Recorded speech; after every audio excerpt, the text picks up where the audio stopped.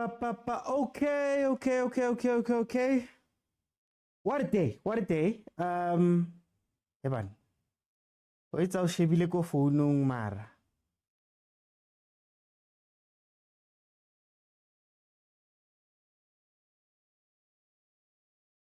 Okay, and we're off. We're off. Orlando Pirates playing Jwaneng Galaxy is the game that we have currently playing. It has just started. They are playing African football. I just want to make sure that everything of mine is running as it should. There was a little bit of a delay on the side of SAPC hosting this, but it's fine. We are off. We're going to see Pirates versus Jwaneng. Guys, welcome. This is the Overthinking Football Show special presentation. We have African football, we have Betway Prem, we have a ton of things that are going to be happening today. So thank you all for joining me and watching with me. I'm going to be here for 3 games. It's going to be this game that Pirates is going to play versus Jwaneng. Then we have Kaizer Chiefs, Marumo Gallants, and lastly we have Mbabane Swallows versus Mamelodi Sundowns as the final game of the evening. So we've got a long day, man. We've got a long day, and yeah, let's see how the game is going to pan out and what Pirates can do here. If you guys remember correctly, Pirates was knocked out by this team before. Pirates was knocked out by this team just last year. So it's not a case of it being a new team, looking at a new team, and we don't have information. These guys have beaten Pirates before. If you do want to watch the game, it is available on all of the SABC channels in terms of the digital ones, SABC Plus, sabcsport.com, and also the Facebook page. I'm watching it on the Facebook page.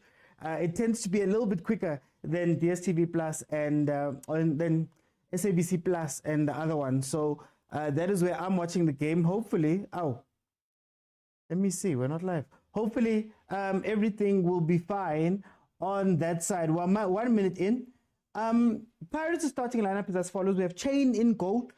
We have Nda, Sesane, and Van Rooyen. Van Rooyen making his debut for Orlando Pirates in this game. Then we have Hoto, Mbata, Makaula, Saleng, Maswanganyi, Mfukeng, and Mabasa. That is the full team. On the bench, of course, one of the people that stand out is Radio Man. Radio Pane is back with Orlando Pirates. A man who was on loan with Cape Town Spurs and got a little bit injured there. Was meant to be the future of Orlando Pirates football, but was overtaken, I see, by Mfukeng. So that is the situation over there. We're 2 minutes in. Let's see if Pirates can muster something up here in order to, get into Africa.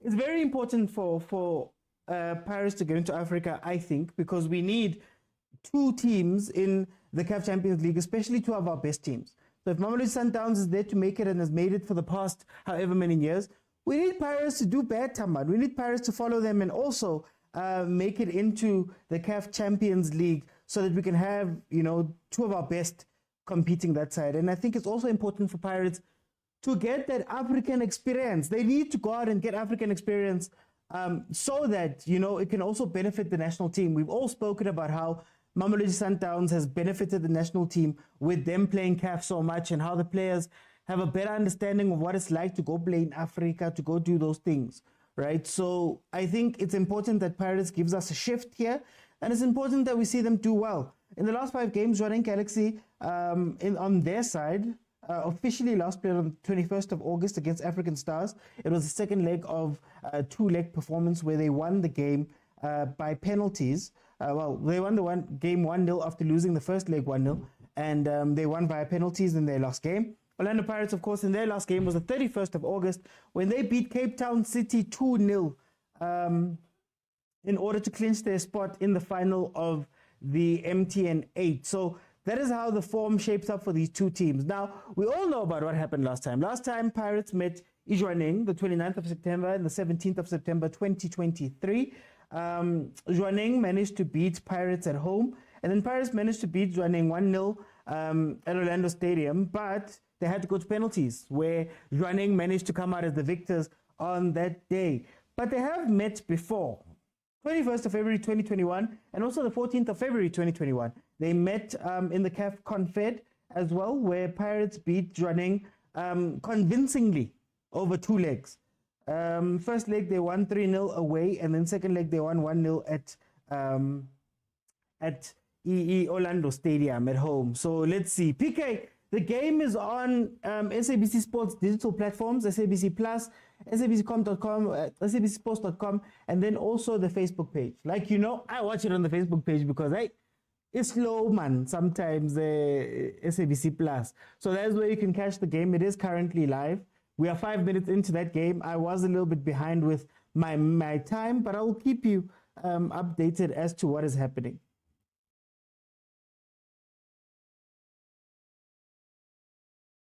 Guys, Pirates, I mean, Jwaneng is not actually afraid of the Pirates. Vilakazi called the coach yesterday. If you're watching idiskitv stuff, he called the coach yesterday, and the coach said that, no, guys, this is a big game for Jwaneng, but it's a very important game for Pirates. It's a game that's going to say a lot about where Pirates is, and who knows what happens if Pirates doesn't make it into the Champions League. That's one of the things we have to speak of. It's nice to see that they're taking it. They're not taking this game for granted like they did last time round. We're seeing a very strong team, and also it's not even an attacking Pirates team. This is a very well, the midfield is a composed Pirates. We did ask questions as to whether they would go with Makaula there. You know, there's two Pirates teams, as far as I understand it. There's two Pirates teams, and a lot of it comes down to your midfield. Having Makaula means that you want to be a little bit more stable. You want your defense to be covered a lot more, and you know, you want to control the game a little bit more. Whereas if you were to see Dlamini and Mbata midfield, that's when you know that Pirates is going in for the kill. They're going in to kill people. They want to score 7 goals if they can. So I think they are taking this game very, very seriously. And let's see, man. Let's see. I don't know if there were water bottles. I don't know if water bottles were brought in. I don't know what was done there. If anybody came with something, you know this game, what it is. Let's see. PK says, where's the game? Oh, you're going to support Jwaneng. Don't support Jwaneng, PK, man. Support South Africa, man. Lilo, now when you go into Africa, Kiri, you fight us. When we say we're supporting you guys, and then GL after. It's okay to support South Africa, man. Let me go to Agent. Agent says, "Ish, watching the game in 400p, it's hurting my eyes." It's very interesting, guys. So as we know, SABC has the rights to all CAF things. So if it's to do with CAF, SABC has the right. So if we're talking about CAF Confed, CAF Champions League, AFCON, Women's Champions League, WAFCON, all of those rights belong to SABC, and SuperSport is going to have to sublease from them or get it from their international partners from Canal Plus, right? So it's going to be interesting to see how these games are played out. And there's a story behind how those rights are going to be done, especially seeing as there's a lot of things coming to an end with the SuperSport, even with Betway Prem. So yeah, that's a discussion for another day. But maybe that is part of what we're seeing here, that the company that now owns those rights might not be quite up to snuff when it comes to broadcasting. Who knows? PK says, Andizi, I've been a Jwaneng fan. I've been a Jwaneng fan from birth. You've been a Jwaneng fan from birth. Hey! Yeah? Who's your favorite player from Jwaneng, PK? Who's your favorite player, Jehova? You've been a fan since birth. I think SABC is using Botswana Broadcaster. Yes. So, Agent, what I was saying was that that company that owns it, New World TV, is looking to get the type of... Well, they've come into some money. I'm not going to say how, but they've come into some money where they're looking into doing their own broadcast. So a lot of the local broadcasters are going to be used as part of the deal to say that if it's playing in South Africa, we're going to expect SABC to be the guys who are in charge. But if it goes anywhere else, Namibia, Botswana, and all of those places, the public broadcasters have to take on that thing. Here comes Pirates. Have to take on the load, essentially. Tabi, it's not on TV, it's on sabcsport.com, SABC Plus, and also SABC Sports Facebook page. That is where it is. I'm watching it on Facebook. Back to Pirates. Something interesting has been happening in this game. If you look at how Pirates is choosing to play, Hotto is holding a lot of the width. It seems that the Pirates players have been told to play a lot narrower and basically come inside and allow the guys to go wide. Even at the back, I had questions about how Van Rooyen was going to play this game. And it seems as though him and Makaula do a lot of switching. Van Rooyen seems like he wants to invert, if that makes sense, which is something new for the Pirates. But does this inverting not hurt the two centre-backs that are going to be there? Or do they trust him so much to play the ball that they're allowing him to come inside? How do I watch? SABC Sport Facebook page, guys. SABC Sport Facebook page. It is live there. No, it's not playing on TV. Guys, I'm only going to say it so many times because SABC is not paying me. I'm doing a lot of advertising for them. It's not paying me. So next time I'm going to ask the people in the comments to please jump in and let people know. Advertising free. Agent, I don't want to put a banner for them. This year, agent, this year. Anyway, let's see. Pirates is playing a slow game. One of the questions we had during the week was, is Pirates able to play a slow game? Is Pirates able to play the type of boring game that is needed in Africa? Africa is a very ugly game in comparison to what we're used to as South Africans. We're used to watching, Balshigisha playing the ball up, playing a bit faster. In Africa, man, if you look at Ahly, for example, a team that has won it the most times, 12 times, they've been in the final. They've won it 4 times out of the last 5 years. They've won 12 overall. They're the best African team. If you watch their games are not silky, man. Their games are not, it's fun. We tap the ball, tiki-taka. It's ugly. You go and win by the odd goal that you score. Low block, odd goal, and you go home. You defend and you go home. Will they be able to do that type of thing as the Orlando Pirates? Like right now, when you start playing slowly, what does that do to Mfukeng and his ability to influence the game? What does it do to Tito? When you are playing very slow, look at where Chain is pushing the ball up to. There's that long ball. Otto has seen more of the game up to this point than anybody else. So it's been Otto, it's been Da that have seen the game. They look to be attacking a lot of that left-hand side, but it's very direct, their attacks. Let's see. It's going to be interesting. I want to see, especially Jose, if he can adapt. One of the big things about adapting is Jose also, this is his first year with CAF. I understand everybody saying that no, Pirates is a big team, they've got a star. They took part in the CAF Confed a couple of years ago. But honestly, a lot of these players were not there. Honestly, coach was not there. So I think he's going to be leaning a lot on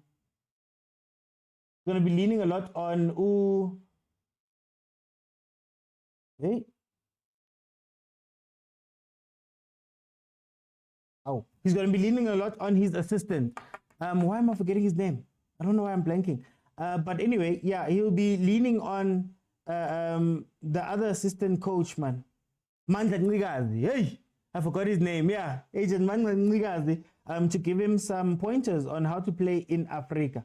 How do you guys think this game is going to end? Just let me know there in the comments. What do you think is going to happen? What's your score predictions? I know there are also bettors. Who have put money on this. How do you guys feel about how this game is going to end? The game has changed today. There's betting, there's all these people are emotional. There we go. Saleh in the box. Tito. Bafana, man.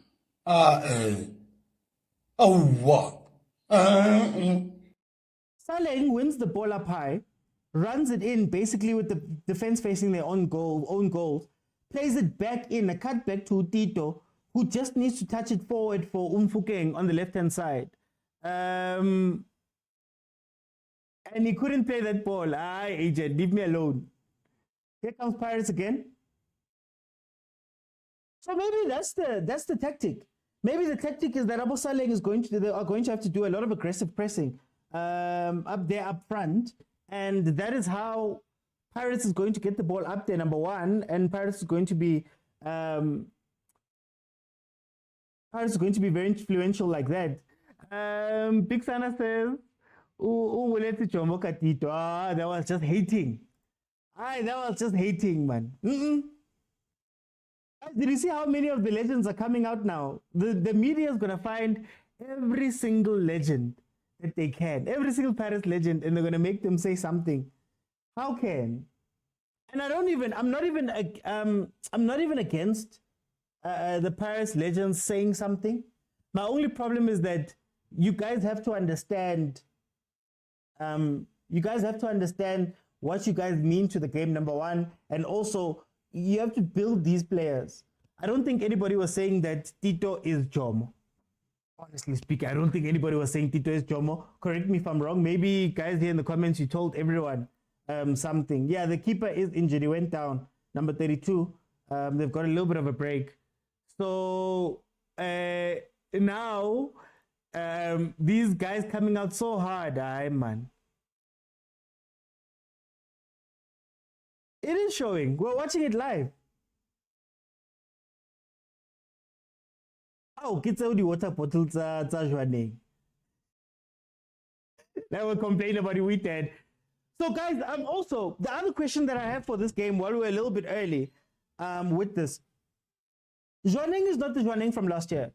Jwaneng Galaxy has gone out and played in the CAF Champions League and has done big things. They beat Wydad away. That was part of the complaints that they were having about Jwaneng and their muti and going to the corner and doing all that stuff, when Coach Ramurebuli had to tell them in a press conference that, hey, don't disrespect us because we come from Botswana and you guys can't imagine losing to a Botswana team, so you make it witchcraft.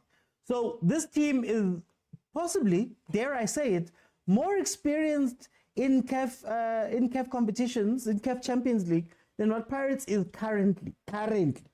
Before Pirates people get on to me, currently they're more experienced in what Champions League football is. You know, Ramurebuli has made a name for himself that side. So can we say it's a walkover? I know we were saying during the week when we were speaking about our predictions, we were talking about you know, it looks Pirates should overwhelm Jwaneng easily and beat Jwaneng easily and do all of those things so easily.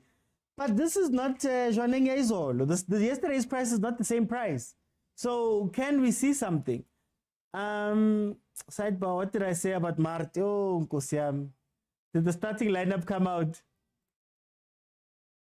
Did the starting lineup come out? Let me see. We are watching the 3 games, guys. We are going to watch the 3 games. So that means I am going to be here up until 10, essentially, because we've got this game that's happening with Pirates. We're going to keep one eye on it. Then we've got the other game that's going to be happening at 5 o'clock, 5:30. Apologies. That's going to be Kaizer Chiefs, Marumo Gallants. Then at 8 p.m., Sundowns will take us home. All I will say is that the 8 p.m. game is going to be on SABC 3. That is all. That is the only advertising I'm going to do for SABC right now.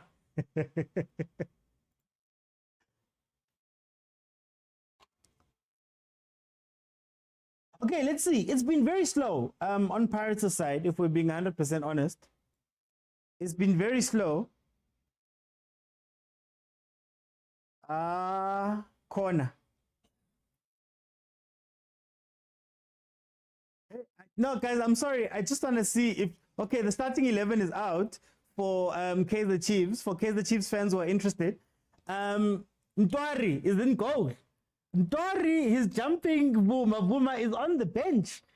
We have Frosler, Miguel, Dotley, and Cross. Ow. Eh? Chiefs fans, what's happening, guys? Chiefs fans, an all-new backline. Miguel, Dotley, Zwane. Wait, what? Miguel, Dotley, Cross, and Frosler. No, you're Ziao almost. People are getting benched. Zwane in the midfield with Mart and Shabalala. Those are the 3, I guess, in the midfield. And then we've got Sirino, Saile, and Chivavairo as the front. Yo, very interesting. Hey, Nezretin. Boo, if you can watch me here, you can stream the game. That's all I'm going to say. If you can watch me here, you can stream the game. SABCsport.com, SABC Plus app, SABC Sport Facebook page. That is where you can watch the game live. Okay, let's see. Here comes Pirates. Interesting also on the bench for Pirates. Radio Man is back. Radio Pane is back with the team. Radio Pane, for those who don't know, was meant to be Radio Man was meant to be the future of the Pirates. He was meant to be the person who is currently where Mfukeng is, essentially. So he's come back. And then we've still got Gilberto, who we'd probably love to see in this game, especially owing to the fact that he comes from a team that has played African football recently on that side. And yeah, very, very interesting. Still no game changers on the bench, to be honest with you. Still no game changers. I don't know if there's many players that I'm scared of on this bench, or I feel they can make a difference. You have the normals, Bomayela, Bosbisi, Borasibuja, Kimviudi, Mavuvuvu, you have Dlamini, and you have Muleleki. That's who you have here. So I don't know if Pirates' bench is as strong as it should be. And I think the big test outside of watching them here is going to be what's going to happen next week when they have to play midweek games. What's going to happen next week when they're playing midweek games? I'm sorry. I'm also keeping an eye on something else. What's going to happen when they play this and have to play in the week? Is he going to trust the guys that are sitting on the bench? Is going to trust the guys that maybe haven't made it into the Pirates team? How long can you play a first team in all of the games that you have to play, knowing that they need to go to an MTN8 final, knowing that they want to do well in Nedbank Cup, knowing that you want to do well in the league, which is 30 games, something that Paris has not been able to do. And also, if you make it into the Champions League, more of this African travel. So is Pirates ready to play this number of games, at a high level with more important games? Because in the league, there's going to be a lot of games that are more important now. They have to be important, right? In the Champions League, you can't put aside any other games unless in the group stages you do a maza in the first 3 games and you got so far ahead that you can start playing B team players. So that's going to be part of the problem. But like I said, they have the advantage of having Umangajnikazi on the bench, somebody who has had to do something similar in recent times. So let's see what happens there. If it was Sundowns, we would be hearing it's boring. But anyways, since it's a deadly team, we're quiet. No, agent, it's not that they're quiet. Baminze. You know, Pirates fans won't even jump on my live when Pirates is playing because they're sitting like this wherever they are. So it's going to be interesting halftime to see what happens. Guys, if you're new to the show and it's your first time watching it, halftime, I speak to you guys. We assess together. So I let in 6 people at halftime. We have a conversation about what we've seen from the first half and where things are going. We're going to be doing that a bit more staggered, seeing that the Chiefs game starts literally maybe in the middle of the Pirates game, for example. So we're going to stagger them up a little bit. But I'm going to hear from you guys. And how you join the show is at the bottom of your screen, there's a button that says multi-guest. If you're watching on TikTok, if you're on YouTube and you want to join, you have to join me on TikTok. And you have to be following me on TikTok. Click on the button at the bottom of your screen. I let you in. We have a conversation. If we can get 20,000 likes for the first game, I will open it up for the second half. And everybody will be able to come in and give me a minute or two of what they're thinking about the games that we're watching. So that is how it's going to work. But it's going to keep going up, man. 20,000 is going to become 40 and 60 and 80 because we're here from 4 o'clock until the end of the Sundowns game. So that is what we're going to have to do here. Pirates with a free kick, cleared by the Jwaneng defense.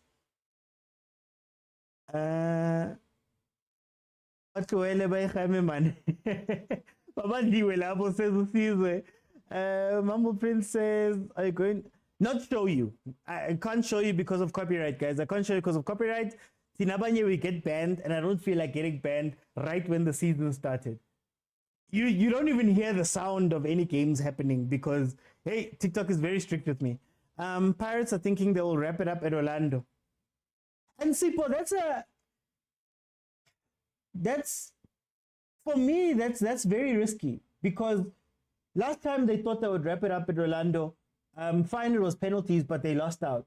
I think Pirates should be doing everything in their power to wrap it out there in Botswana so that they have an easier time. If we look at Mamelodi Sundowns, Mamelodi Sundowns tends to go out and finish teams early. If you think about, was it what was that team you guys played in the prelim in the thing? Nwadibu. It was a 4-0 with Nwadibu. And they wrapped it up that side, and they were able to come back and finish them off here. So Pirates shouldn't be too cocky. I keep saying this is not last year's Jwaneng. This is an experienced Jwaneng. The Jwaneng that beat Pirates had not beaten Wydad in Morocco, had not played in the group stages of the Champions League.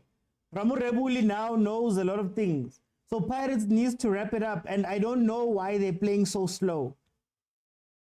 What has Mfukeng done in this game up to this point? What has Tito done up to this point? The chance that Pirates got was one where they were, where Jwaneng lost the ball very high up. The defenders lost the ball very high up, and then they were able to orchestrate an attack from there. But other than that, we haven't seen Pirates doing much. Yeah, they've been corners and they've been throwing crosses in.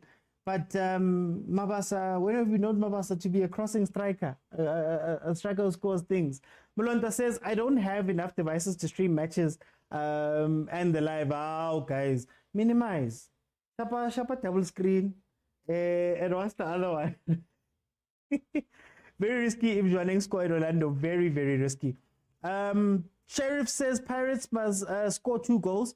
Mbona says, guys. Man, these people don't pay me, man. I'm sure all Tito is doing is right on the ball. Sean.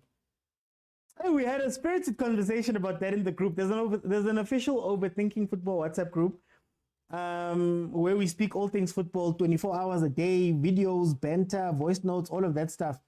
If you want to be part of that and have access to me and have access to a whole bunch of other people who are really smart, they even have a show of there. We have a show of the members have a show on my schedule every week. Just go on over to YouTube, click on subscribe, click on join, and you'll gain access to the WhatsApp group where we can have conversations. We had a very spirited convo. Nazo, Mfukeng losing the ball after shigishing it, Kangan. I don't know what you guys are going to call him. He lost the ball. Kitso Basko, man. Did he just have to Google? You Googled that one. Hey, PK. I'm watching Paris, Man City, and Chiefs is about to start. Also switch to Liverpool. One must die. Oh, a lot. Actually, a lot must die for you to watch all the games. Sean, send me a private message. Send me a DM, and I'll help you out. I think the one thing that's interesting about Jwaneng is that their defenders are very, they're very careless and they seem to be jumpy, man. They're not calm. So a few times now, there's been a ball that has been played in high by Pirates up the middle of the pitch. There's Mabasa. Trepapolo. Does Pirates want to score or not? Like,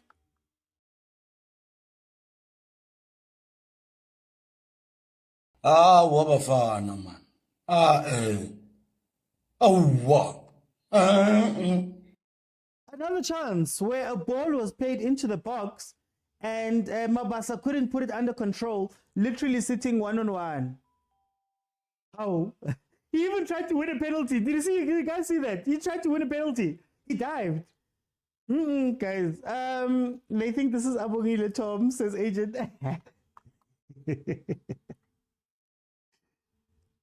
So 2 times now. Okay, 2 times Pirates has found themselves in the Jwaneng box. Tito miscontrolling, couldn't play to Mfukeng, who was going to be 1-on-1. Mabasa. Ball is played in, he's alone. He could have the ball and chooses to mistrap and try to dive. That is very interesting. Sipo says Jwaneng will play a different game second half. Well, that's what I'm expecting. That's what I'm expecting. Like I said, African football is very interesting because it's ugly and defensive. I think Jwaneng is playing a very African type of game where even if you look at the way that they're attacking, it's very helicoptery. They're playing high balls up. They're trying to win the first ball there by Pirates. But for the most part, they've been sitting back. And for the most part, they've been watching the Pirates play, giving them possession, all of that stuff. All you need to do is orchestrate 1 or 2 attacks and you win. Think about how ES Tunis beat Sundowns. Think about how Sundowns has been knocked out a couple of times. It hasn't been a clean game where it was clear that Sundowns is the lesser team or something like that. It's been bide your time, catch them on the counter, score some way or somehow, go home with the 3 points or go home with the win, you know? Jwaneng must repeat what they did last year, says Tabang. Sean says, Tito right the ball, Maswangani. Yow. GT says they will regret these chances. Ask us, we know. GT, this is what I'm saying. This is all I'm saying. Guys, to illustrate how ugly African football is, and I'm using the word ugly, but it's not necessarily ugly, but in comparison to what we know, think about how Kaizer Chiefs got to the final. Think about the games we played. Think about how we played. Was there a style? Gavin Hunt was complaining, we're in a transfer ban here. You know, we caught people on counters a lot. We did those type of things. That is where my question comes from with the Pirates. Can the Pirates play that football? Can Pirates not go all out and overwhelm people and do all of those things? Because you're not going to be able to do that all the time. You know, if you look at what's happening here, a couple of the players have been frustrated by Pirates just simply because the ball is not getting to them quick enough. It's nice to see, but I guess it's nice to see that Pirates has decided to stop playing that wide game with Hoto, and they've gone. You know what, guys? Let's centralize it again and have our players get involved in it again. Mara,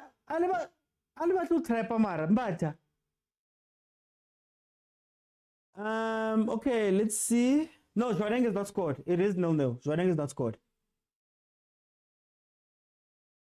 They'll regret these chances. We even had a group stage match where we lost 4-0.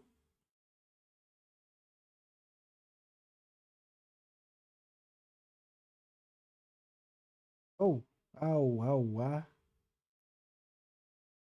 To win CAF, just kick the ball high up and have a Machupa type striker. It's what Hugo Bruce does. Is that not what Hugo Bruce does? Think about AFCON. You needed to bypass the midfield. They weren't playing in the midfield. They went long. Machupa wins that first ball, pressures the defense. That's how you bring Bo Zwane into the game, right? Is that something we're going to see with Pirates as part of their growth in Africa? Who knows? No, Agent, me, I'm not seeing a score from Jwaneng. I'm not seeing a score from Jwaneng. To win CAF, okay. Agent, I don't do that. Wait.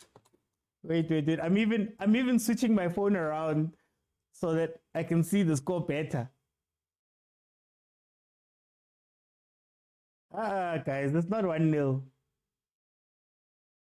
I want Pirates to go to the group stages because if they get eliminated, our PSL title, because they'll get eliminated, our PSL title might be at risk.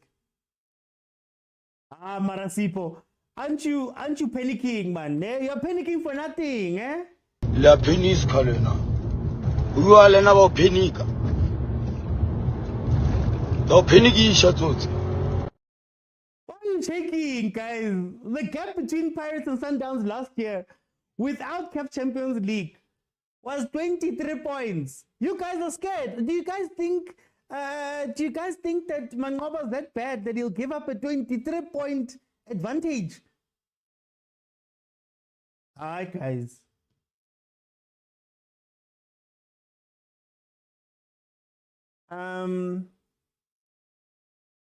Let's see. 37 is the only problem I see at Galaxy. This is how it starts. And then Chigi, it's 1-0 and it's lit.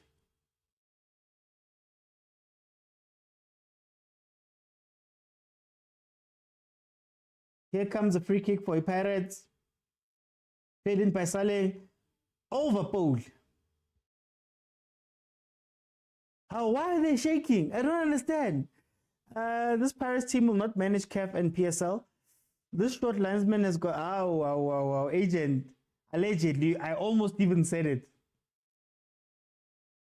Yes, he is that bad. We don't trust Mangoba right now. Yo. Mangoba, guys, what happens at 8 p.m.? What do you guys think about the game versus Babane Swallows? Yeah. I'm not even sure we'll win our CAF tonight at Lucas Moripe. Yo, home game, guys. In your home stadium. Here comes Pirates. This is what they need to do. Chaos. Fucking. And then he couldn't seal him out. For all of the talent that Mfukeng has, he needs a lot of coaching. They need to work on his overall game. Like, even just on that little part there where he tried to shield the defender and the defender got there. He needs to work on those type of things. Especially now when he's young. You know, he's still very young. Unless we want to mkulise him. Pirates will bounce back in the second half, says Van der Norm. Tabang says the new backline for Amakosi. Sirino and Tuare start as well. Look. I wanted a specific change, but I'm not mad at seeing other players start. So maybe we saw Dotley a little bit at Bafana. Ignacio Miguel is said to be a very good defender. This is what we've been looking for, I guess, or what we've been asking for. Maybe Gavin are not at the level, you know? Maybe Gavin are not at the level. There's rumors that Udikok is going to be sold. We're seeing Serino starting. We're seeing a slightly different midfield. I'm excited. Will we win? I don't think so. Will it be an easy game? But I'm excited to see what they do. 36 minutes in, it is still 0-0. It's still 0-0. Jwaneng Galaxy versus Orlando Pirates. Pirates have had the better of the chances. Okay, the better of the attack. They've been in dangerous situations, just couldn't take advantage of them up to this point. So it looks like we might head into halftime still at 0-0.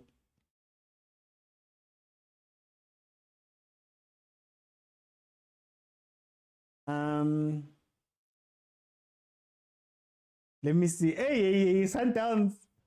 People are stressing the league and they know Mangoba is turning them into arrows. We don't trust Mangoba right now. Mangoba and Fleming must go, honestly, says GT.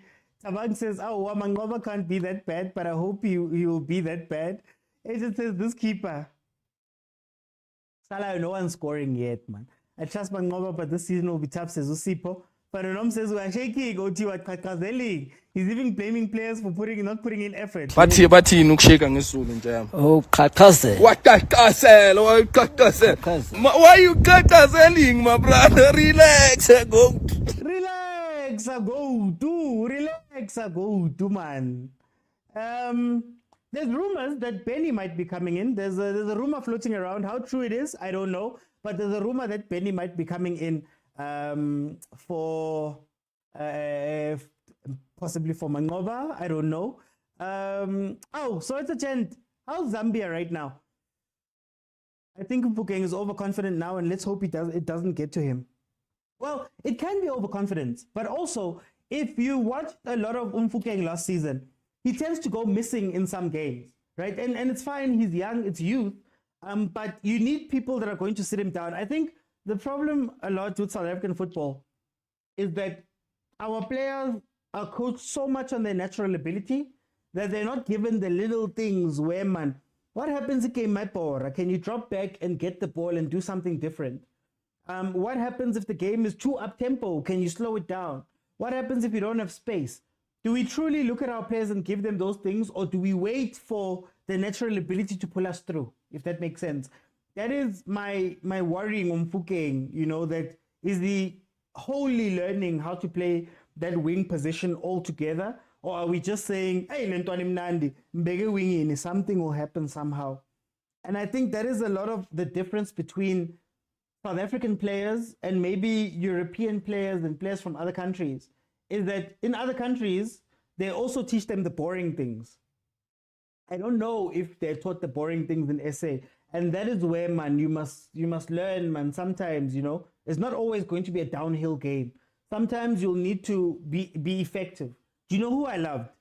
Last week, we saw Oswin Appelis do this incredibly well. Oswin Appelis in the game for Bafana, whether it's tactical or whether he realized it himself, went, since I'm not going to get the ball up there, since I'm not going to be active there, let me get into an 8 type of position. And in that 8 type of position, I can get my touches on the ball. I can get warm. I can start influencing the ball from the middle, and then we move in. My worry on Pukeng is he goes missing for long periods of time in these type of games. But if this game was against a reckless team that was coming at them full force, you'd see a different Pukeng, a different Pirates. So that is what's interesting for this. Hey, this keeper. Nabi knows he wants to start a nice thing. It's playing in the back. Oh, he's playing in the backyard. He's playing in your backyard. Why didn't you go to the game?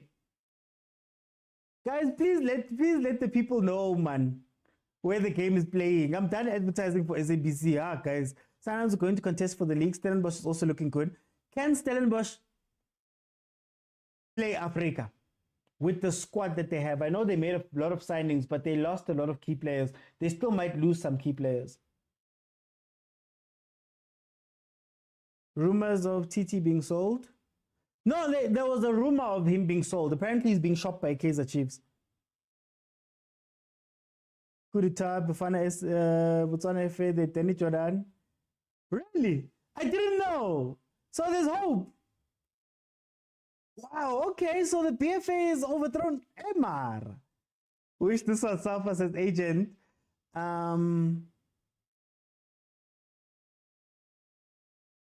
Talented thinks he's Tito now. Lloyd says, okay, we all know Sundowns are going to win the league progressive until we play the finals and win CAF. Let's see. Tabang says, Jose being Spanish and knowing how tactical they are at times gives me hope for really. I hope so. I hope so. Royal AM equalized. Oh, Royal AM. Captain, my captain. Jersey number 10. He even takes free kicks. What? Well, new Pitso Mosimane. They saying Penny. It's still a quiet rumor. It's not a full rumor. It's still a quiet rumor.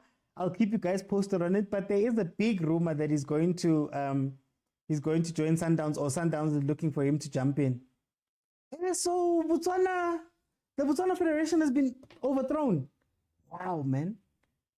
Teddy Choralwangale is gone, according to agent. Oh, if only, man. If only Snachincha.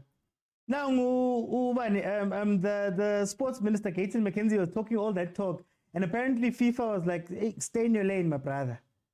Stay in your lane, my brother. If governments interfere, you could get banned. So keep it quiet. So, yeah, if we look at Jwaneng's strategy, it's long balls. I think they're trying to win that first ball and put the Pirates team under pressure. I don't think they want to go pound for pound on the ground and play it up. But it's interesting. It could result in a lucky goal. They haven't looked dangerous themselves, to be honest with you. This has been a boring game, agent, in terms of the two teams looking at each other in the eye. Nobody wants to make too much of a big mistake. Pirates is also playing with the handbrake up a little bit. I'd love to see what Makhupa would do in this game. He's not on the bench, but I'd love to see what Makhupa would do if he was allowed to come in here. Let's see. I know Ngoba's making things worse for himself. Who must jump in? Save River, jump in. Just give me context. Keita Papa says Lulu. Tokyo Japan says the Betway title contender battling to score against the second division side from Botswana. Tokyo Japan. And this might hurt some Pirates fans. I'm sorry. When has Pirates been a proper contender for the league? Are they number 2? Yeah. but the gap has been widening. Last year it was 23 points last season. Season before it was 16. Season before that, if I'm not mistaken, it was 9. It's getting worse. It's getting worse and it's getting bigger. So can we say that you're contending? Even now, when Pirates fans are talking about winning the league, I'm sitting here going, is this Pirates team able to win 7 more games and draw 2 of the losses that they got last season, or overturn some of those draws? Because 23 points is exactly that. 7 wins and 2 draws. Even if we take it back to the season before and we say 19 or 16 points, is this Pirates team able to add 5 more wins to their roster? And I think the frustrating thing about Pirates is not necessarily that they don't have quality. The frustrating thing about Pirates is that they can't show up. I always say Wednesday game versus Richards Bay. Nothing game. No stakes. It's still early, or it's still a time when you can catch up to Sundowns. There's no stakes. There's no trophies on the line. You just have to go to Richards Bay on a Wednesday and go win. Can Pirates win those games? Can Pirates go to a cheaper on a Tuesday and get the 3 points there? That's what Mamelodi Sundowns' superpower is. Mamelodi Sundowns' superpower up to this point, I don't know what it's going to look like under Omangoba, has been going into the tougher games, the nothing games, and winning that 1-0 and coming back with 3 points. Winning that ugly 1-0 and coming back with 3 points. Not playing well and coming back with 3 points. Pirates sometimes just switches off themselves. And I think it's a lot to do here. Honestly speaking, it's a lot to do up here than it is to do with their quality. So my question still remains. Y'all are talking about the league and Pirates contending and competing. What has Pirates done up to this point to show you that they are the competition for the league? But when it comes to Cubs, can't touch Pirates. Cubs. Here's an MTN game today that you have to go play when a Cape Town City, when a Power Lines, when a Mamelodi Sundowns, they will win that. Simple. Mara, when it comes to the tougher, those weird fixtures in the middle of the season, that's what kills the Pirates. Here they are on the attack, trying to score in one of the critical phases. There we go. Pirates goal. Pirates gets their goal. Pirates gets their goal. I told you guys about this running defense, that they look a little bit, they're not taking it seriously enough, and they're not talking. And the goal was going to come from them, ball coming in and getting in on them. So Pirates has scored. It is just got the notification. It's a goal. Right at a critical phase of the game. You don't concede before halftime. You don't concede before halftime. That is not what you do. Orlando Pirates is leading Jwaneng 1-0. Bro, now I'm interested. I'm reading the news now. He's apparently mid-30s and he was vetted out. Yeah. Voted out. Well, I know the BFA head, or was it the BFA or the BFL? Was South African, if I'm not mistaken. The CEO. But I'm not sure if that's who we're talking about. How much is the league this year? I don't know. We haven't been told. We don't know how much the winning is. We don't know what the trophy looks like. There's not even a trophy right now. I hate Betway Prem score thingy. Just one plain black and white. No nice design, Yana. Only for the High Court to reinstate him. African leaders are the same. It was 16 points twice in a row. Thank you, GT. Mali then, hey, Chabnile Makos. Came in your color just now. We want to see what you guys do. How you guys are going to play. Coach Henry finished everything. Okay, halftime. Okay, guys, it's halftime. Remember, I'm going to allow in 6 people to just come in. Let's have a conversation about what we're seeing here at halftime and take it from there. And we can go from there.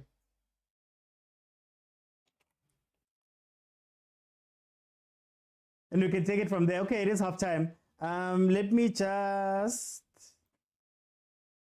get my graphics right, then I'll let you guys in. Remember, you have to be following me in order to jump in. If we can get to 20,000 likes for this one, then I will leave it open and we can go into the second half and you guys can speak to me there. Tabang, there's no trophy. There's no trophy. We don't know how much winning it costs. Am I hearing myself? Hey, I was about to say, Agent, welcome to the show. How are you? I'm good, man. I'm good. When United wins, I'm in a very good mood. I'm in a very, very good mood. You can't touch me. Oh, 8 o'clock. 8 o'clock. I'm waiting for you to get that feeling that you get. 6 mabo on the cantile, man. No, man. What do you think of this? Me, you know, at during the Thursday live, I said what Galaxy need to do is first 10 minutes don't concede, last 10 minutes don't concede first half, and similar thing. And they just considered that. I think that's the difference between a professional side and an amateur side. Switched on to the very last second. You know? And I think maybe this has always been the plan from Pirates. Make the game boring, don't make it entertaining, then get your chance and score it and close the back door, Yeah. I think maybe now we'll see the real game because Galaxy definitely has to come out because I don't think they have in them to beat Pirates at Orlando, never mind by a 1-0 margin. So they have to come out, and you have to come out. It becomes interesting because do you come out full force and risk losing the game 2-0 and then the game is over, or you stay cautious and hope that you'll get a chance? But to be fair, Galaxy hasn't created any chance to be, they haven't done anything. Yeah. Pirates, they have had half chances from Galaxy mistakes, so yeah, it has been a boring game. Not technical, but boring. So then tell me, Agent, we're looking at this game and we're seeing Jwaneng. Fine, it seemed like they were just trying to hold on. But that defense, can you tell me a little bit about that defense? Because they've looked shaky all game long and maybe should have been punished once or twice more with Paris just failing to control the ball there. How do you feel about that Jwaneng defense, man? They seem too jumpy for me. I think there's an imbalance. The keeper is good, and is it the right back, the small one, that's other side Yeah. of the short last man, looks very good, and then the other three is a mistake waiting to happen. All of them, they can't clear the ball correctly, and I think there's another guy who is physically able, so I think he's trying to play a physical game, and when you're playing a physical game against a striker like Mabasa, he likes it because he wants a physical battle, so I'm giving him exactly what he wants. Yeah. So they're not comfortable. I haven't seen anything from the midfield. I've only seen the striker who's been trying to win balls against Unda, but Unda is also a good head of the ball. So yeah, I think it's the two center backs and the other left back who are very questionable. And I don't know about the keeper. Could he have done better on that? I don't know. But like I said, for me, when I was talking with Abutukusu in the morning, I said that his weight is concerning for me, in as much as his distribution, you see how calm he is, he's able to dribble and everything. But his weight, sometimes you need to have to be that agile, so I don't know. So yeah. Okay. Well, for me, the way I look at it, I think if Pirates can apply themselves a little bit more, there's a lot of chances that can come from there. I don't think they should play it up the middle. If you saw the chances that they got, a lot of it was winning the ball up high, basically. Winning the ball up high and creating the counter-attack from there. What is your thoughts about Mfukeng? Mfukeng, Tito, what are your thoughts about that Pirates front line, that attack that they have? Because they haven't been that switched on. No, it's very blunt. But at least with Omasonga, at least he's coming back and helping defense-wise. But Mfukeng, this is why sometimes people think that is hating, but it's not hating. It's not hating at all. When I say Tito is ready to start for Bafana, but Mfukeng is not. He can come in as a substitute, but he's not. Because when you're not doing well, you need to do something well. At least press, at least come back, collect the ball. At least, the small basics, just do the small things right, So I think there's still a room of improvement for him, especially in CAF games like this, because this is a Bafana kind of standard, So Yeah. you would think that against the Whiteheads of this world, okay, Whitehead is not there, but yeah, the Ahly's of this world is going to be a bit difficult for him, So yeah, I think he just needs sharpening. He'll come alright, But again, maybe it's a case of because the game is boring for him, he's a youngster, so he's losing concentration. So he's not that switched on. And something happened that I actually commented on. I think we skipped the comment where I said, talent but too late goose in you think now you're a star. He caused a commotion and there was a fight. And after that, the Galaxy players became emotional, because Maswangai was also there and you saw coach Makana getting yellow card. That's why you need a coach who's able to say, guys, they can see that we're not budging in. Let's not give them that opportunity. Those will be emotional, just play our game. But the coach gets emotional, the players get emotional, they lose concentration, and a few minutes later they concede. So yeah, poor from Morena there. Let me go to Usije. Sinje with the proper account. No more banners. How are you, my brother?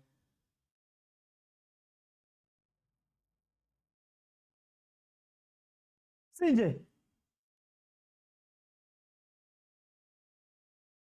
Hey guys, have I lost agent? You can still hear me, no? And I'm still with you. This Oh. is a team where if I CJ. Oh, CJ. Okay. Let me see if I can bring in someone else on top of that. But guys, just as an update, Orlando Pirates went into halftime leading 1-0 versus Jwaneng Galaxy, a goal that came from Ubabasa. Up to this point, they haven't had a classic game, but it's been okay. Vilakazi, how are you? Yeah. Well, I think my place got a lot of noise. Okay. Okay. I was a little bit shocked there. No, it's fine. It's fine. I'll let you back in. Yeah. I can see everyone. I'm a Pirates fan. What's happening? I'm gonna let in some other people so that we can just see out this thing. PK, how are you, PK? I'm trailing behind with one goal. Oh, the team you've supported your whole life, man. Yeah, I was birthed as a Jwaneng FC. What do you think of this first half, PK? Let's say, PK. I didn't watch the full play, but wait again.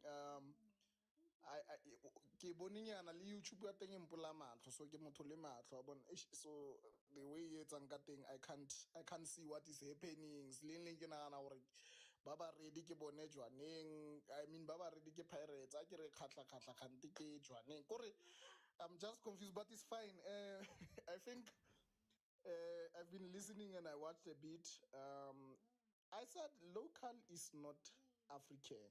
I said that I think it was first day when we were having our show. Members, Yeah. local is not CAF African, and now we can see because you can tell that these people are studying each other, but sometimes there won't be time to study out Esperance. Yeah. There is no time to study out Al-Ahly. They attack, they know what to do. And that's a huge challenge because now we know by this time we could have seen 1, 2, 3 Mufugen steps, Maswangai, but now they are nowhere to be found. And the question is these people is this people Orlando Pirates, these two players, the key players, Baba Tsamaya le Pirates. Step further, how silly Sundowns so if you are not a Sundowns fan, please mute. So, so yeah, we are hoping for the best. I wish they can pass and go to the next stage. I want to see something. I want to measure them with a bit harsh team like Al Ahly or any other competitive, those one who gives us a headache all the time. I want to measure something. I want to see something if they can progress. But otherwise, I don't want to analyze. There is nothing that I can analyze. I didn't see the game, but yeah, maybe I will come after get the final results. Okay. Oscar Lebala, Chiefs are just now. Don't worry. Muzaro, welcome to the show. How are you? Hola, my friends, welcome. Hey, this first half was a bit shaky, hey? What's happening? Tell me, how did you see it? I'm thinking we're playing away. We don't want to go out. you know, to be caught out flat-footed. Boys are still a bit disjointed. Mm. I think it's not the fluid Orlando Pirates that we are used to. And maybe it's because the field is as a result of the pitch. I don't think the pitch is the best for carpet football. And they are kicking us, eh? They are kicking us. And I think the yellow card for Umabasa was as a result of the boys getting frustrated with him and off the ball incidents. I saw like 2 or 3, 4 incidents where Maswanganyi was getting kicked off the ball incidences, and but it's Africa. I expect this. And as for the Sundown supporters saying that they want us to pay the big clubs, I mean, we are the first teams to have a star, even though it's not a backdoor star, no, to say the least. And I think we've played in the most finals, so they can just hush a bit. I'm just ready for the banter. Like, I'm excited. Oh, Buzaro, can I ask you, is Jwaneng playing well, or is Pirates playing down? If that makes sense. I don't know. Like, I've never seen Jwaneng play. I think it's like that whole instance of they're waiting for a sucker punch, and I think Pirates is they're not going out like the usual play because of course Jwaneng is kicking them and they're defending very well. So even with the other games at Jwaneng has never been like a team that goes pound for pound with Pirates. They always try and absorb the pressure and hit us when we least expect it. I mean, yeah, it is what it is. Like Yabona Namanje, guys like teams like from Angola will give Pirates like a run for their money, where it's like end-to-end type of stuff. So yeah, Jwaneng is not playing, and they've not been known to be a team that plays and attacks. They'll absorb pressure and Banshai and get counter-attack. So it's like a situation where if Pirates doesn't play, we're gonna have a dull game, and we're gonna wait for that opportunity where just Pirates just like either plays and gets the goals, and it's like where Jwaneng Galaxy has like a situation where like they're doing damage control in the whole match, which they don't lose this in the first leg. So that's the situation as Sobakona in the second half. I don't think they might come out playing. Yeah. Ausintabi. I'm Georgie. O nka nako ya hao go kenela Pirates. Team ya hao ya qala now ka 5:30. No, ebile ha ke batle ho bua taba tseno tsa Pirates because of ha ke no kgawana le ho shebella overthinking ke kenye bona mona founung ya ka because ha ke kgone ba hlaisa ko ba right ba le jwalo ke tla nne ke mamela ha ntse le wena o ntse analyze mola le mola ke utlwa ba complain ba re referee o refa bet la you utlwa ntwe a bongile thoma yetsang ka tlapa tse ding ntate la you utlwa do you feel it le utlwa hantle. The thing I try to repeat is the one a Pirates a yetsang ke a bongile thwa moene le tshwere batho be le re e win. La yetswa botse e hamba e mnan manje na man lo referee alenze alba benze. Ausinta ke tsebile ro batla ba kere. Referee le rona le ditlapa tsa mo PSL di tla complain a dire a bongile Tom Brown envelope this is the medicine. Ausintabi for nako, let me go to CJ. CJ, are you back in? CJ. Wi-Fi is not working for CJ today. Okay.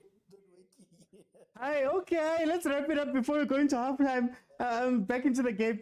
Agent, how should the two teams approach the second half? Should Pirates go out and try and extend this lead, or should they be calm, sit back and say, you know what, we've got our goal? And Jwaneng, is it now time to chase the game and maybe open up some things at the back? How should the two teams approach this game? Let me educate my makania above me. Free education, man. Free education. I won't charge. Usually I charge people, but I won't charge you, man. I can give a rose to overthinking football just to say thank you. But you see these things of being told stories about Jomoso, the Black Prince, and being told from father to son to grandson under the fire. Pirates has been to 2 CAF Champions League finals. 1-2. Sundowns has been to 1-2, 0-1 in 2016. You both on one. So I don't know where the more gets in. Eh? Maybe the definition of more changed, or maybe it's a five keeper English. You know, Pirates fans in English sometimes is a problem. So I want to know. And semifinals we've been to 3, they've been to 1. Quarterfinals 4, them 1. So please, please. Free education, give your role as a way of thinking, to overthink football. But to the game, I think it now suits the Buccaneers more, because I think now they've gotten that goal. Even if it's 1-1, I think they can say, we'll finish it in Orlando. I don't think this team can score us in Orlando, whether they're playing. So players need to sit back and then catch them on a counter attack, So I think with them, just make the game boring now. You got the lead, give the honors now to Galaxy to attack you, and let's see if they have the quality to attack you, because I think they haven't shown us anything yet, the Galaxy, that what special about them, what made them beat Wydad, so I bet a dead Wydad, but still, they haven't shown us anything. They haven't shown us that they're the home team, they've been playing WWE on the Pirates players, so I think they need to show up. But with Pirates, just make the game boring, and you'll be fine. Either 1-0 or 1-1, you're still fine. With Galaxy, you have to attack more now, but don't be overzealous, because even if it's a 1-0, you can back yourself to say, guys, we can score in Orlando, I would rather lose 1-0 than lose 2-0, Just stay in the game, 60th minute, then go for it. And then if it's not coming after 85th minute, stay back and not go for it anymore. So that you can lose 1-0 is fine. Yeah. Score prediction? But I think it will be a draw. 1-1. Yeah. Muzaro, how should the two teams approach the second half? Knowing that Paris now has the lead, they could just pack it up and say, guys, scorile, we're going back home now. We'll see you guys in Orlando soon. Or should they come out guns blazing? And how should Gallants, how should Jwaneng take this game on? Man, I'm just going to say one thing. The second half, Paris needs to practice game management. What most South African teams fail to do. It's just to defend and just basically try to play like a bit of like some reverse psychology on Jwaneng Galaxy. I think it's like pretty much what Udaideng's agent was saying. So I think we might have a situation where it's going to be like a 2-0 score, because I don't think Pirates will want to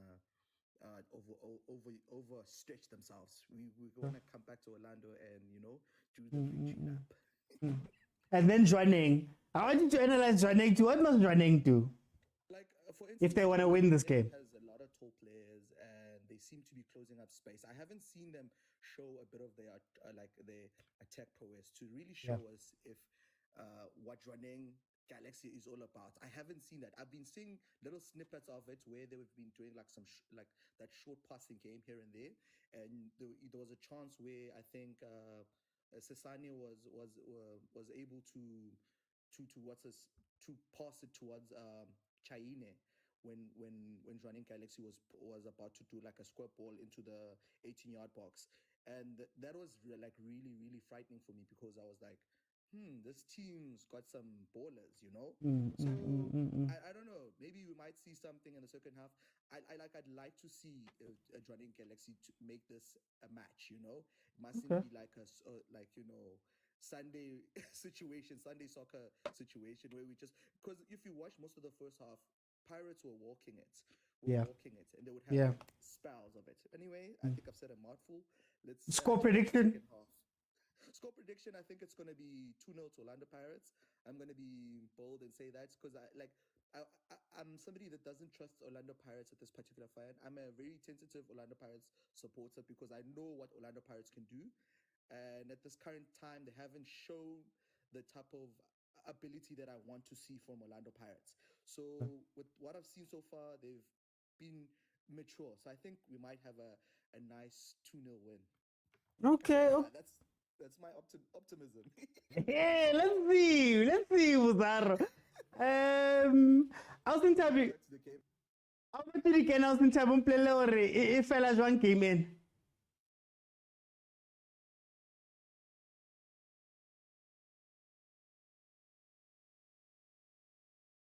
Okay. I think Tabi is focused on her team. Second half is underway. Paris is leading 1-0. Gallants hasn't necessarily played. I see they're starting to come out. They've made a change. His number 10 is coming onto the pitch.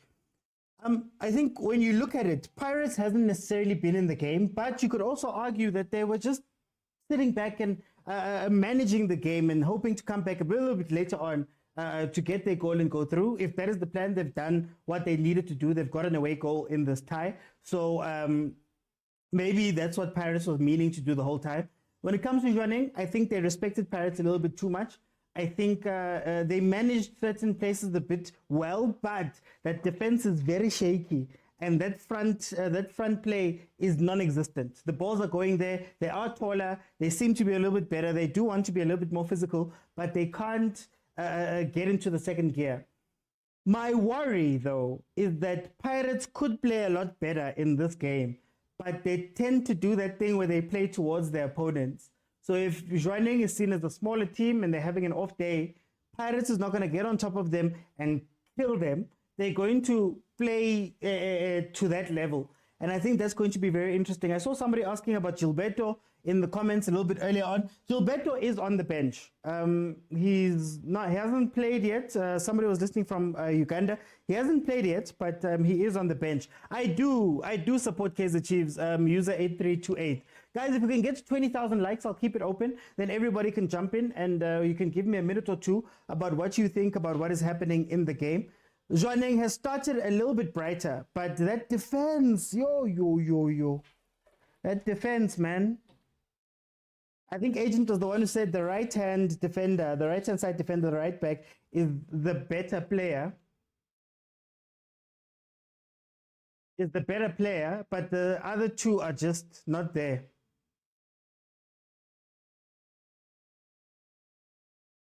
They're incorporating Gilberto slowly into the team, says Moscato.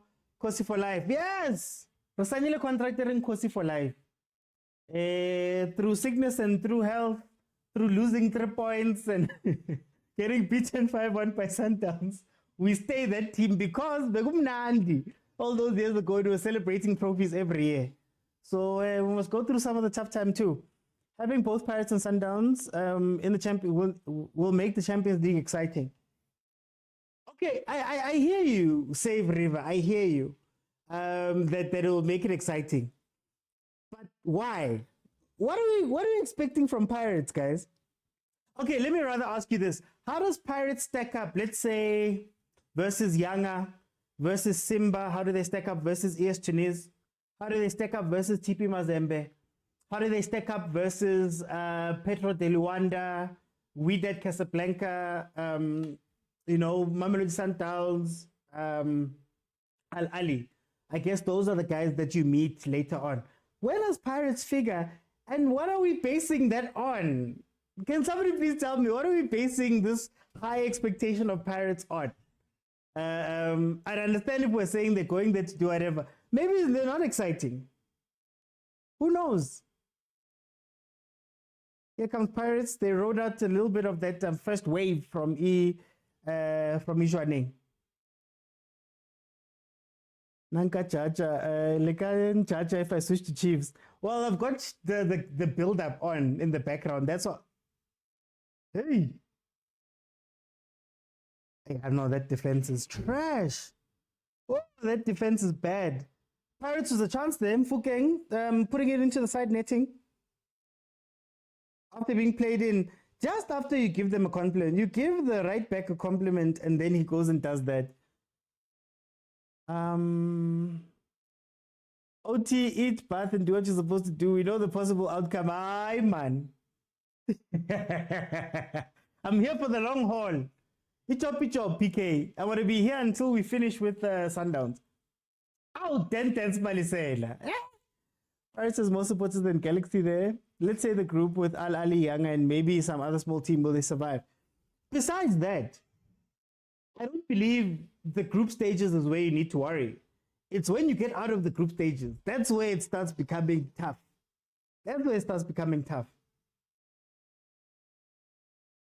So, hey, Pirates is getting used to CAF can also improve the national team OT. We have seen it to the MS players. No, I have no doubt of that. I have no doubt of that. The only question that I'm asking is, what are we basing our high expectations of Pirates on? What are we saying? Because even in our league, yes, Pirates are second best.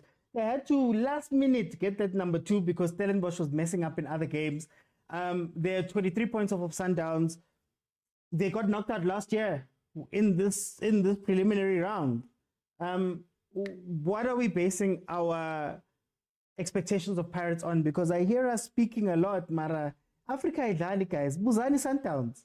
When last the Sundowns see a final? But yeah, you could argue Chiefs saw a final too. So thank you, Makosi. Let's see. Pirates getting used to CAF. Okay.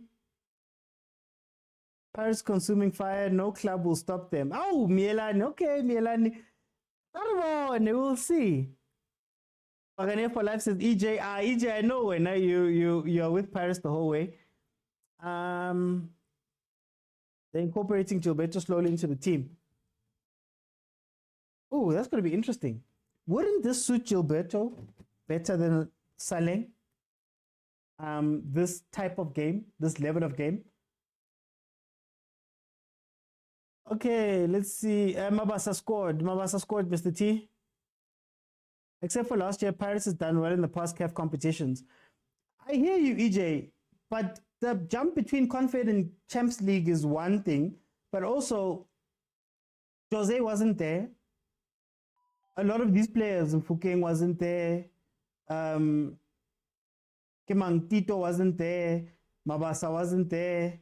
You could maybe make a case for Nda. Maybe make a case for Mandla Ngigazi being there and giving them a little bit of help in that regard. But let's see. It will help in terms of rating themselves OT as a team. And they have also improved and not relaxed. Let's hope we see it, guys. Let's hope we see it. I think for me, Paul, it's not necessarily that Paris won't go through. I don't think Jwaneng will stop Paris from going through. It's more of what do you do when you get there?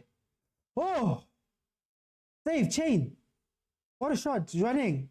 Jwaneng is starting to put it together, guys. Jwaneng is starting to play ball. It's just number 10, man. Just number 10, okay, man. They're starting to play ball, actually.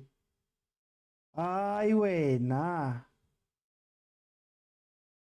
Waiting to see who Chiefs start. Well, Sean, I had the starting lineup open. I can read it for you.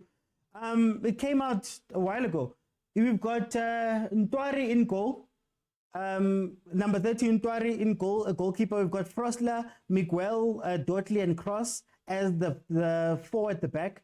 Then you've got Zwane, Martin, Shabalala in the middle with Sereno, Sail, and Chivavairo up top. The way I'm looking at it is probably that we're going to have the left-hand side not be as active. You'll probably see Sereno start there and play similar to what Atemba Zwane would play, where it's winger, but you don't necessarily play up the wing.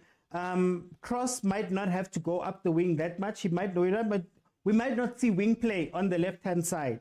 Right, that is what I'm assuming. It will be nice to see Sereno maybe combining with Shabalala and see, man, what type of combination they can put together.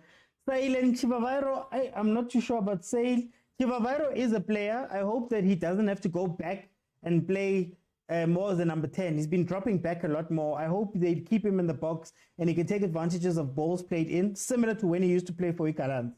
So I'm hoping to see something like that. EJ says it's a good team. Agent says, Ahmed, the number 12 fullback for Galaxy is too nice, Shem. It's too nice. Let's support our SA clubs in African competitions than bashing. Well, 4-11, I'm not bashing. I'm just asking questions. I will support any of the South African teams that go into the Champions League, even into the Confed. But we have to have real conversations about where we actually are so that we can temper our expectations, number one, but also make sure that our teams know, man, you know, where they are. That's why I'm asking you realistically, if we were to rank all the teams in Africa, where is Pirates? It's not to say they'll do badly in the Champions League, but now if we're coming out and saying, no, Pirates will leave this and do that, where are they going to be? Another question is the bench of Pirates. Do you trust the bench of Pirates enough? Does Jose actually trust the bench of Pirates enough? You know, that's what I'm saying. The friend says you hate Pirates and you're not hiding it. Guys, what have I said that's not backed up by stuff? I haven't said I dislike Pirates. I've just asked questions about what Pirates is right now. I even said during the week that maybe Pirates goes into the Champions League and their style of play is so different that it shocks a lot of teams, right? I don't think it's hard to get very far in the Champions League, if I'm being 100% honest, but it takes a different football. Kaizer Chiefs got to a final playing trash, but it's because they orientated themselves to that game. Gavin Hunt came out in an interview and said, I chose CAF. I had a choice in the transfer ban that it's either we do well in the league or we do well in CAF. And I thought to myself, the league is a lot faster, it's a lot more open. When you go into Africa, you have to play a lot more slower game, and that suited our players. We got to the final. Pirates' quality has never been the question. Has never been the question. Pirates' quality has never been the thing that holds them back. It's more about this. And can they get over that? Can they adapt at times? Are they able to do those little changes? That's all I'm saying. It's not even a hating thing to say, I don't want Pirates to go in. Let's have an honest conversation about where we are. Similar to Mamelodi Sundowns. Mamelodi Sundowns may call themselves the kings of South African football, right? The best performing team. But in the time that Mamelodi Sundowns has been with the big boys, or be considered a big boy, the other big boys have shown why. We've had 2 Champions Leagues in the last 7 years, if I'm not mistaken. 4 years, Tunis, I believe, has won 1, if I'm not mistaken. Ahly, the real big boy, has won 4 of the last 5. Are you a big boy? Are you a contender? Or are you one of the teams that just happened to make it past to that point? Are you the Stellenbosch, the Cape Town city of that side, where it's fine, you'll beat Tabopolokwane, you'll beat those teams, but when you come up against an actual big boy in a competition, can you take them on? Am I lying when I say there's a 23-point difference between Pirates and Sundowns in the league? And even if you take away the Invincibles, it was 16 points the year before. Is it a lie? It's not a lie. It's the truth. So when Pirates fans also come out and say, we want to go win the league this year, let's tell the truth. Can you close that gap, number one? Number two, are you able to play multiple competitions with the travel, with all of that, with the squad that you have right now? Not a hating thing. It's just asking a real question.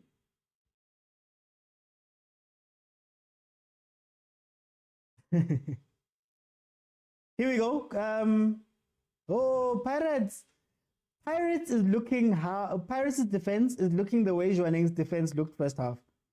And one of the problems that Pirates might have in this game is that the moment you start sitting back, what's the conversation I have every day on the show? If you've ever watched a watch along where there's a big team playing a smaller team, or vice versa, what do I always say? Defending for a full half is very hard to do.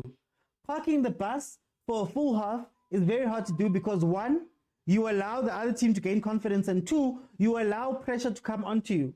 Pirates may favor it because it's going to give them a chance to get out on the counter, as you can see here. Mara, if you played for too long and you don't get out, you could get hurt. Who's getting penalized? Saleng. Why is Saleng penalized? What happened there? Okay. Wow, Galaxy doing a PSL. Why wait to concede, then start playing? Exactly. Exactly, agent. ALT Pirates are not consistent locally. No, and guys, I'm not saying that they can't be. Don't get me wrong. I'm not saying that Pirates might not turn over a new leaf and play well. But can we be honest about where Pirates is right now? There's a reason why I didn't speak about the group stages of CAF. I spoke about the 8 teams that I mentioned because those are the big boys, the guys who are always there. How does Pirates compare? That's all I'm saying. Number 37 Jwaneng is good. I like him. He reminds me of Isasa. Oh, it's handball. Okay. Master GD says this may be a hot take, Mara. At this moment, I want Champions League more than the league. Ooh. Actually, that's a good convo, Master GD. We've seen with Sundowns, whether they've wanted to or not, or whether it was planned or not, they've always had to give up something, right? They've always had to give up, you know, they gave up calling knockout last year. Well, obviously things happen, bafana, blah, blah, blah. But it seems as though you have to sacrifice something. And Mamelodi Sundowns is at the point where they've played this thing so long that they don't have to sacrifice that much. Orlando Pirates fans, I'm not going to count the MTN8 because you're probably going to win that, and that's now. Nedbank Cup, calling knockout, the league, Champions League. What is sacrificable here? Because I think if you want the league, you might have to give up Champions League. If you want the league, the Champions League, you may have to perform badly in the league or the 2 cups that you guys have in the pocket. What are you guys willing to sacrifice for this season? And what is the mandate for Coach Rivero? 3 years in, final year of his contract. Does he need to win the Champions League? Does he need to win the league? What is the mandate for this year for Coach Rivero, owing to the fact that you guys are going to be doing a lot more football this year should you make it into the Champions League? And there'll be a lot more important games this year. Oh, Coach Nabi, man. They gave him every colorway. Oh, this guy is back. The Toloki is back. No, it's a different one. He's been changing Tolokis, man. He's been changing them. Is this the first one that he came with? Guys, we are second half of Orlando Pirates. We're going to be watching all the games sort of simultaneously. So I'm going to keep an eye on a bunch of things. The Chiefs game is about to start now at past. We are now 62 minutes into the Jwaneng versus Pirates game. Jwaneng versus Pirates game. Pirates is leading 1-0. Jwaneng has woken up slightly. Pirates is a little bit under pressure. But can Pirates hold it off for 90 minutes? I think what Pirates' plan is here is to soak up the pressure and attack pretty much through, oh, it's been delayed. Sorry, it's been delayed to 5:45. Okay, that helps me actually. I think it's a fans thing. Hey, Maranatha's fans arriving late. But anyway, Pirates does seem to be sitting back a lot more, hoping to catch Jwaneng on the counter through Saleng. Saleng has been let out a lot to go and hit them on the break. Can they hold out? Can Jwaneng do this for 45 minutes? Actually, can they do this for 45 minutes? Can they play at this tempo? Can they play at this intensity for 45 minutes? That is the other question that we have. Guys, 20,000 likes. I open it up. You guys can jump in that we have a conversation about what we're seeing here. Master GD says, I sacrifice all of them if it guaranteed Champions League. Imagine Club World Cup 2029. Well, you'd qualify, if you won the Champions League, you'd qualify for the one after this one, 2026, 26, 27. No, 25, 26. You'd qualify for it. If you win the Champions League this year. Get a winners go straight through. And then the others is points and previous winners from the past couple of years. So, for example, Dad is going to the Club World Cup because they won it, was it 2 years ago? Oh, Jwaneng. Oh, Jwaneng. This is what I'm saying. Does Paris have to sit back? I think Paris can forward press the hell out of Jwaneng. Oh, captain number 27. The TS Galaxy News players were not fit, and that was his tactic. Oh, actually. Fatman Titan, actually. That's a very good point you're making, that maybe they're unfit, well. Hi, GT. Hey. Oh, is it every 4 years? Okay, I thought it was still yearly. Isn't it still yearly? The Club World Cup is a yearly tournament. Oh, interesting. Okay. If it's every 4 years, then shame. That sucks. Oh man, wow. Okay. My bad. Sorry about that. It's every 4 years. Then I don't care about it anymore. Please. They've ruined it for me. Apologies, guys. Apologies for that.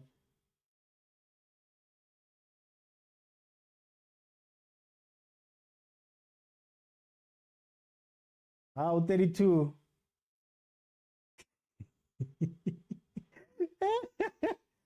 I like the name. But is that not Z? Z? When did you become Apiti African?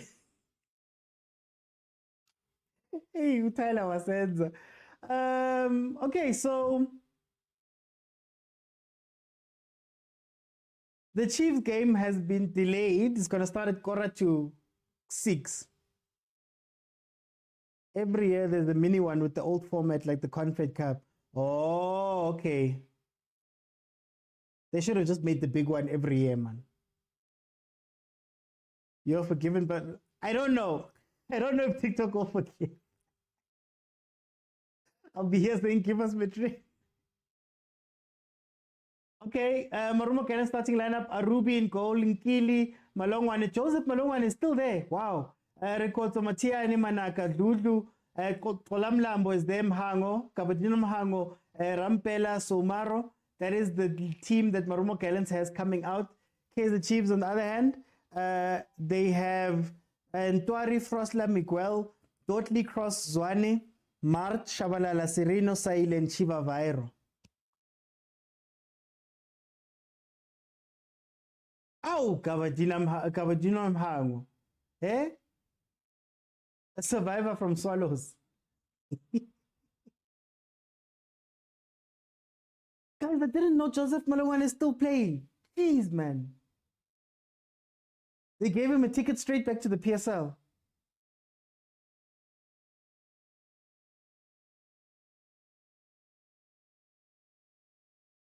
I don't know why. Now I'm doubting what Gallants would do there. Guys, the Pirates game is essentially dead, man. I think the game has caught up to Jwaneng. They're very disconnected, man. They're all over the place. Especially there in the front. Like, I'd understand if maybe you were doing a two-man press and having everybody else hold up that midfield, maybe have a number 10. But if Pirates can get the ball up quick enough, they're committing 5, 6 players to the front as Jwaneng, and they're leaving the defense to be in one-on-one situations. And it looks like whatever Jwaneng was doing at the beginning of that first half, where they pushed out and they were trying to put Pirates under pressure, that's ended. Oh, Radio Man is coming in. Radio Pane is coming in for Mabasa. Is it Mabasa?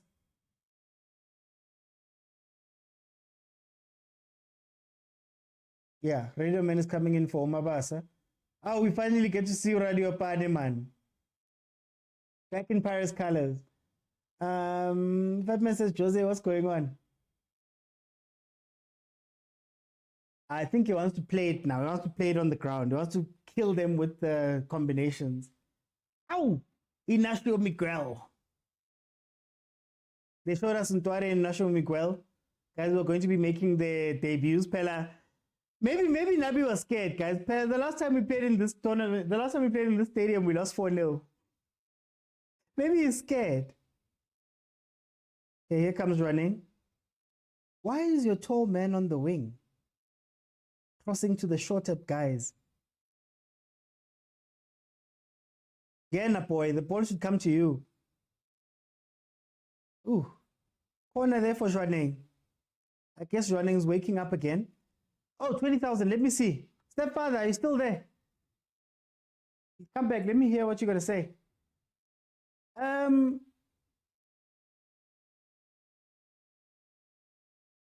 Oh. Jose is scaring me. Could get a second goal and kill the game. Agent, what are your thoughts about the second half so far?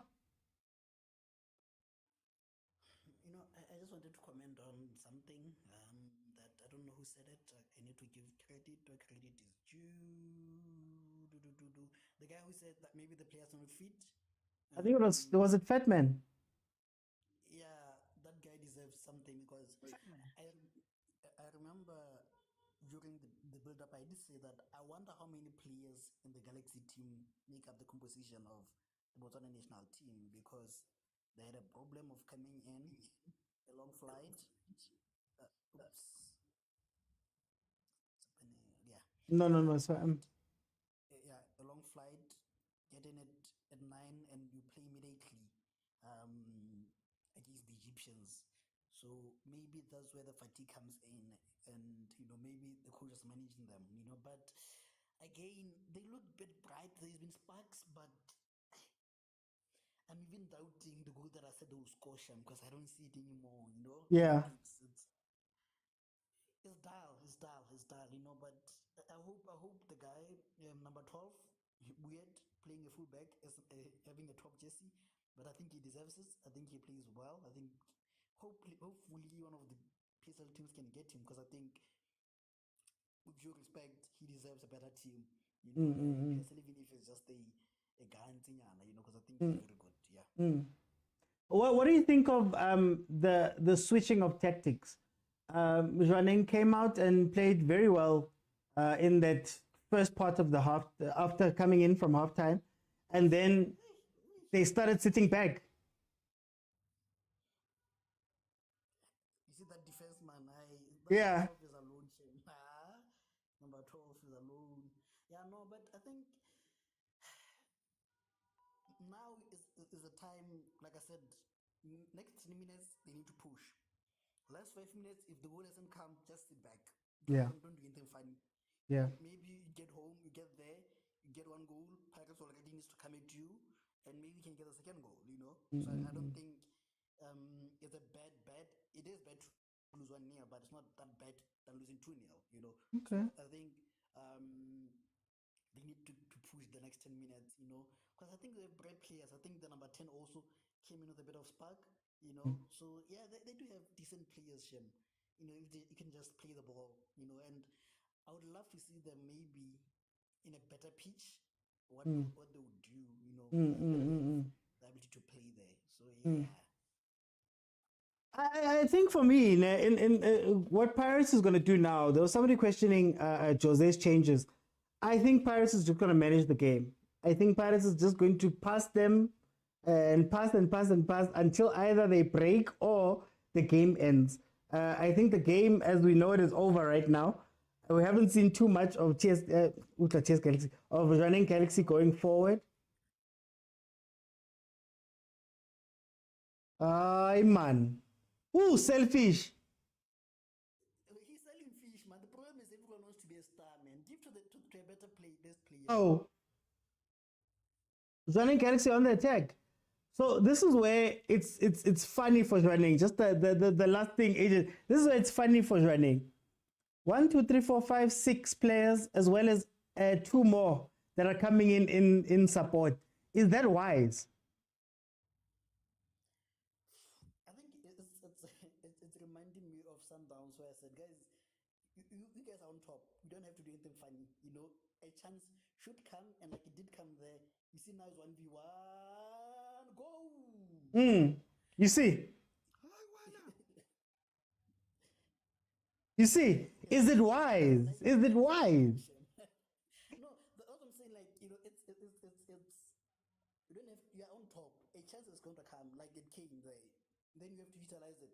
You know, don't be foolish, you know, and try and do funny things. Just play a normal game. A chance should come, like at least one chance. It's a case of you have to use it wisely, you know.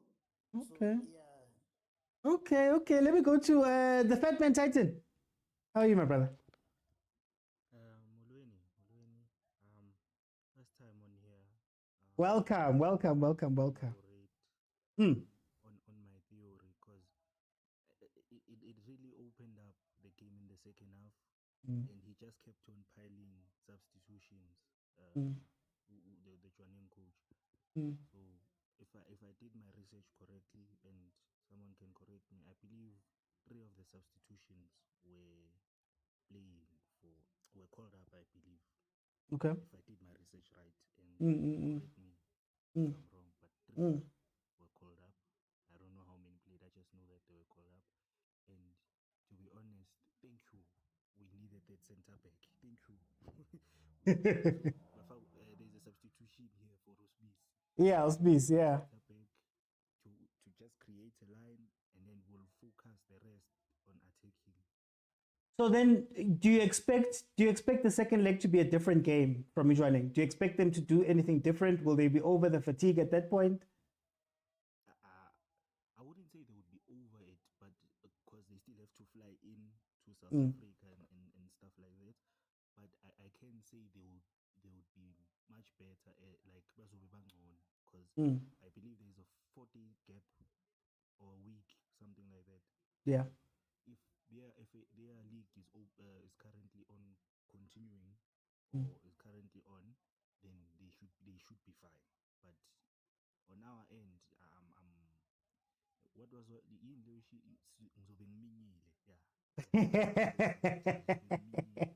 because we have a game midweek and then after that we must face these people again.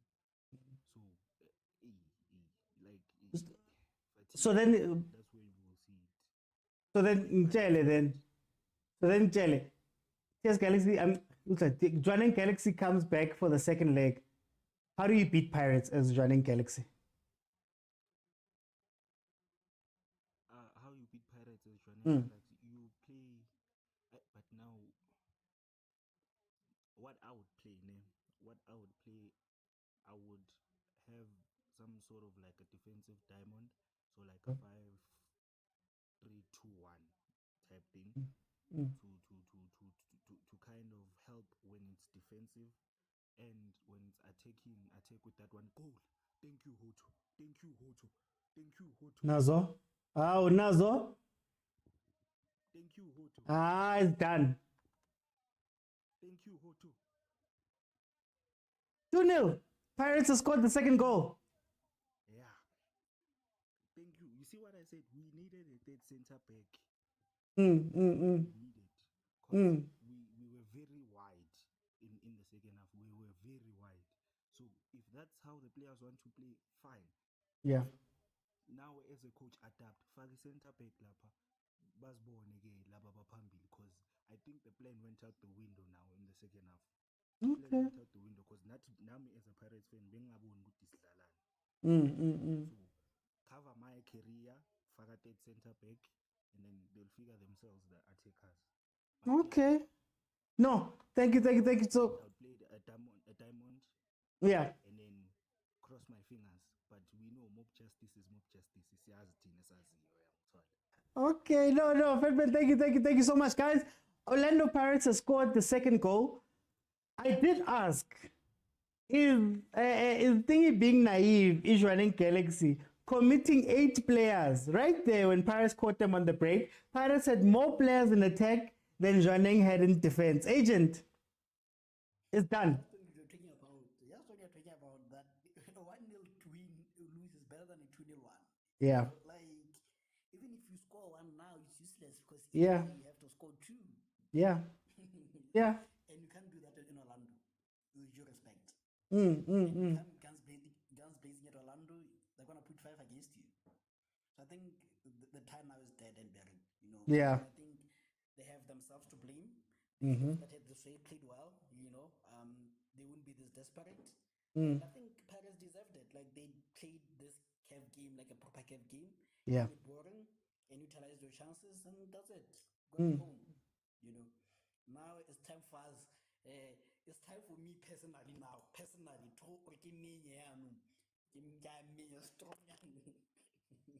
Ritlogele man now. Killing Lilanto Rothman's Cup. Guys, the Chiefs game is about to kick off over there. I'm here. We're gonna watch the games together. I'm not going anywhere. But Pirates is leading 2-0 over there in Botswana. There's not that much time left over. Just add 45 to whatever my timer says, and you'll have whatever the time is for this game. Chiefs versus Marumo Gallants is about to kick off right now. New look Chiefs. It's a new look Chiefs. They've got...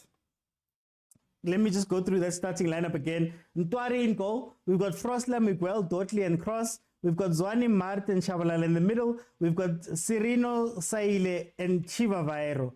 So that is the starting lineup at Chiefs. It seems Nasruddin Nabi is answering a lot of questions that Chiefs fans had and a lot of complaints. Sifuna Zwani.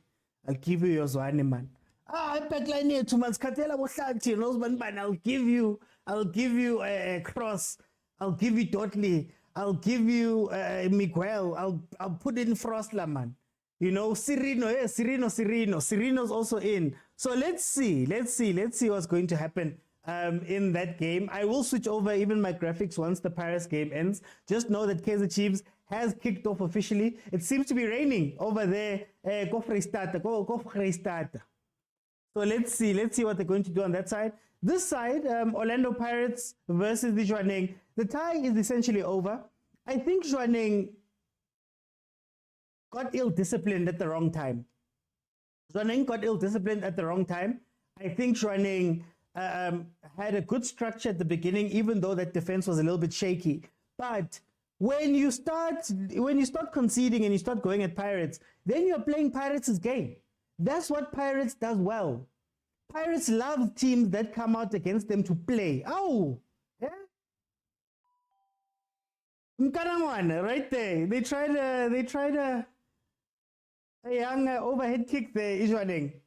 That's when they do well. This is what they want. You know, if you watch Saleng, if you watch Mfukeng, if you watch a lot of those attackers, they want, man. They want that defense. I mean, they want that counter where Saleng can free up his legs, man. Where Hoto can free up his legs. Oh, Kwasi. Hey, almost. Yeah. Hi, Mali, I'm doing both, man. I'm doing both. I'm going to switch over when Pirates ends the graphics. Don't worry, I've got the packages ready, man. Eh? Still on a supersport, pal. And that's just number package. Graphics package. I'll switch over when this game ends. Yeah, Pirates. Then don't forget at 8 p.m. we've got Sundowns versus Mbabane Swallows. That game is going to be on SABC 3 for those who want to watch. For those watching the Chiefs game, it is channel 202. Oh, Chiefs. They look up for it. Mararev. Agent says he's already switched over. Big Sana says, happy this is not Olympic Botswana. Tebuko's not there. Saile, guys. So men's Saile. Here comes a free kick from Jwaneng. Oh, trying to get something back there. Hi, Cross. Hey, Cross. Oh, boy. Danke. Chanti could never. Guys, I'm a Chiefs fan. I can't help but get a little bit excited, man. Here comes Chiefs on the counter. Do the simple thing. Do. Heaven.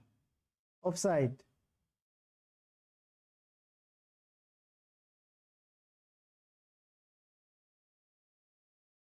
My team is playing, guys. I got my energy back. Jwaneng is still looking for some sort of reply. I don't know if they'll get it.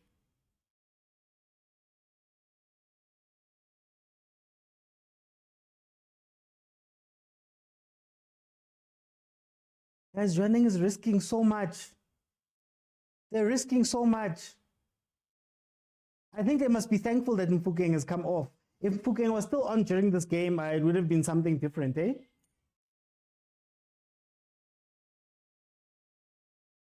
Oh, Chiefs. Okay, Sereno's taking up that left channel. There goes Cross.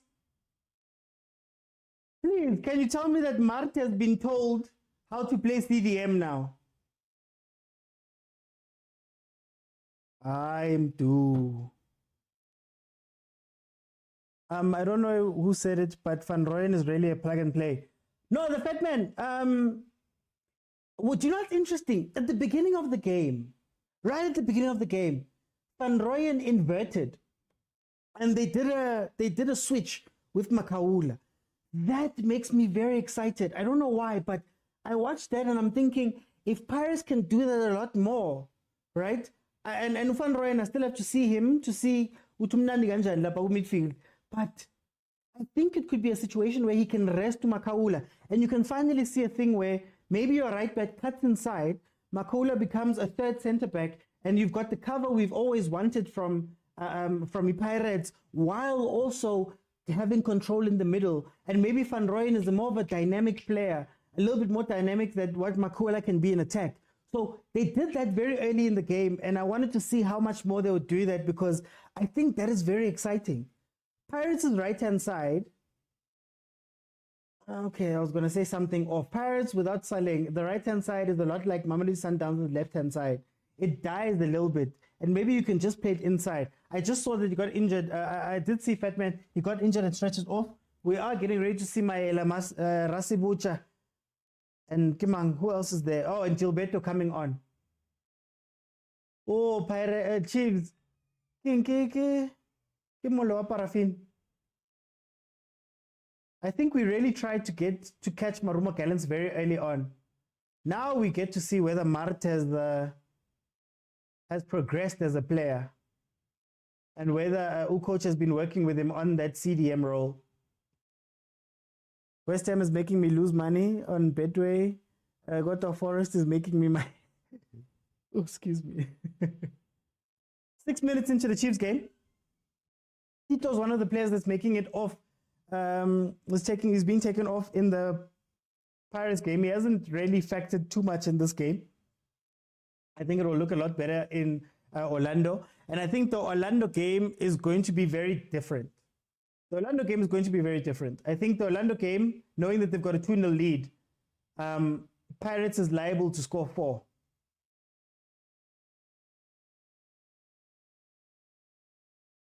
My agent, just keep me on in the background, man. Just keep me on in the background. I'm also analyzing Nabi Paul here.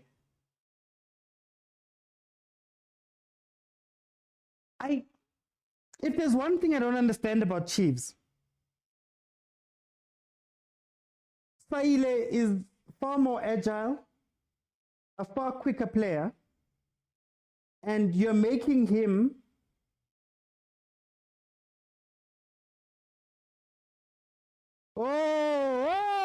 Nkosi yami.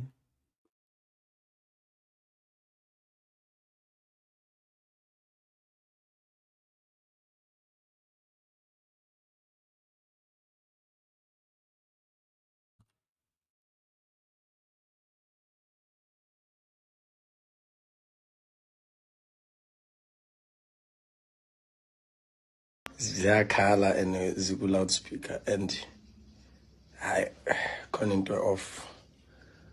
I no khona into off. Hayi ziyakhala ke manje. Hayi ziyakhala ke manje. Mart! We don't have a CDM! Mart! You know what, it's fine.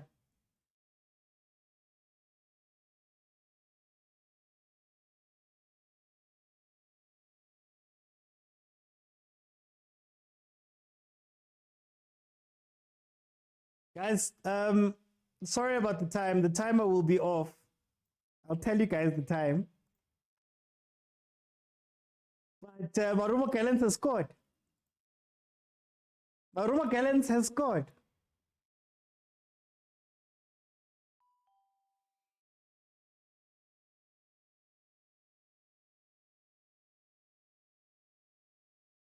Okay.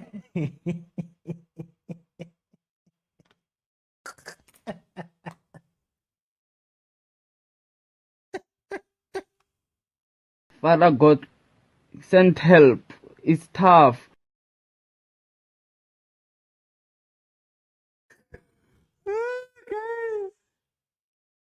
But I heard that. They will hurt you. Oh no no. Oh no no, they will hurt you. Hey, let's see if they can reply. Mart, CDM, don't leave your defense hanging. Don't leave your defense hanging.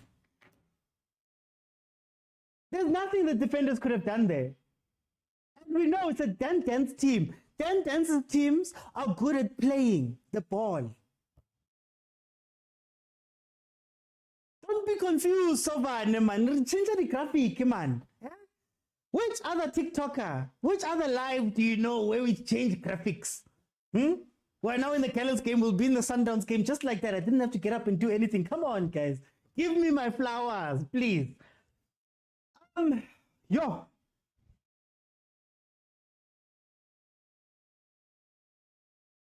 Ranga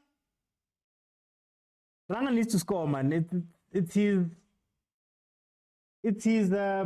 former team. Guys, apologies for the time.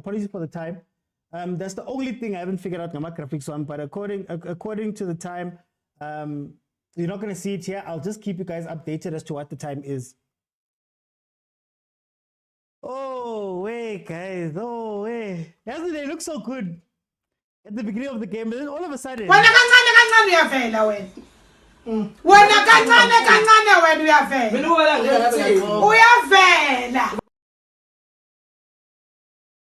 Okay, let's see what Chief does.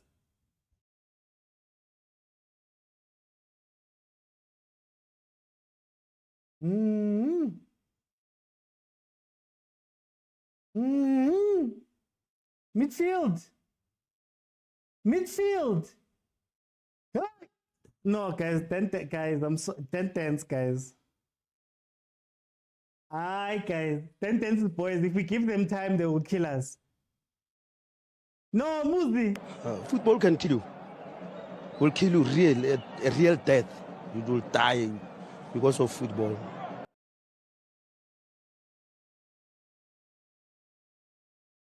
I know, we're watching the Pirates game, SBK. We're still on Pirates too.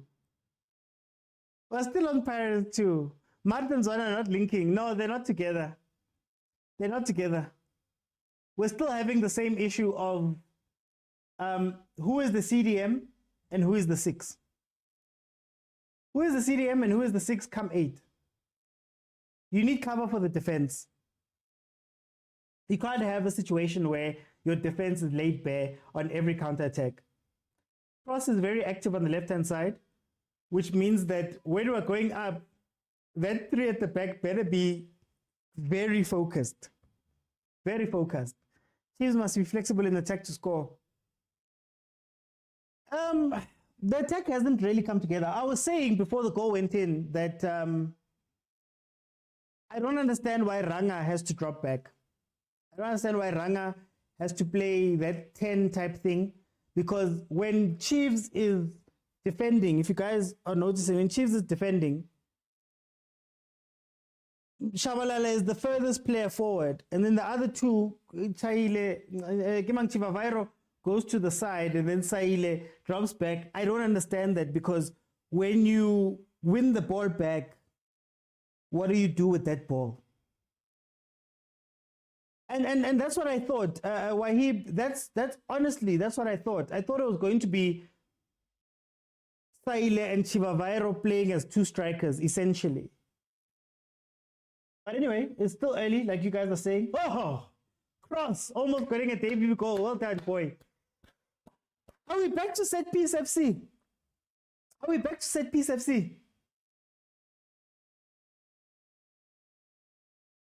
Remember Stuart Baxter's Chiefs? Gould, Mashamaite. Oh, well done, Cross. Almost got a debut goal there. But as long as we win. Let's see. Jwaneng with a free kick. We're in added time in the Jwaneng game. Let's be honest, that game is over, man. Hey, Washington and Ruby injured. Oh, it looks to be injured. He's sitting down. Will we see Akpe coming in? If you play 2 deep midfielders, they both must rotate between CM and DM. And Lyrical Pop, that's what I'm saying.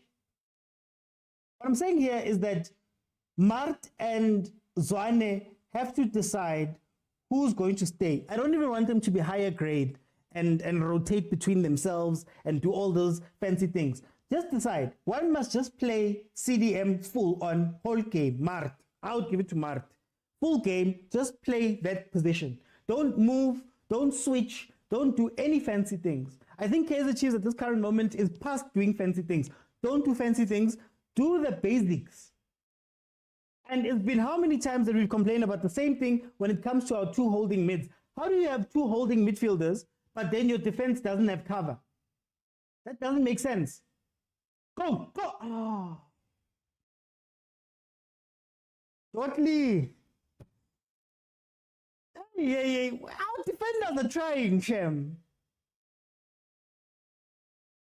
It doesn't make sense. 2 holding midfielders, but your defense is always in 1v1s When there's cutbacks, there's nobody standing there just to control the cutback.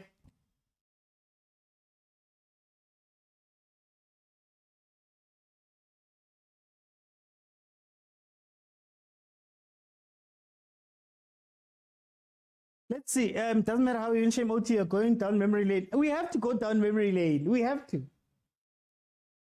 10 years, guys. Can Sereno be the missing piece because he don't bring the work rate? Wahib, it depends how you play Sereno.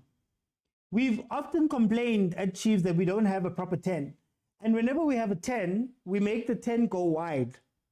Right? So instead of Dushabalala playing the wide channel and having Sereno dictate the game from the middle.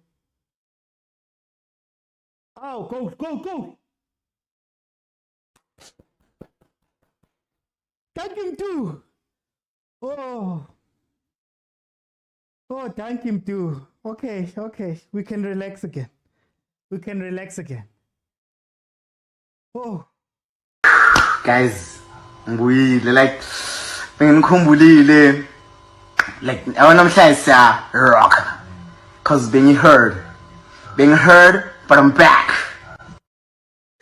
But I'm back. I'm back now. Being heard, now I'm back.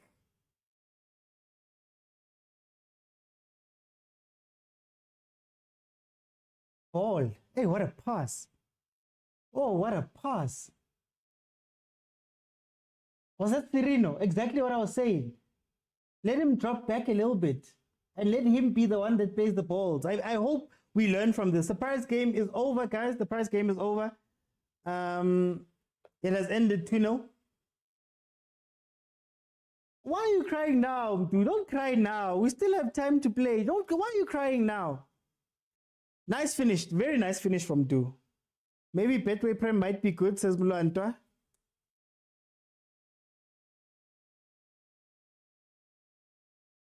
Didn't think all I'd see Sereno hug Shabalala. Okay, we're back in it. We're back in it. Maybe we've calmed down the nerves a little. I still don't let Chivavairo leave the box. Chivavairo's one job in this Chiefs team must your fans are crowding. Hey, fans. Hey, fans are on the pitch. Ziyawa Botswana, guys. What Chivavairo's role should be in this game is you must keep the center backs busy so that you create space for Du, for Sereno, in that gap right in the... So if you think about when Makhupa plays for Pirates, because he's got the defense pinned back, it allows Tito to play. We do have an injury here. It looks like we are going to see Daniel Akpe, former Chiefs keeper, coming in for Washington Arubi. Washington Arubi is an old man right now. He's 39. He looks to have tweaked something. So it seems as though Akpe will be coming in. And we need to, one of the 5 minutes that we have with Akpe, when he gets onto this pitch, we need to shoot.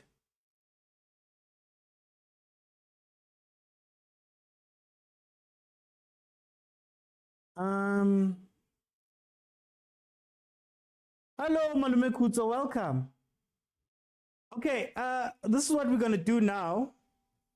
Just for 10 minutes or so, I'll let Pirates fans come in and tell me what they thought about their game, to be fair, since we're simultaneously watching all of these games and they're overlapping. So if you're a Pirates fan and want to speak about the ending of your game or the game in a whole, please jump in. I'll give you guys some time to just speak about your team, that side. Malume Kutso, welcome.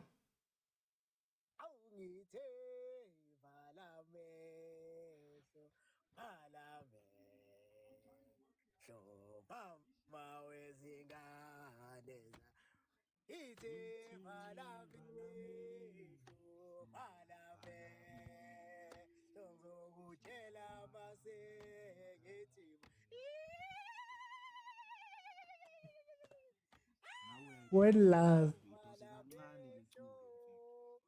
When love. Hey.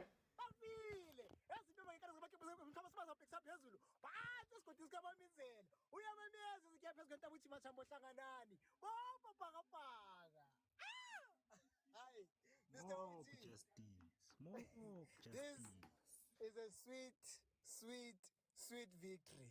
Yeah. It's a sweet victory, Mr. OT. Drink up, I can sweet gangala. God, yes, Bafuna. Yeah. God. My entire season, last season, being a comnandi. If God would allow, I would make a call. Yeah. Jwaneng. Okay, Kolani, man. Okay, Kolani. I never want to hear Jwaneng ever again.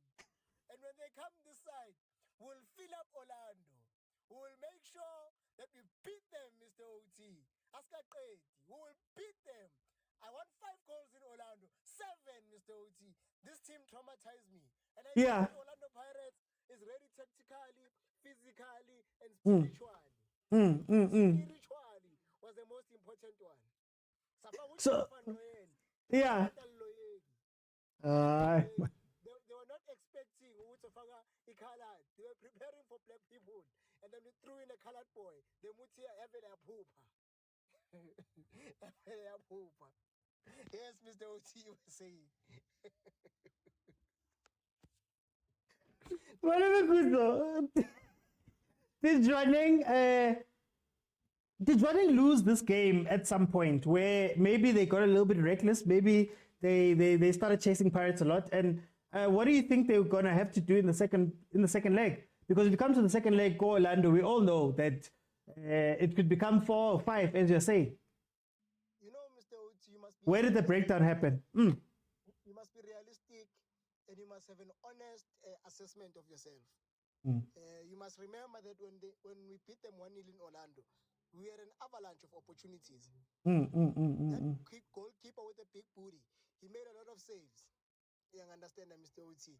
He made a lot of saves to a point where I'm being unbelievable which goalkeeper can stop Orlando Pirates from scoring. It was unbelievable. So they thought which they are one of the top teams until what's the team from Rulani, Coach Rulani's team? We did. Evicted their multi-men from the stadium. And we noticed which team la. And that coach who talks too much, was Northwest or something, he must never come back. He talks too much, Nicki Minaj, yes, that's goalkeeper. Is Nicki Minaj, a big booty keeper. Never again. Never. Wait, guys. I've never seen such a bootylicious goalkeeper.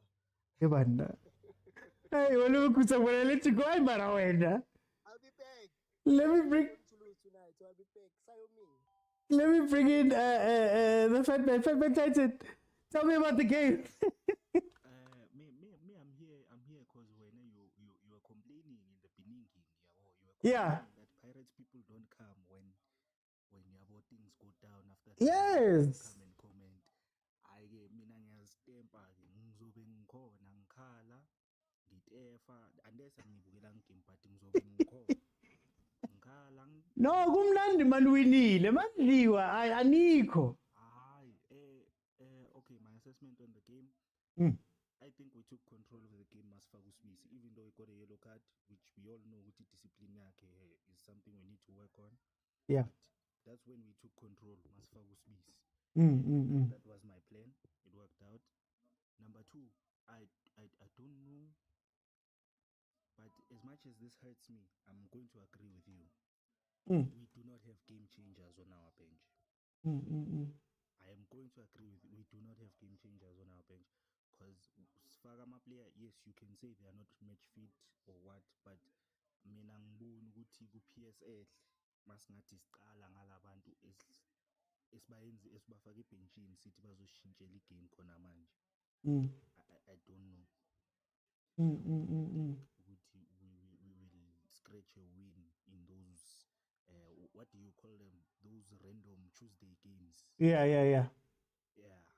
So yeah, but other than that, Jose, I lead us in faith. Ufuna uhamba kahle extended contract. Uthi ufuna uhamba uzaqala nami eUrlando. Okay. No, guys, as normal, Monday show is where we're gonna break it down proper and speak about everything. Oh, cross my thought. Let me go to Lange. Lange, Pirates 2-0. Avenging, man. Revenge. Avenging what happened last season. How do you guys feel about that game? How do you feel about what Pirates played? Mina ngisona umlandeli webhola, umlandeli weChiefs. Yeah. So lapha kune-Chiefs khona ngikhona. Hayi, asikakhulumi nge-Chiefs Lange. Okay, usho ukuthi ngizophuma kodwa Yeah. nakho ukuthi mina ngakutshena kusaqala isizini siyabuya bengisathi ngiyobheja bavele basheshe bakora kodwa ngiyabuya. Okay. Hayi, sizabonana. Hey mara ngajump Q la, ngajump Q. Half time, man, we'll speak about Kaizer Chiefs. I'm giving Pirates a chance to have their post-match. Muzaro. Yeah, man. What did I Tell say? me. What did I say? What did I say to you? Yeah. Yeah, but man, it was a wonderful second half. I must commend the coach of Jwaneng FC for making a match out of this group, because any coach would have just done game management. I manage game. I say, okay, ngizobayeka bahambe ngale 1-0. Siye Orlando shaye 1. Siyenze lento sayenza futhi, but this time around bazamile emfethu. I was impressed with number 10 weJwaneng uBaruti. Lento bebayenza mfethu, that short passing game ebebenayo. Mfethu ngithandile into engiyibone kuJwaneng. iPirates ingacabanga ukuthi isiyadlula kanjalo into the next step with this competition. I think Jwaneng will come to Orlando all guns blazing, which mangabe Pirates is on song, they might get another 3 goals. Kube ne-aggregate 5-0, but ngithandile, and the inclusion of uRadio Pane into the match, I was celebrating to see Lomfano engena. Finally. Yeah, finally mfethu, and yeah, it was a very solid performance from Orlando Pirates. From the 51st minute, Chayine starts to slow down the game unnecessarily. I understand Vele to kill the momentum from Jwaneng Galaxy, but in fact, sometimes those instances are a bit distasteful, and in the manner which I told you, look at the corner, like we're a big team as Orlando Pirates. We need to play. Let's scare the teams. I would say we need to change the way Sidala corner, and I'm happy as a Pagania. So Bugeli Chiefs, so Imiela. Then all of a sudden, my chicha. I'd like to see what Chiefs can do. Okay. I'm excited with the new Kaizer Chiefs inclusions. I'm actually excited to see what Chiefs is going to do. Yeah, so I'd love to see Chiefs doing well. Sharp.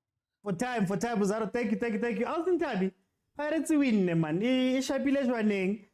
I wonder or Tolani Warona Kabe Aring Hona Jwanong.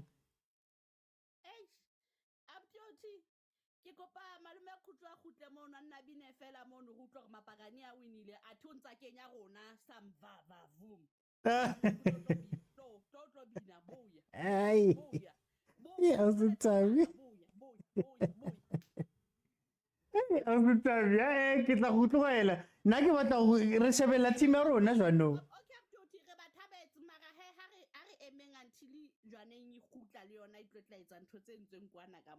Ika khutla ko Orlando. Okay. Tsantse ba fihle ka mabotlolo a le a bona. Mara re ska di kenya go.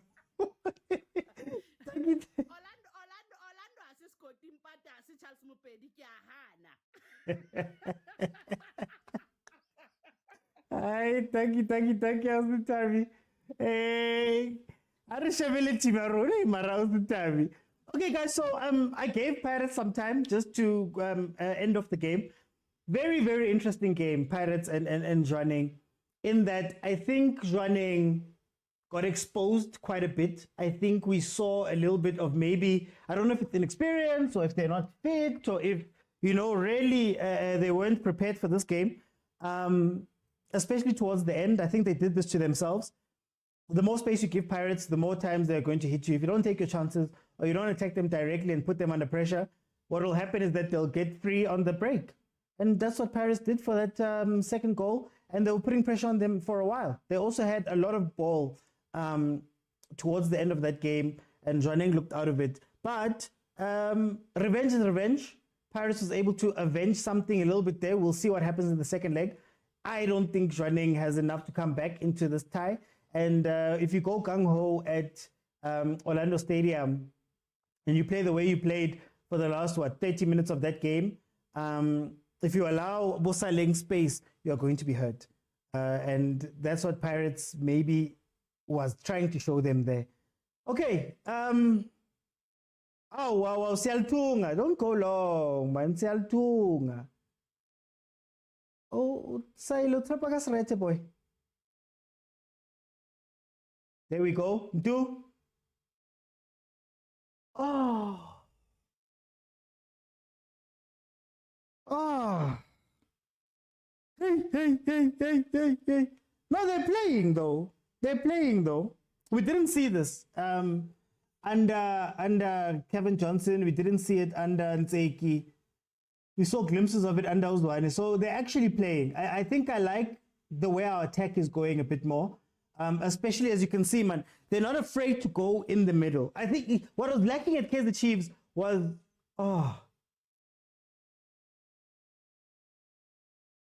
did he hit it straight at the keeper? Hey, Serena is busy, eh?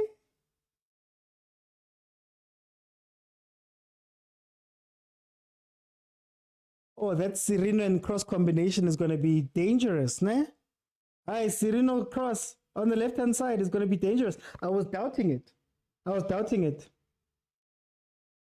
The only weak link is Sahil, to be honest with you. The only weak link is Sahil. Yeah, Shabalala does need to calm down. But it's something we spoke about previously, about him and him rushing.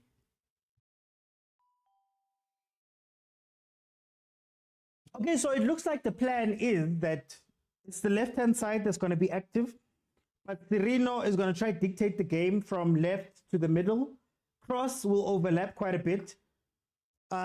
It seems as though maybe they're going to ask Chivavairo to drop in, and I don't know how you target man from the 10, but that's going to free up Shabalala to run in behind. I think that's what they're trying to do here.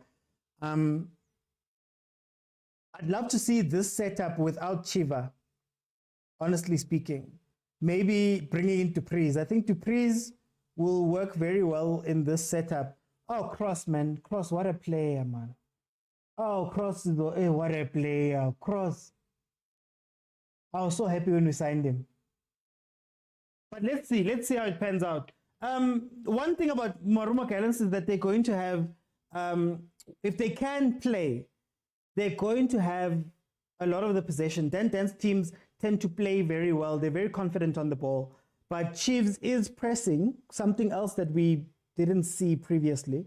Chiefs is pressing a little bit and not allowing them that time. I guess that's where Saile becomes effective, because he's got an engine on him, which means he's going to be running up and down quite a bit. Ningachaisani.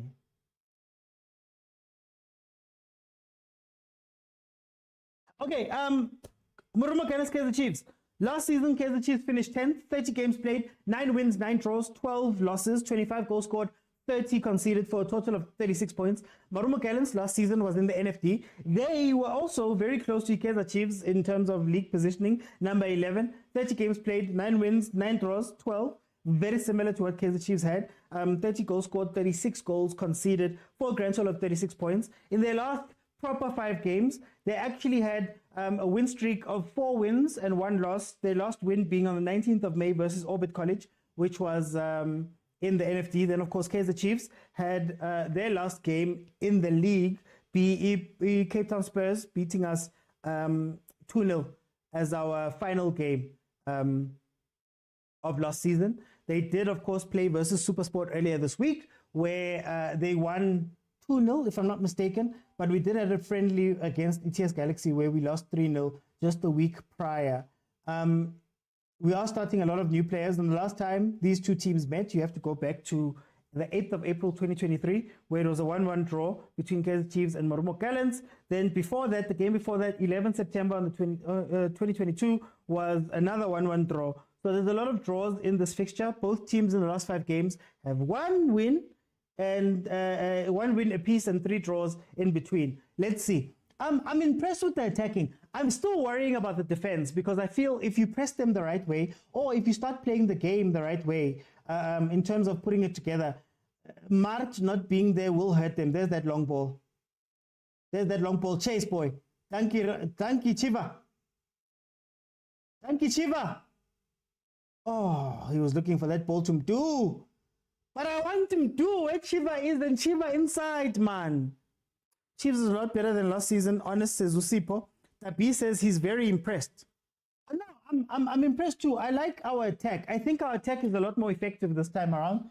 And it has a lot to do with Serino. I think Serino is playing the role that we wanted from Tanzania. It's the role we wanted from Du at times in that space, right? So it's going to be very interesting to see how he orchestrates the game. I think you should carry on playing sort of like an 8-ish 10. Don't give him defensive responsibility, honestly speaking. Just let him dictate from there. He should be covered by Mart. He should be covered by Zwane. And that left-hand side with Cross is going to be interesting as well because Cross overlaps. And I think it's putting the right backs and some of the defense into tough situations because do you follow the overlap or do you watch for the ball over the top?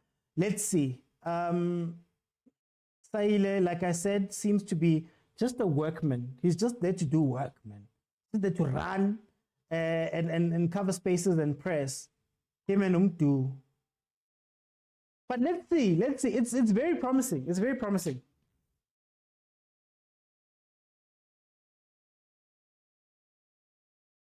Here comes Gallants. Oh, Ntwari. Okay, the link between Chiva and Serino is dope. I like the way we're playing much better, says Asnath. Bafana is the one who said the link between Chiva and Serino is dope. Lulu says our attack is playing good so far. Bafana says less backward passes. Thank you, Baf. Less backward. Part of the problem with Chiefs last year was that Utove was our playmaker when on the pitch. That's who would have the ball. And I think the players were so afraid to go forward with the ball. This looks very good in terms of them actually playing the ball out and feeling confident enough to play it out. Here comes Gallants. Oh, wait. DM. Who's the CDM? Hey, man. Nazo?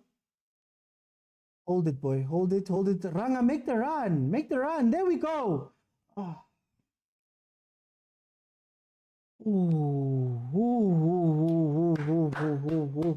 Serino. I had my doubts. I'm not going to lie. But Serino. That two-man attack. Oh, it's going to be deadly, man.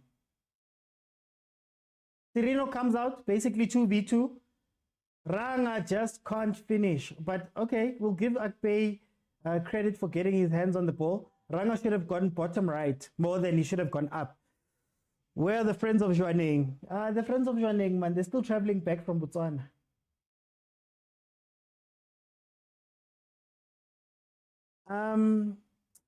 Guys, why is it just me? When Cross was playing for Arrows, it didn't look this big.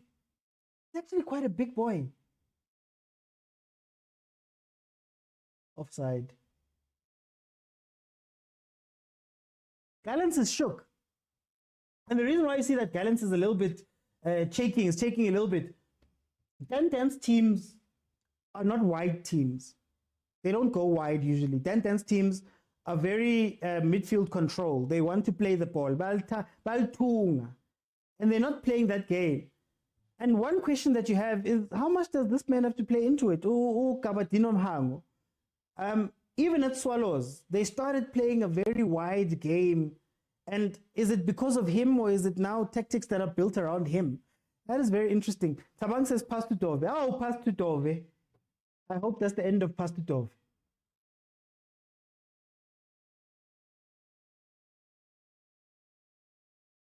Now relax, boy, relax. Frostler, you're not playing under Kevin Johnson anymore. Relax, play the ball. Zwane was open. Long time ago, I think this year we won't cry a lot. Hopefully not. Mulonto says Serena has a point to prove. That's why. Hopefully he proves it all season long. 10. So many fouls, ref. So many fouls, ref. Ngati, we're in trouble this season. Chiefs transition will give many teams a problem. I hate them. Sandila, don't hate us, please. Bafana says, what I like about Cirino is that he's not selfish. True. Spiro says, pound for pound. Ulysses says Ranga should have scored. Tabang says, true, Dan is aggressive here. That wide and high line is very risky. It's very risky, but I'm more worried about his play. I'm more worried about, does the wide game suit a Dan's team historically? I don't know what Dan was playing at Baroka. I'm not going to lie to you guys and act as though I was consuming those games. But Dan man was a knocking team. Bebal knocker.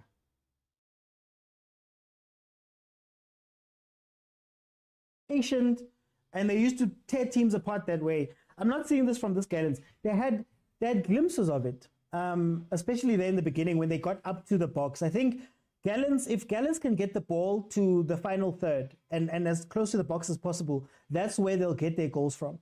I think Chiefs' defense, if you can overwhelm them, Mart is still not a good enough CDM positioning-wise. So if you can overwhelm them and then do the cutbacks. They've been playing cutbacks in this game, and the cutbacks have been finding people but just not playing. Oh. And then Mhango. 41 minutes in, guys. It is 41 minutes in. It is 1-1. Gallants scored very early, and then Chiefs was able to equalize through Shabalala. For those who are joining just now, Sereno's doing what Kamen Dolly failed to do at Chiefs. And Sean, I don't know if it's because of the influence of Nabi, but there were games where Tanzania was doing this very well. Not necessarily with the control like Usirino has here, but what he do is, I remember when he played, was it Cape Town City?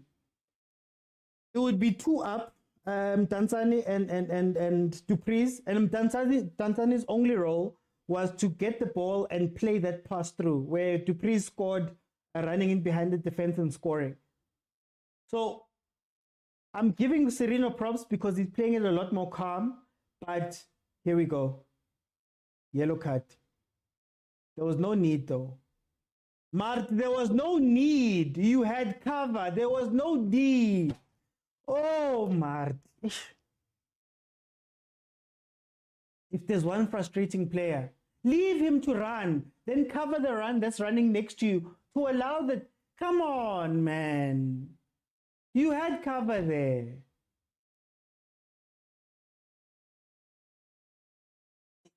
Guys, can we just make Martin 8? Like, at this point, make him an 8, man. Let him play. Let him play up there. Leave Samgelo's one there. It's fine. But no, guys.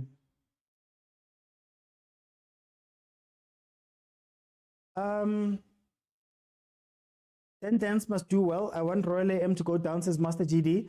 Papa Tseho says Ranga's going to be a problem this season. They're giving him the ball. Papa Tseho, what were we saying last season when we were watching Kaizer Chiefs? Why is Ranga playing 10? Let Ranga run onto balls. We know what he was doing when he was playing for Gallants. We know. Running onto balls and finishing, and also high balls. So last season we were asking for Ranga, stay with the defense. Salano 5. Then whoever's the 10, play balls in where he can muscle whoever the defender is and get balls and shoot. That's what he wants to do. Then later on in games, when it's rough, bring in Castillo, play him with Ranga, and then play helicopter. Just go straight helicopter. Right? He's got the physical presence. He showed it a couple of games. But it felt as though Chiefs, man, we weren't there tactically, or we didn't understand our players in full, you know? Guys, we're heading to halftime. At halftime, I'm going to open up 6 people. Please jump in. Let's have a conversation. If we can get to 40,000, I will leave it open in the second half, and we can carry on talking the whole of the second half as well. So please, if you want to jump in, you have to be following me. And then if we can get to 40,000 likes, I'll keep it open second half. But at halftime, I'm only going to open for 6 people. How you jump in is that you press the button at the bottom of your screen that says multi-guest, but you have to be following me. I see Stepfather and I see what I hear. We're going to speak about Chiefs, guys. The Pirates game, we're going to review it properly on Monday as we normally do. For me, 10 is overrated. Says Lebza, how are you doing, Lebza? I don't know why Lebza calls me coach. Nabi football is coming all right. Just give him time. We'll see. Zwane is all fit for nothing. He can't protect the defense. Playing him with Mart is it's cut there. Defense still not convincing. Says Asna Dupreez will play well with Sereno. Very well. Oh, very well. And he mustn't play as a winger. Why is Mhango acting like a 20-year-old? Theo says Zwane is definitely doing exactly what I said he should do. What I always say, he's lazy. Bafana says back pass from Zwane. Sean says it's good to see a Chiefs without Kwinika. Zwane put him in that position. Even if Zwane put him in that position, Theo, you've got cover. There's two men standing in front of you. The guy who's running to cover the man who's beaten you is running next to you. You peel off. That's what I'm arguing about Umar in that specific position. You didn't have to get a yellow card there. You didn't have to. Zwane says he wants to be a deep-lying playmaker. Let him sit back and push Mart up. Spiro says, Mart, this guy should sit down for a bit. Mart is an 8, not a proper CDM. Mart and mistake, same WhatsApp group, says Sean. Hey, Natio, it's not about the pass. For me, it's not about the pass. It's unnecessary foul when you're covered. He wasn't one-on-one there.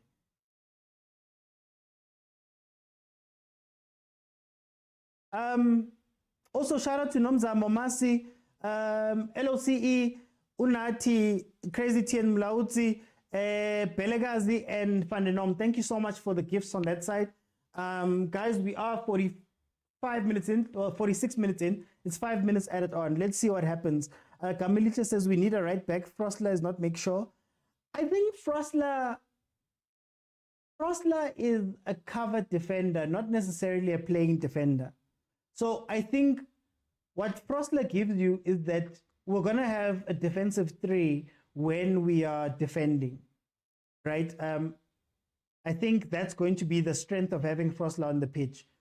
Playing up, I think we're going to look at cross more. So the left-hand side is going to be way more busy than the right-hand side. And I think the point of having Frosler in this game is so that in defense, we'll have, when we attack, we'll have Miguel, Dotley, and Frosler. As I say that, he loses the ball. Oh, Nkosiam. Oh, Nkosiam, there's that 10-10s. You see what I'm telling you? You understand what I'm telling you guys about? If Gallants can get the ball up to the final third, when they start passing it around, our defense doesn't know what to do. That's the weakness of this defense. And if they can get the ball up as quickly as possible, that's where they win this game. But if they want to try play pound for pound or build it up slowly, they're going to lose it out because we'll win it before they get to the danger areas. Sazi says, I like our defense. It looks promising. Where's Mahlatsi Makurubela? I'm actually not sure. I know he was released. There was a rumor he was training with someone. I'm forgetting who. No, I hear you, Theo. I hear you. That left-hand side is already busy, says Umudise. Oh, Lebza. Aheng, man. Dumela mutomunsu. The fat man is saying, Jesus going wild on the bench. But he misplaced that pass. Remove Zwane, you'll enjoy your game. He's not competing at all. Yeah, no. Wait, let me see the bench. I want to see the bench. So on the bench, we have Buma, Msimango, Jansen, Mashiani, Castillo, Vilakazi, Ngobo, Dupreez, and Duba. If you take out Zwane, who's coming in? Because the only real midfield option you have there is Castillo. I don't know about Jansen. Ngobo is iffy. I wouldn't play him as an 8 or a 6. Low agent. If Gallants score, do you think you can win? I think it'll be a gut punch. I don't know if we'll be able to come back like that. It'll be tough. Saile and Mart out. Yes. Oh, Saile, please. Am I the only one who's not seeing the impact of Saile? I'm crazy, T. I think why they have Saile on the pitch is so that he can run. There's the hard worker. If you think James Milner at Liverpool, if you think Wijnaldum for a time at Liverpool. He's just there to run and press. He's not there to add anything. Even when we attack, the chances we've gotten have come from a two-man counter. You know, guys, it is halftime, so 6 people. Let's have a conversation about what we've seen in the first half. Guys, I'm still going to be here for Sundowns as well. So please, please, please, if we can get to 40,000, let's take it from there. So I'm going to be fair to the people out here.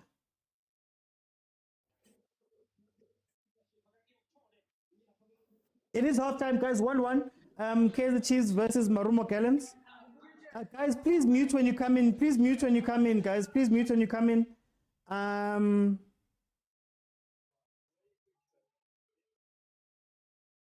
What's happening now? Okay, Zwat, welcome to the show. How are you? I'm happy, OT. I'm happy, so happy, you know. Impressed. What are you seeing? Tell me. Mlungu and Sirino, man. Yeah. It's quite fire out there. I think a very improved team from last season. There's an impact which Nabi brought to the team.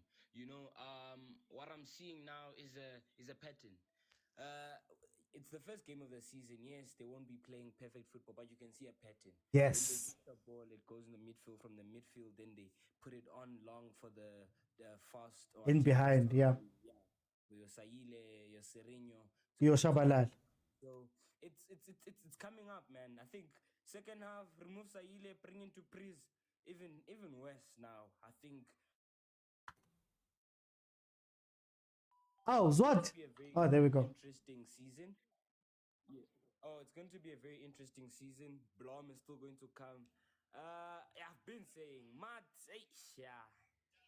Questionable player there. Very, very questionable player we have there. You don't make such decisions. You can see there's a defender behind you who's going to cover you, but you're still pulling down a player. In the first half, it's not like a second half where there's like 5 minutes left or something. But the defense, it's coming up alright, man. Way better than what we had last season with Simango. It's a very calm, chill defense there. Just a bit slow, but it'll work out.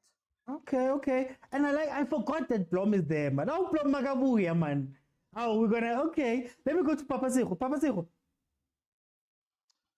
How are you? I am good, my brother. I'm good. Killing Lisa Dali, no game time, man. What a nice game. What a nice game. Yo, what a nice game. You know, for the longest time, today I've seen Chiefs being offensive. You know, normally Chiefs will play lots of back passes, but today you can count. Like, I mean, I think it was 1 or 2, but also you could tell why they play those back passes. But most of their balls, they are playing forward passes. They are offensive. I mean, the first 45 minutes, we've got lots of shots on target. I'm not sure how many, but I think there are more than 5, which is good. I mean, we've had the games on the 90th minute without even a single shot on target. But today, I'm impressed, my brother. I don't want to lie. I mean, like you said, the weakest link here, I think it's Saile. Mart as well. I could tell that many people also are not happy with Zwane, but I'm happy with Zwane. I think he's playing too deep. That's his only problem. So, but I'm happy with his passes, with his decision making. I mean, if you can count, I think he has passed like I think about 3 balls forward from the back on like in the first half. I mean, I'm happy. I mean, we never had such in our previous games. So yeah. Okay. Okay. Let me go to Lange. Nasi isikhathi sakho manje. Nasi isikhathi sakho. Lange, ubone ku-first half. So we first half ngibone improvement yezwa improvement hayi lento yokuthi abaleka ama chance ethu uthi sibe ne chance eyodwa igame yonke yabo at least abageja abantu oda ebemaningi amathuba epalini yabo sisikaze ipali manje so nje kule season siyahamba mina ngatshena ungakaqali season ukuthi siyahamba siyalibona ibhola adlalayo ucoach lapha ukuthi lithe ukushintsha kunela last season so kuba ibhola mele yaphambili sweliya li long ball kakhulu usebenzisa ispeed sama left kodwa sama forward lawa la eceleni right so usebenzisa ispeed sabo sithemba ukuthi bazokwazi ukutilize and basazojwayela yabona ukuthi ibhola abangakajwayeli but kuyahlangana namaphasi ayahlangana uyawabona amaphasi abo ukuthi utshingiwe la so nje kule season siyabangena minimum number 2 3 kanje kodwa siya kuma competition kule season. Yeah, okay. Like, let me bring you step by step. Mhlambe okwamanje kodwa yabo mase siphakathi. Let me go to step by step. Othi how's Engeleza umakhelwane lapho. Phela ngiza ne positive energy yabo, positive energy yokuwina yabo.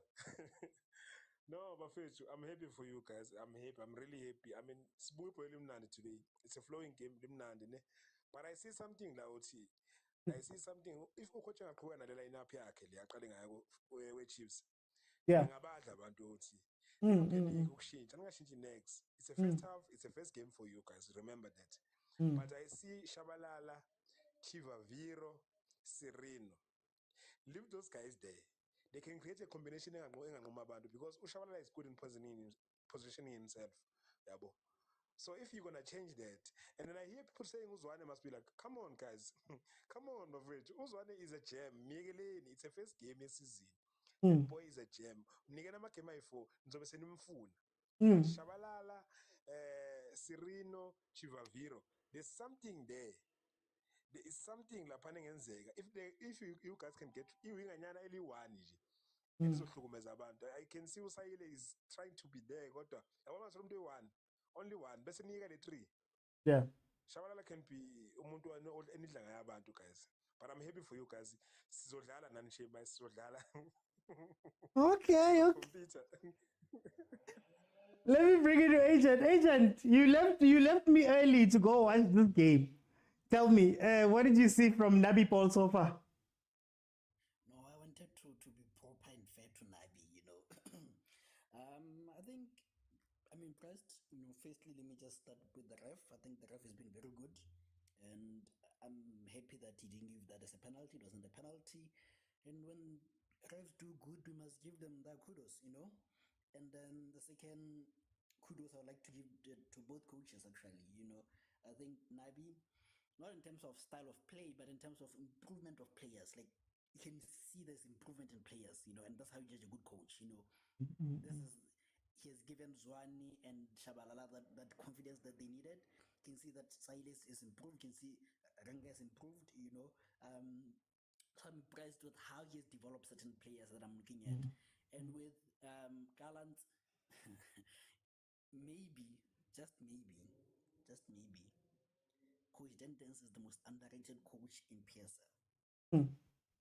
You know, he has this team for less than a month, and they are playing his style of football. He has implemented it. He's not saying what time makes. What project, what is the buzzword again, process and stuff. He's implemented the style, you know. And you can even see that dominating possession, and they have more passes than Kaizer Chiefs, you know, with lesser quality. So I'm very impressed with Dentons. But on Coach Nabi, I think someone said he plays helicopter football. I think that was coach who went to Simba. Fadlu. Yeah, that coach. Fadlu. The thing with South African is everything which is not tiki-taka is helicopter. Yeah. That's our problem. Yeah. You know? He's not playing helicopter mid and drop kind. He's playing helicopter Stuart Baxter style. He's transition, get the ball as quick as he can to the forward line and attack. You know, that's why Chiefs finds themselves most of the time against 2v1, 2v2 most of the time. You know, so I'm very impressed with that. I think he's going to be a transitional coach, like Yeah. Barista, but obviously with more ball possession. I think I can see that, But my only worry is Serena is dropping a bit deep. I don't know, maybe it's the 4-2-2 that they're playing that is forcing him to come a bit deep, but I would like him to step it up front. And I hear you guys are kind of a bit on Ranga or Saile, both of them, but I feel like Saile is good because of the ball and Ranga is keeping those defenders busy. And with that space, yes, they like finishing, but I think that comes with time. I'm very impressed with both of them actually. And Cross is very good also. And one thing that I would say he has copied from Middendorp is the set pieces. Kaizer Yeah. Chiefs is well Yes. set pieces. Yes. Very deadly. Yeah. So I'm very impressed with that also. And Miguel team is very calm, So overall, I'd say it has been a 7 or 8 out of 10 game for me. Like I said, I'm very impressed with the Okay. coach who's very new to PSL and Gallants inexperience. When you take a lead, you kill the momentum of the game. Yeah. Don't make it entertaining. Kill the Yeah. momentum. 5 minutes, 10 minutes, and then you can start it up again. So I think it's just an experience, and I think that has been it. Okay. Theo. Hi man. Uthini ngeteam yakho? Welcome. Amakhosi ajabulile, amakhosi abuyile. First and foremost, guys, sibonge agent ukuza not just to watch us but to also cry with one of your people here in the group, but it's fine. First and foremost, OT man. Our coach is cooking, guys. First and yabona the signings that we brought on the team, guys. Now I understand why you need quality. You need people who are technically good, who are smart, who have football intelligence, who know how to manipulate the game. But unfortunately, when you mix mama player dlala kahle with mediocre players, at some point kuba disjointing nani. But on the positive side, man, we have more shots on targets, more box entries, more passes, more influential play. At the moment, for me personally, I think we're on top. And by the way, guys, let's not act as if Gallants is a new team. They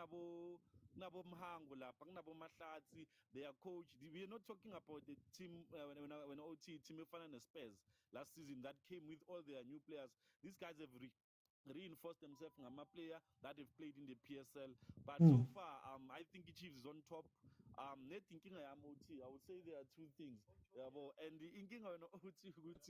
If we have Uzwane, no Martine, and I say this with all my heart, guys. Yeah. Let us stop saying player dlala kahle ekubeni there are certain things that he's lacking. You understand? Umati into more than anything is a forward passes. You understand? He's always hard, he's always busy, but forward passes he lacks very much. Uzwane, guys, he's good with forward passes, but the problem is lazy. That's why most of the time Mark passi ball magalvuleli, but at the end of the game, second half, Nimbone, Matt is trying to just say, let me let loose, you understand? Matt is here, was on cover. I saw him doing a forward run and then Wadlala le passy. But my problem, Uguti, if those two OT can better understand each other, if those two can, like, Nandi Boy 2, the Chiefs will flow, you understand? But to Serino, to Shabalala, Uranga, I want to show agent, they're silent. Saile should have not started the game. I don't know why Saile starts, George. Saile is a super sub. Put Saile when our opponents are 75th minute. Start mode, not Saile. We are playing combinations. And for what reason? But anyway, it's a good game. We are trying, but at the moment, my over 2.5 and Chiefs win, I'm still confident, without a doubt. Hey, thank you, our punter, Utio. Guys, very quickly for this round because we're heading back. Papa Seho, second half. What must happen for Chiefs to win this game? What must happen for Gallants to win this game? And what is your score prediction? Score prediction first. I think we're going to win this game by 2-1. Or maybe 3 because I see like lots of goals. Remember, the first half is because of the Gallants goalkeeper actually is the one that saved the Gallants. Yeah. I think we need to put on Dupree's. He's quick. I think he's gonna gel nicely with Serino and the rest. And even Vilakazi, I like how he changes the game as well. But Gallants is playing well. We must not be fooled. They are playing well. It's just the Chiefs is outplaying them. They are playing well. Stepfather, score prediction. What should the teams change? Win both sides. Asinami ngikhulume njengephanda. Double chance, but double chance 2-1 either Chiefs or Gallants. Kona kona so 2-1 score. It's either winning Chiefs or winning Gallants. Oh. As for you guys, mina nkosami for the first time ngini-support nkosami ngoba ngiyabona it's promising. You don't change anything. Tshela usayile ukuthi akabe more of iwing ngempela then uShabalala angene behind uba lo uChiva Vero. Usire no right la khona. Don't change anything. Uzwane no Marti. I think kube ne communication lapha ukuthi wena Marti ngoba ukwazi ukudlala. Okay, hlala ke la. Clean unginike ngidlale yabo because uma umnandi ukudlala. Lento nakazwana iyakwazi ukudlala futhi iyakwazi ukumaka. Just ngoba ilazy nje wonke umuntu esho. But you don't change anything. 2-1 score. It's either winning Gallants or winning Chiefs. Okay, agent. The two teams. What do they do to win this game? I think with Chiefs starting with them, I think you guys need Ngobo. I mean, for Mart, because I think with the way he's playing and with the way Gallants. If you look at Gallants, whenever they have a chance to play quick transition, they do it. Yeah. That's how they got the first goal. So I think that would expose Martin is gonna get another yellow card if he's careful. So I'll take him out, bring him over, and then I think that's a DDC communication there in that two. Because I think he's playing 4-2-2. So I think that two and Oshabalala up in front of them, they can link up well and they can communicate better, you know. I would have preferred Castillo, but is Castillo defensively what is it called, disciplined? I don't think so. That's why I would prefer over ahead of him, you know. And Frostl, I don't think he's in the game. And because you guys are not using Dottley and Miguel to play, you're using your fullbacks. You have to use your fullbacks. So Cross is doing well, but Frost is not. That's why I would bring in the young Mfundo, you know, come in. He shouldn't come and do those things, but then topic for another day. But I think we need him so that he can come in and offer an option to play from the back, you know, and he has that eye for a pass, you know. After doing whatever he does, he has that pass, you know. So I think if he can do that pass, he'll be very deadly. Most of that you have Waranga and Seruno running, you know. And I think by playing also, you're freeing Uzani a bit, and you have with what is this guy's name also? Vilakazi able to play from the back. Serena doesn't have to drop in and collect the ball because with the way you guys are doing, he's going to get exhausted and you're going to have to place him. So for me, those are changes that I would make. I think with Maruma Gallants, I think it's more or less the same, you know. I would like to see Matlazi more on the ball. I would like to see Mahango more on the ball. But maybe Manaka is a bit questionable, so I think maybe I'll bring you on 9 to stabilize it there. Okay. I think him and Lambo would be a very experienced pair. Yeah, but as for predictions, very rarely does it happen that the big three teams win in the same game. So you say so that you guys lose, so that you're saving your win for you guys. I see you. I see you. No, but I think I say 2-2 or Chiefs win. Like I said, I predict a Chiefs draw or win, but I think a 2-2 because I think there's two more goals in this game. Yeah. Okay. Theo, man, before we get straight in there, before you speak, Theo, Akpe almost gave up a goal there. Maybe his man is still loyal to us. He wanted to give him to another goal. Theo, what do the two teams have to do, man, second half to win this game?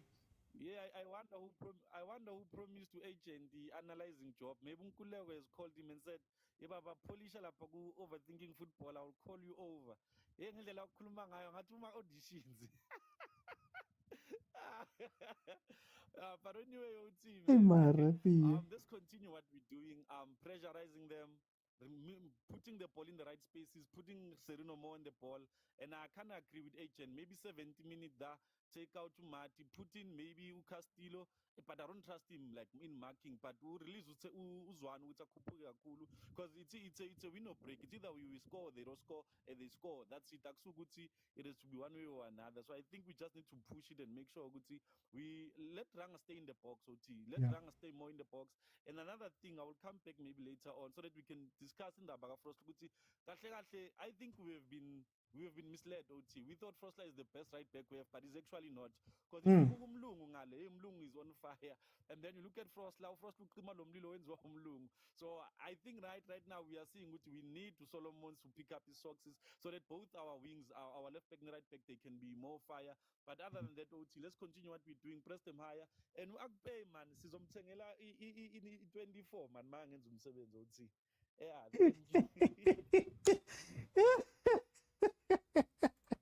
Okay, guys. 50th minute. It is 1-1. I'm gonna start with Gallants. I think Gallants' key to this game, if they want to win it, is for them to get the ball up as quickly as possible into the final third. Kaizer Chiefs' defense is not set. So when they're playing the final third, because we don't necessarily have a DM, they can confuse that defense. We've seen it a couple of times when they've gone up and they've had chances that once they get there to the final, to the byline, to the last defenders, there's space in front of there. The only problem is that they're not getting the ball all the way up there. That is the issue. And I think that's the problem. The criticism I have about this Marumo Gallants team, for a Dandan's team, they're not comfortable with playing the ball up, right? We see them combining, and those guys playing well, but they're not putting it together the way that we're used to a Dandan's team putting it together. And I think that is maybe what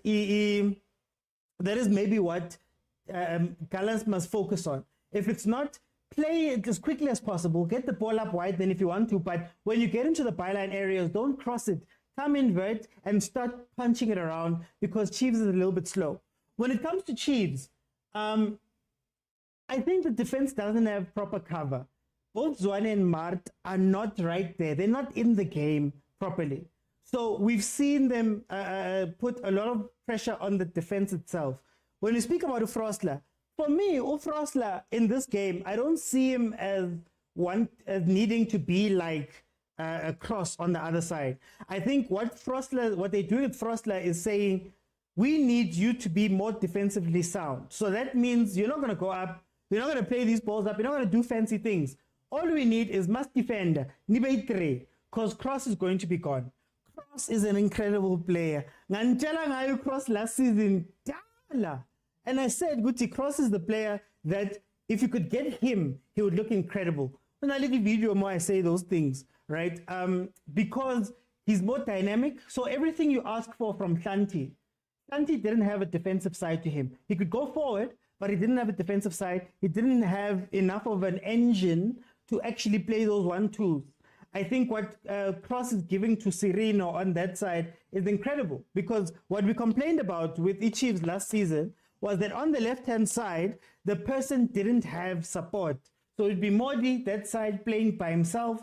It would be Modi if Dove was behind him. Dove was not going to push forward. Santi was going to try come inside. Here we go.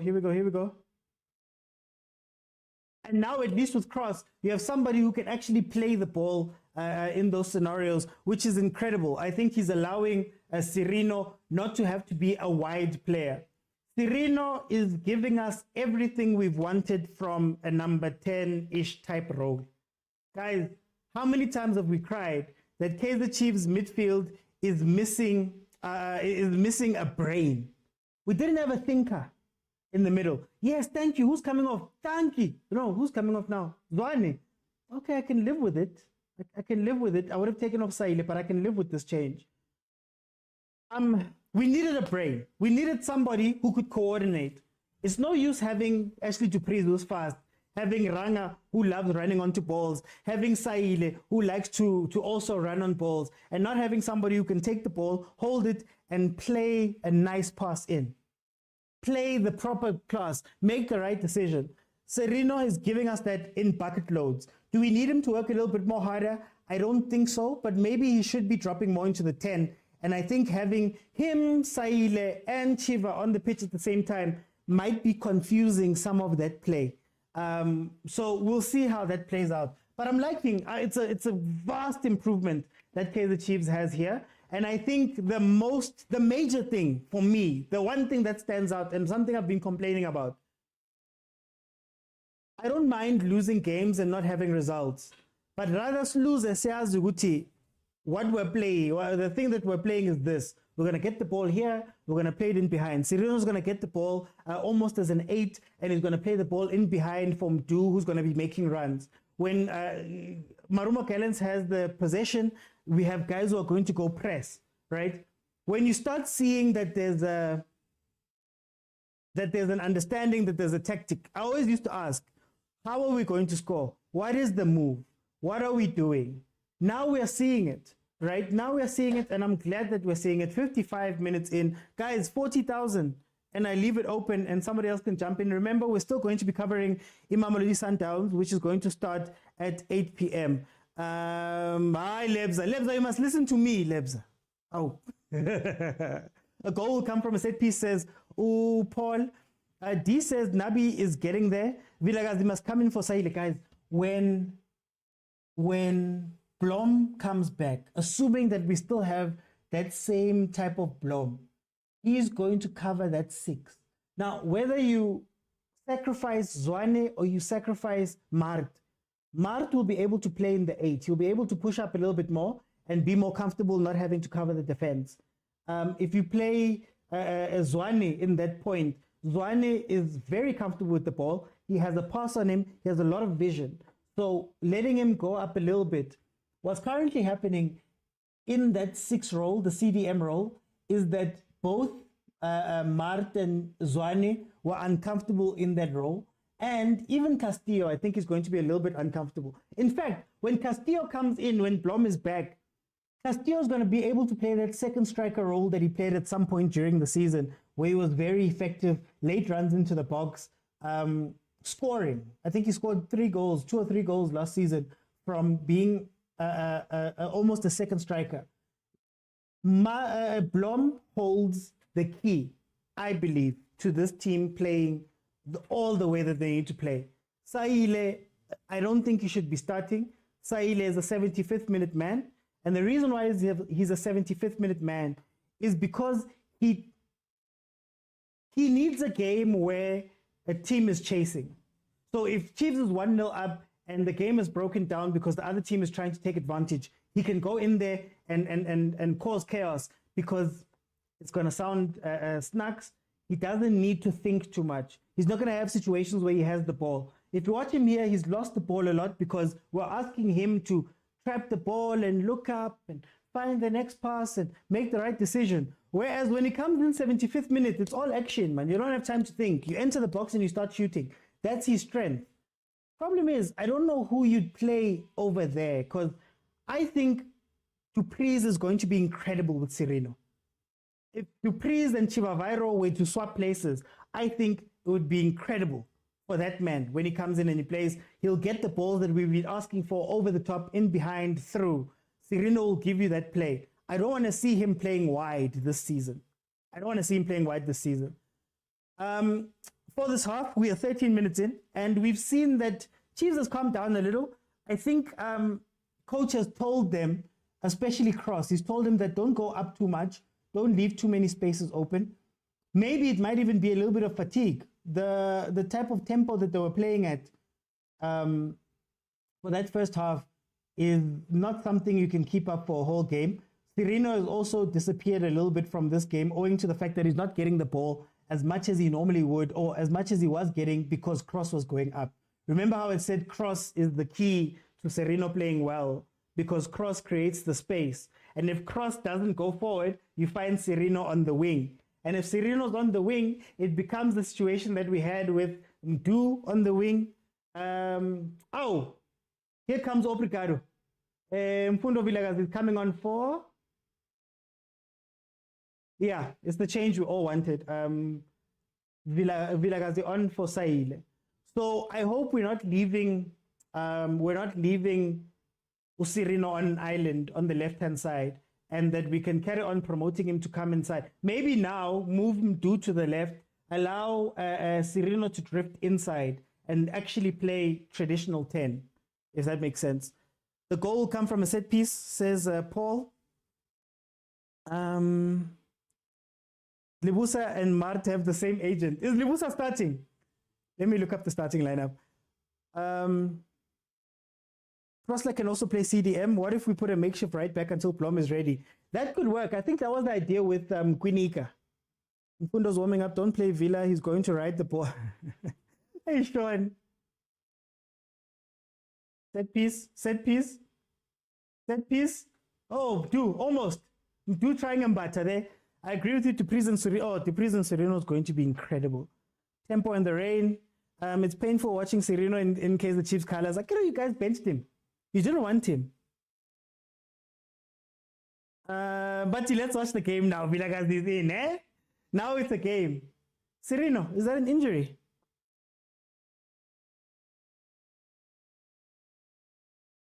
Okay, I wanted to check the starting lineup for Sundowns. Let's see what Sundowns has cooking for this game. A very important game for Mangoba.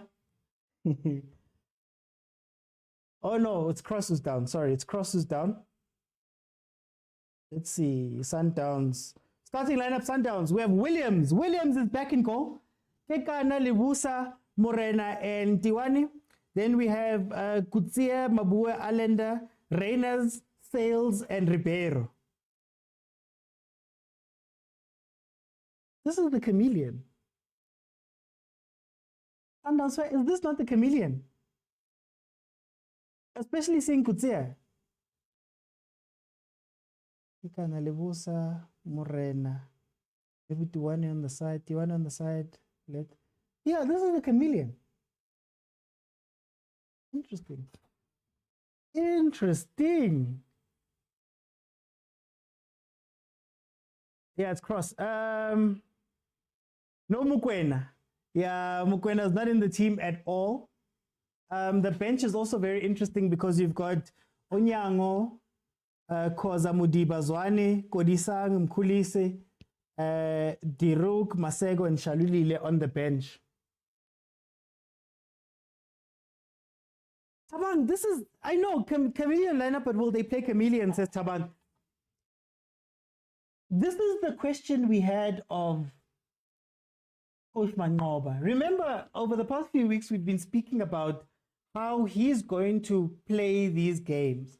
Does he swallow his pride and default to what Rulani was doing, or at least steal things from what Rulani was doing to make it a little bit simpler, because he wanted to change things all at the same time, and it doesn't look like the players are on board. So does this mean that Coach Mangoba is also adapting and saying, you know what, let's play what young Rulani had put into play here, or something close to it? That's got to be interesting. 8 o'clock, Mbabane Swallows versus Mamelodi Sundowns. Here comes Maruma Gallants on the attack. Yeah, this game has fizzled out, man. It's no longer as exciting as what we had said, what we had seen in the first half. I don't know if Gallants is tired. I don't know if this is part of the plan, that maybe they'll start attacking again on the 20th minute. But do you guys understand what I said about they're not building the ball? Watch. The moment they get into the final third, it looks a lot better. How? Okay, that was uncalled for.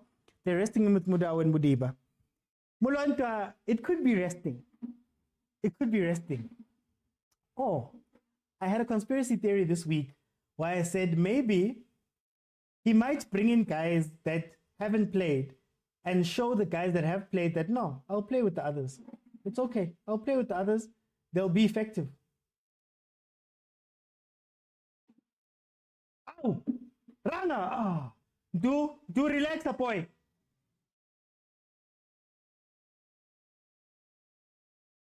What was that? Wa bafana man. What? What was that? Okay, Rana gets his chance, fine. Du gets the ball. I think he was selfish there. I think it was selfish. 3 defenders on the line, 1 defender in front of you. There's people who are lining up at the top of the box who would just have to tap it in. A little selfish there. A little selfish there, Pamtu. I like this Miguel guy says, Papa Sejo. It's the chameleon backline in midfield with Mangoba's front three. He's adapting. Let's see. Oh, our cross. That was very messy. Tell us down Free State for the love of football, says Alson Tabi. Hey, Lairata football.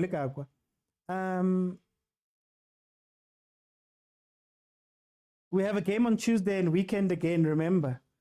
Look, Rulani didn't care. Yeah, Mulanta. Rulani didn't care. Rulani was like, I will play these guys until they die, until they get fatigued. It could be resting or reshuffling. Sereno Kista says Umto. Hi, bafana. Lulu, I agree. It will take a nerve to bench Mokwena and Mudau. Ranga was selfish also for me. He should have passed him too. That's true. That's very true. He's looking for his goal. He's looking for his goal. My brother.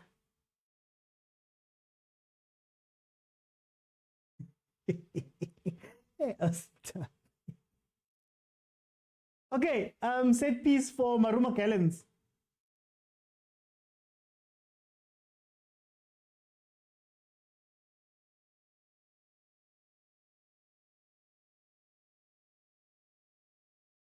Oh, very close to the keeper. Why are you marking zonally and not watching your man or your space?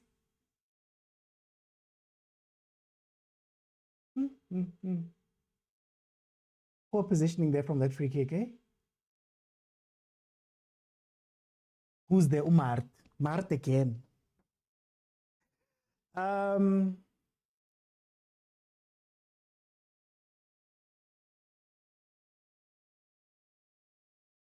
na mo iwanante?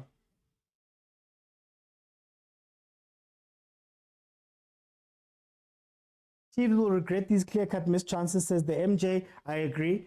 It didn't look offside. Now it's too well. Okay, the other one was offside.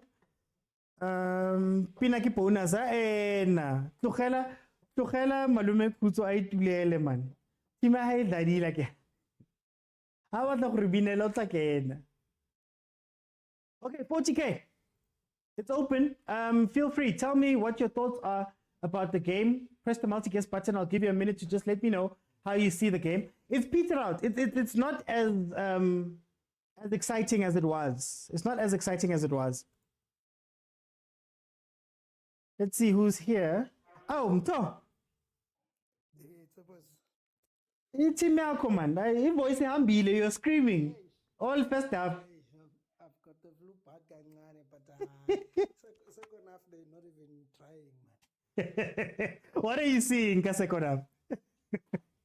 But I still feel like we got a good chance. Lapa uranga no do. Do was supposed to pass because the space versus Valley, but uranga should have buried that. Yeah. As a center forward, tells me a lot about the confidence here, okay? And I think he needs a goal to get going. But my positives are there. I mean, I like the dead central defense. The partnership, it looks it's assuring a bit for me. The center backs, and then there's Serena. Serena is just he's doing Sereno things. Look at that reverse pass he made for Ranga. He's just he's doing what we need from our midfield. I don't know why Dolly couldn't be this Dolly. We want him to be that. For us. Getting that Sereno, I hope he can give us at least 2 seasons like that, not just this year and 2 more after this year. Behave, I'd say we've got our full value if that happens. But so far, so good from Sereno. And I hope we can build from some of these things. The coach Mara will have to fix some of the attacking plays. I don't know why we didn't go for a striker because I just don't know what will happen if Ranga just doesn't get going. Do you think to please? Go on. Yeah, I feel like Sahile is so limited. It's just pace. Let me push the ball and run. He doesn't have football brains for me. It's not that type of player who can make something happen from the front, but he'll just run and then. So That's why he's a limited. I'm surprised we didn't go. So well, the transfer market is still open. We need to go for more forward players. I hope we bring Apolis to just add. Imagine if we have someone as creative as Usirin alongside Bo Apolis and players like that, and we need a striker. So looks like it will be sorted out. Yeah. Now I'm worried about the front part of the team. Tell me, when you're looking at this team, when Blom comes back, do you think things change? Do you think we play a little bit better? If Ashley to please get a chance, do you think we play a little bit better? I think the main thing is that they have to start gelling together, because but what I do see is that we'll definitely be improved this season. Just that again, my worry is that you'll find we'll play well first half and then second half will fizzle out. I don't know if it has to do with fitness or what. So, but until we get going, but it's the first game, we can't be too harsh. We really can't be too harsh. It's the first game, so hopefully we can build from a first half performance. Okay. Let me go to Austin Tabi. Austin Tabi, mara batho ba hao ke bo aba batlo go kora man.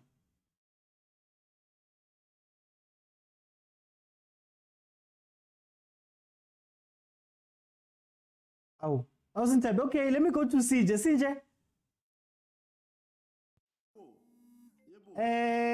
How is Nabi ball for you so far? A bit similar to Arthur's honest ball. Okay. The only difference is that we've got a little bit of a better back four than when Arthur was doing. I think they're doing a little bit better than Dove, Kwinika, Shanti, and then them. Other than that, I think it's more or less the same kind of football that we witnessed with Arthur's one. It's just that now there's a different quality in the players that are with Nabi. Otherwise, movement, circulation. When did we last see a Chiefs that is missing goals? It was with Arthur's one. So I'm getting those vibes again, where we are sitting at the edge of our feet and we are jumping up and down and we are doing all these things. So then, I hear that, Sinje, and I know we're all excited, but this second half hasn't been as fluid, if I can put it that way. Yeah, look, I also blame the officiating in the second half. There's been poor officiating, offside calls that are ridiculous. How can someone be offside when he's like, it's not even funny. It's not even a tight call when he's like, that was tight. It's just ridiculous. It is just ridiculous. I think that's another difference. I think the mobility, I don't think what's his name should have been entered, and I don't think they should have taken out Samkelo's one. And now we can see that interchanging of passes from left to right and right to left, and Christian Saile. We are missing those passes with is it Castillo to please us just come in? Maybe we're going to see something different. But yeah. Oh, okay. Chabalala gone. Duba. Oh, that's interesting. I think maybe Sarini is gonna play 10. Yeah, it's counter-attack time now. They're transitioning. Okay, so Sinje, what do we do to win this game? Let me be fair. Hey, let me be fair. I have to be fair as the host. What do we do? What do both teams do to win this game? I don't care about Morumo Gallants, so I don't know. Don't ask me about them. Chiefs, I think I'm a little bit worried that Mduduzi is out, and because he seemingly was the one that had the most chances. He was the one that was. What are they doing?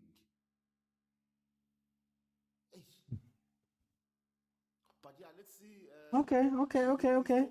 Thinking about Rasi instead of first 11, we look at who's going to be bomb squad coming from the bench. Bomb squad. I think that's where we are. We do have play it. See if they're going to shot. Oh, Nkosiam. Okay. No, CJ, for time's sake, let me let in Papa Tiro. Papa Sigo, second half. It's been a little bit more rough in the second half. Yeah, second half, it's totally different. What changed? What's happening? What's happening? I think Gallant also is praising a lot, and if you're not careful, you might concede a goal. I mean, we are having too many yellow cards, unnecessarily yellow cards, because of people are being short-tempered and stuff. So we need to relax. We need to relax and play the same way that we played in the first half. Paul, red card. He won't give him even the card. You'll see. He won't. Guys. So yeah, he won't even give him the card. I mean, they even denied us that other one. They said it was an offside and it was not. So yeah, I don't know, man. Like I don't know. I think we are frustrated with ourselves. I mean, we are causing unnecessary fouls. So we need to relax and focus on the ending goal. So then, Papa Sigo, do you think that maybe this is the lesson for now, Chiefs, that maybe you can't play at that pace for that long, and maybe we should be looking at those type of things? Because now in the second half, man, really, we get our chances, but we can still play that pace for longer, but you must not break the entire style of play. You need to substitute like for likes. I mean, like Zwane, like I said, Zwane was very influential there. yeah, that was a red dog, so. Yeah. Zwane was influential in the first half, and then I heard many people, they were blaming him, but he was the one crossing the ball from the back to the front. You understand? So now we are no longer getting that. You understand? So we were not having too many back passes. Most of the balls, they were going forward, from the back, straight forward. So we are lacking that a person that will do the same. Okay. So yeah. Okay, no. Papa Sigo, thank you so much. Awesome, Tabi.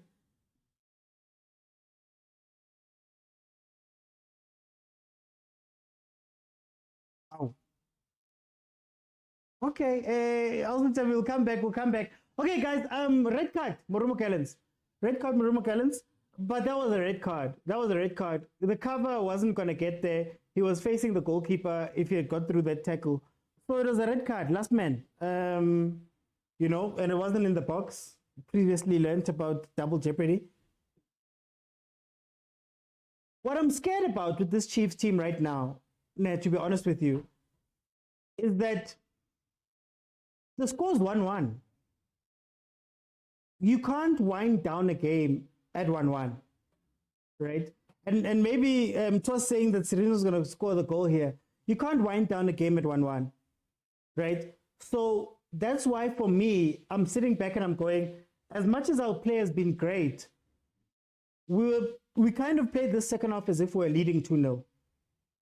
And can they turn it back on? And can the bomb squad, quote unquote, change things? When Dupreez comes on, when Abosaile come off, do they have enough to change those type of things? You know, here comes the Sereno. Oh, there we go. Hey, if he had scored, it would have been something else, eh? Yeah, that's the Doxo. Yes, agent, that's the Doxo. So yeah, now that Gallants is at 10 men, if Dance really values this team, he would shut the back door.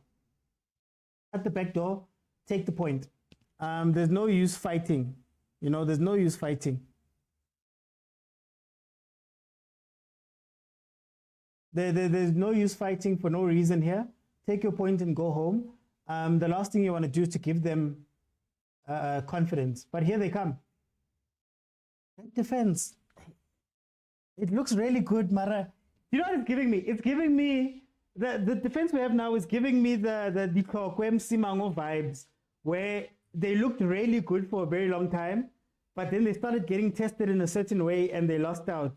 Agent, quiet second half. Yeah. Oh, Sereno. Oh, what a player. Expected that from Chiefs because the intensity, it gets difficult to maintain. There we go. There we go. Is it obrigado?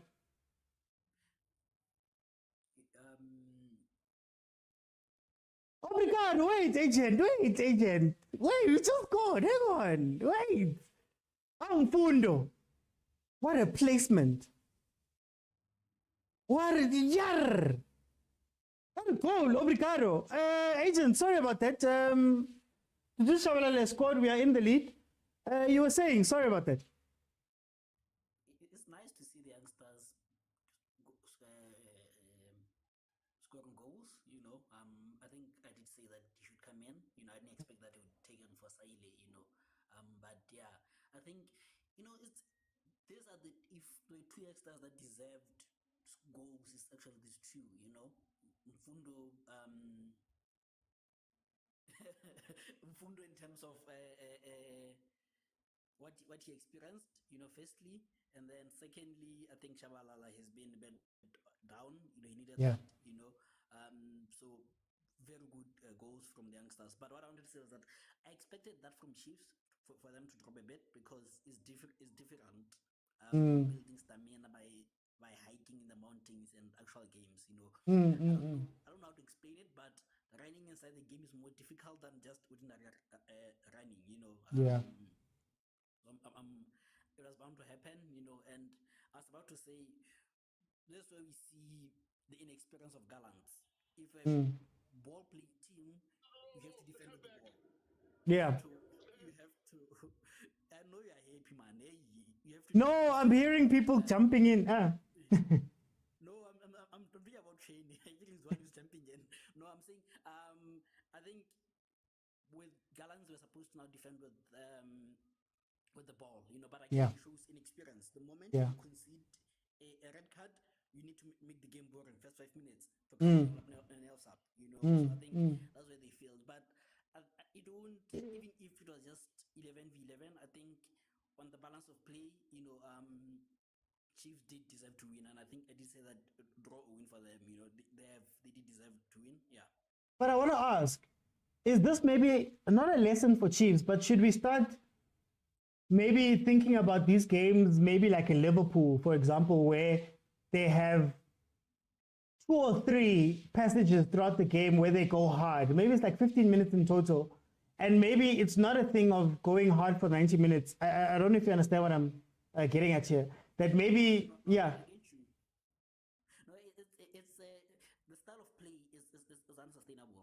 For 90 minutes, you can't do it. You know, it has to come in phases. First, you know, like Paris does, first 15 minutes, they go for you. Last 5 minutes extra time, they go for you. Second half is one of those, you know. So I think, but with the defense, I'm impressed with the fullbacks. Frostler, not much. I would have preferred Mfundo there, but I'm impressed with defense. And then the centre back pairing for me, Dotley and the other guy, Miguel. I'm impressed with Miguel. Dotley, I don't know. I think Ngezana was hiding him. I don't know, but it's one of those. Let's see them when they get tested against bigger teams. But I think it could be a solid lineup. I think it could be a solid lineup. But I would love to see Miguel and TT. I think they would make a good partnership.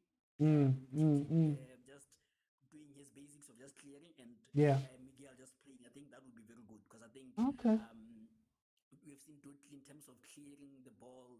He kind of he's good positionally, but I don't think he's a sweeper.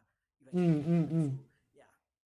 Okay. Oh, here comes. But just plays have landed because now I'm worried about 8 o'clock. Yay! 8 o'clock. All the teams have won. Imagine if you lose or draw. Hey.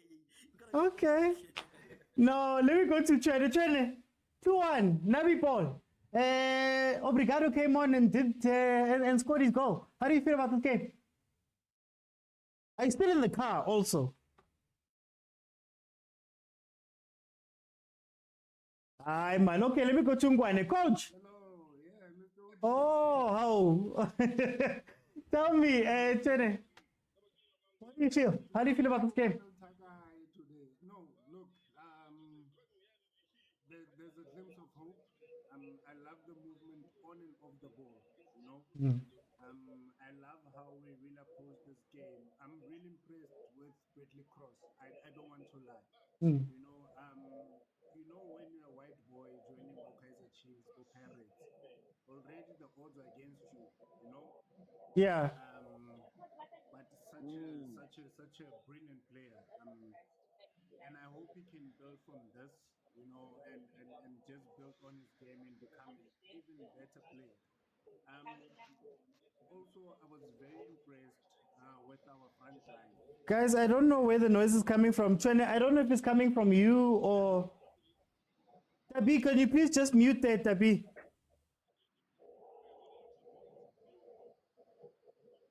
Oh, Tabi, can you please mute? I'm coming, don't worry. We can hear what...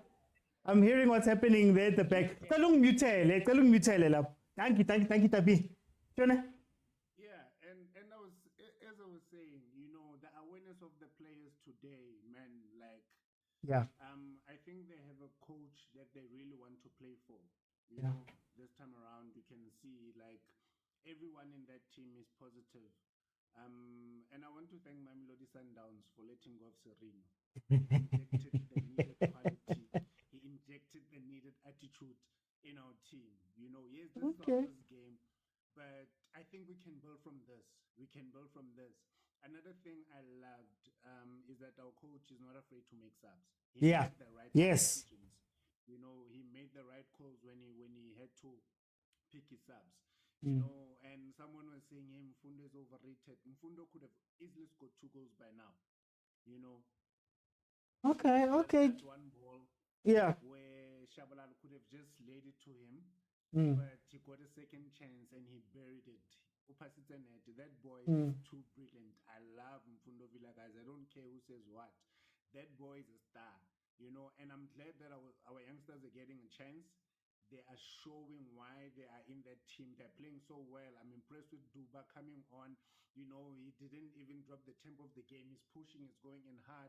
I love their attitude, Okay. I just wish that Blom can be fit. I'm not really that impressed Kazwani. There's something that's lacking in his game, and he's playing at a very high level. The intensity is high. He needs to understand the game better, work harder at his game. And I think he will make a good number 6. But for this season, we need someone that really understands and can really boss around the midfield. He's afraid of Mahotman Bokola Mlambo bossing him around. Yeah, so we need someone that can be able to boss that midfield and let Mark play as a forward 8, and not have to drop and assist so many times. But I'm very happy. I'm impressed with our coach. I'm impressed with our players. I think we made the right footballing decisions. We can only build from this. This is Okay. Let me bring the coach. Coach Gwane, welcome to the show. How are you? Please mute me. Ay, siyaphila njani? Hayi man, siyasibona siyasmayila Gwane, siyasmayila. Hayi, sakwazi kuthiwa nami ngisupport Chiefs because this is what I've been wishing for, seeing Chiefs playing like this, because this is what we want, I guess, everyone. We love competition, and I'm very much impressed because it's not good to born Chiefs ingaperformi kahle as a football lover. These are teams that represent our country internationally. They don't check how Stellenbosch is playing. They just check how Patrice Chiefs and Sundowns are playing. That's why you make the conclusion about it's like in Egypt. You won't check what is this team, the bank, what team. Oh. You check how is Zamalek playing, how is Ahly playing. Yeah. Pyramids, Make a conclusion to say this is a country that is playing good football. You don't have to know each and every team or the season wonders. You just have to take note of the big teams, and if they are doing very well, then you say that country is producing, because that is where the national team is going to look for players, because they know how to play under pressure. So I'm very impressed, especially you look at the backline, because this is what I predicted on that other show, to say this is the backline that is going to start. Yeah. Because I saw it, and I said I based my argument based on a game against Young on this very same stadium, to say the coach was so believing in what he wanted to do, especially playing from the back with the defenders that are intelligent. And I said they just need to go for defenders that are comfortable on the ball, because Umsimango is not trained for this kind of football. And also Ditloko is playing for Gavin, and he don't play at the back most of the time. So now he recruited the right defenders. And I told people that, Bradley Cross, that boy is of international standard. PSL is not his standard. I'm not disrespecting our league, but this boy, his intelligence of passing, with the ball, against the ball. And what I like about him is that He is very clean, and when he gives you the ball, he also provide an option for you to give him the ball back. You know, he always run to space.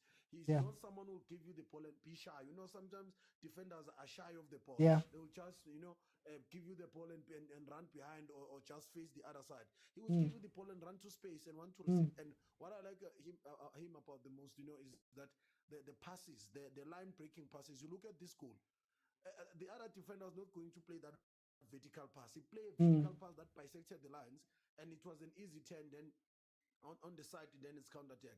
Then the boy is very much good. He can play as an inverted fullback coming inside and adding a number so that Chiefs have 4 players inside, for consolidation. You look at his pass now, that is intelligent I'm talking about. He can play also on the side. He can cover. The boy is magnificent, and I believe he'll go to Bafana. Trust me, believe me so. It's just that he was playing for Golden Arrows. Then the only part where Chiefs, they need to do. I'm just hoping Uplom will be fit very soon, because I see like there's no one who's controlling the game with Kaizer Chiefs. Yes. Because now we're looking at them, they've got a red card, but they're playing with the same tempo. The ball is jumping, they make the fit so much. Like when they get the ball, they want to run forward. No one is saying we must hold the ball, especially let us exhaust this team. Let's gain the ball. You see now how many attacks about Tolayo Imarumo Gallants after having a red card, a lot of attacks. Because after receiving the ball, there's no one who's an option at the center to say, give me the ball, let me play this side, let me move from left to right, let me play forward, let me play back to the goalkeeper. You know, who will control and say, now we go, now we stop. So I'm just hoping Jabulo Plum will be fit soon so that he can consolidate that midfield, because the way the tempo of the game is too fast that other teams can catch them on the counter, like we first have because they want to Aksaru Frost Labe Daling in 3. So, but I'm very impressed. Just this pocket, it just needs someone who consolidate the midfield and control the tempo of the game, because with Yusuf Mat and the other guy, you're not getting there. So I'm just hoping Uplom will come back very soon. Guys, before I let him tap you, the difference between players is so big. Sereno just finds space. It's like he's always alone. He always moves the game. Like even there, guys coming in for a tackle or whatever, he just sutusas him just a little bit and then plays the ball. Dupree's problem, Bafana, is that he's still playing the old system. He's too far back. His runs are starting too far back. He needs to stand with the centre back, with the 10 men. The space is there. Tabi.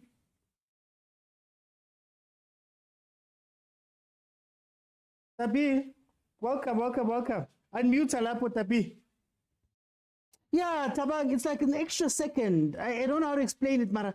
Yazi, it's like he's tapping a 1 every time. Austin Tabi. 2-1, Austin Tabi.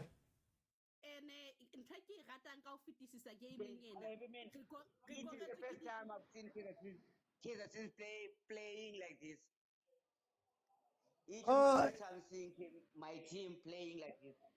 Let me do this. Austin Tabi, Utlakena Tabi, tell me your thoughts. Nabi showed us what is he all about. Yeah. All these teams are in trouble today. Let me tell you that. All our new players, they've shown themselves that they belong there. I'm not gonna say anything. Today, I wasn't worried about the draw, whatever it is. I just wanted to see the playing style. You can see how we do things, and I'm very impressed, my man. I'm very impressed. There is not much I'm gonna say today, but I'm very much impressed. Nabi has shown that he is very serious, and he knows what he wants to do, and we've seen it. I've seen it, and I'm very impressed. For a long time, Kaizer Chiefs is playing today, guys. He is playing today, and imagine if our number 8 that has not played today. Plum on this team that is playing now. Imagine Plum today on this team that is not playing now. See us.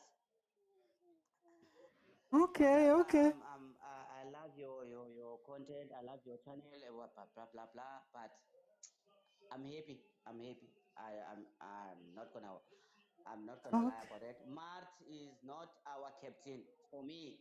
Mart. There's something about him, man. Mart is not. But okay, he played whatever. Yeah. But Mart. For time, Tabi, I'm gonna have to jump in. Thank you, Tabi. Alvin Tabi.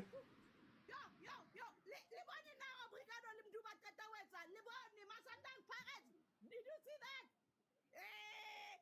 This season it over lit. I'm so happy because Mduli vilakazi kibona bayenze musebetsi our youngster. But lishebe mfuteng ha tshwara bolo ga it just bana ba Chiefs ha ba soka ba thola ntwe na ba ifuwe ka letsong ke bana today. Hey. This season yona is lit. Hey, Alvin Tabi is lit. I'm sorry, who lit? Rasmaila Retabile, 3 points in the back, guys. The game has ended 2-1. I gotta go to Lulu first. Lulu. Man, recalling, man. Respect the line. Lulu, 2-1 win. Mr. OT. I won't say much. Okay. I am very happy. I am impressed. When last did we saw Chiefs playing like this? Yeah. Yeah, that's true. We really played the good football. Yes, second half we were a bit shaky, but it was okay. First half, our rivetile.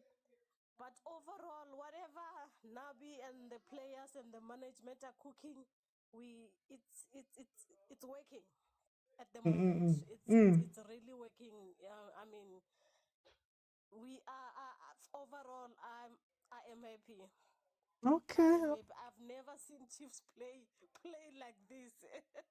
To be honest, I mean, I'm happy, Mr. Oti. That's all I can say. No. Lulu, me, I'm happy when we are happy. You, there's Prati here. I want you guys to be happy, but we've been crying for so long. Let me bring in Chaklas. Guys, can you please try be as quick as possible so that we still have an 8 o'clock game? Limpeng 10 minutes in Yana, man. Chaklas. Show me, brother. Grand. Nakim Nat, 3 points, eh? I do that. Oh. Okay. All right. Okay. The first thing I would like to congratulate Artamga Pirates win. I congratulate Pirates. I want to go to Motaung Chiefs, but I think there's something coming. Thereby coordination. I think we're going to change. Yeah, for the first time in ages. I'll say I watch Game Chiefs and then the interesting play by Vapala no. Yeah, you know. It's something else. Okay. And then it's good. I think it's good for South African football or wanna Chiefs even though it's still early maybe Mara if you level like game the positive only the goal the chances creations I think I'm impressed enough for side or no okay now this is what we want, this is what South African needs. Okay. And then it's good for SA football as a whole. No, congratulations to Makosi. No, Chaklas, for time. Thank you. What happened there? So it's a gent. I don't know what happened there. So it's a gent. What do you have to say about this performance? Very quickly. OT, can you hear me? This is network. I can hear you, Nyana, but it's fine. Push. Alright, I'm happy for these boys, man. Me and Osabi are the ones who were advocating for these boys. You guys are saying, no, these boys are not ready. What. Now he's here, he can see that, man, these boys have talent. And today we saw 2 of them scoring in the same game. OT, I'm so happy. I can see the future. I'm also impressed by your coach. Showed us what he can do today for the team, and that's one thing that has been missing in the team as well, you know. Yeah. Maybe. Okay. sobabonisa kule season hayi into Hey. Ay, jabulile amakhosi ajabulile man. Okay, Chakaranda, very quickly, how did you feel about that game? Mr. Uti, how are you? You see me, I'm glowing, man. Ngajabulile amakhosi ne. Abukile amakhosi kahle kahle. No, Mr. Uti, what it was I don't think the game was that bad. It was okay. I think Coach Nabi, what he needs to do now is just focus on the midfield. I think Uzwani was not clicking well, no Mart. Yeah. I think he needs to look at that and see who needs to put it. But big ups to Sirino. Hey, Sirino is he's playing.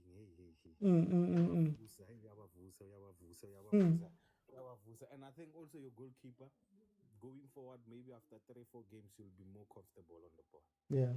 Okay. Your two center backs also they're doing good. It's just this, first game. Give them time, and definitely they will gel in. Okay. Thank you, Chakaranda. Let me go to Malume Kutso.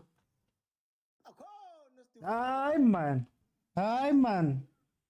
The game in, man. Can you read this benching?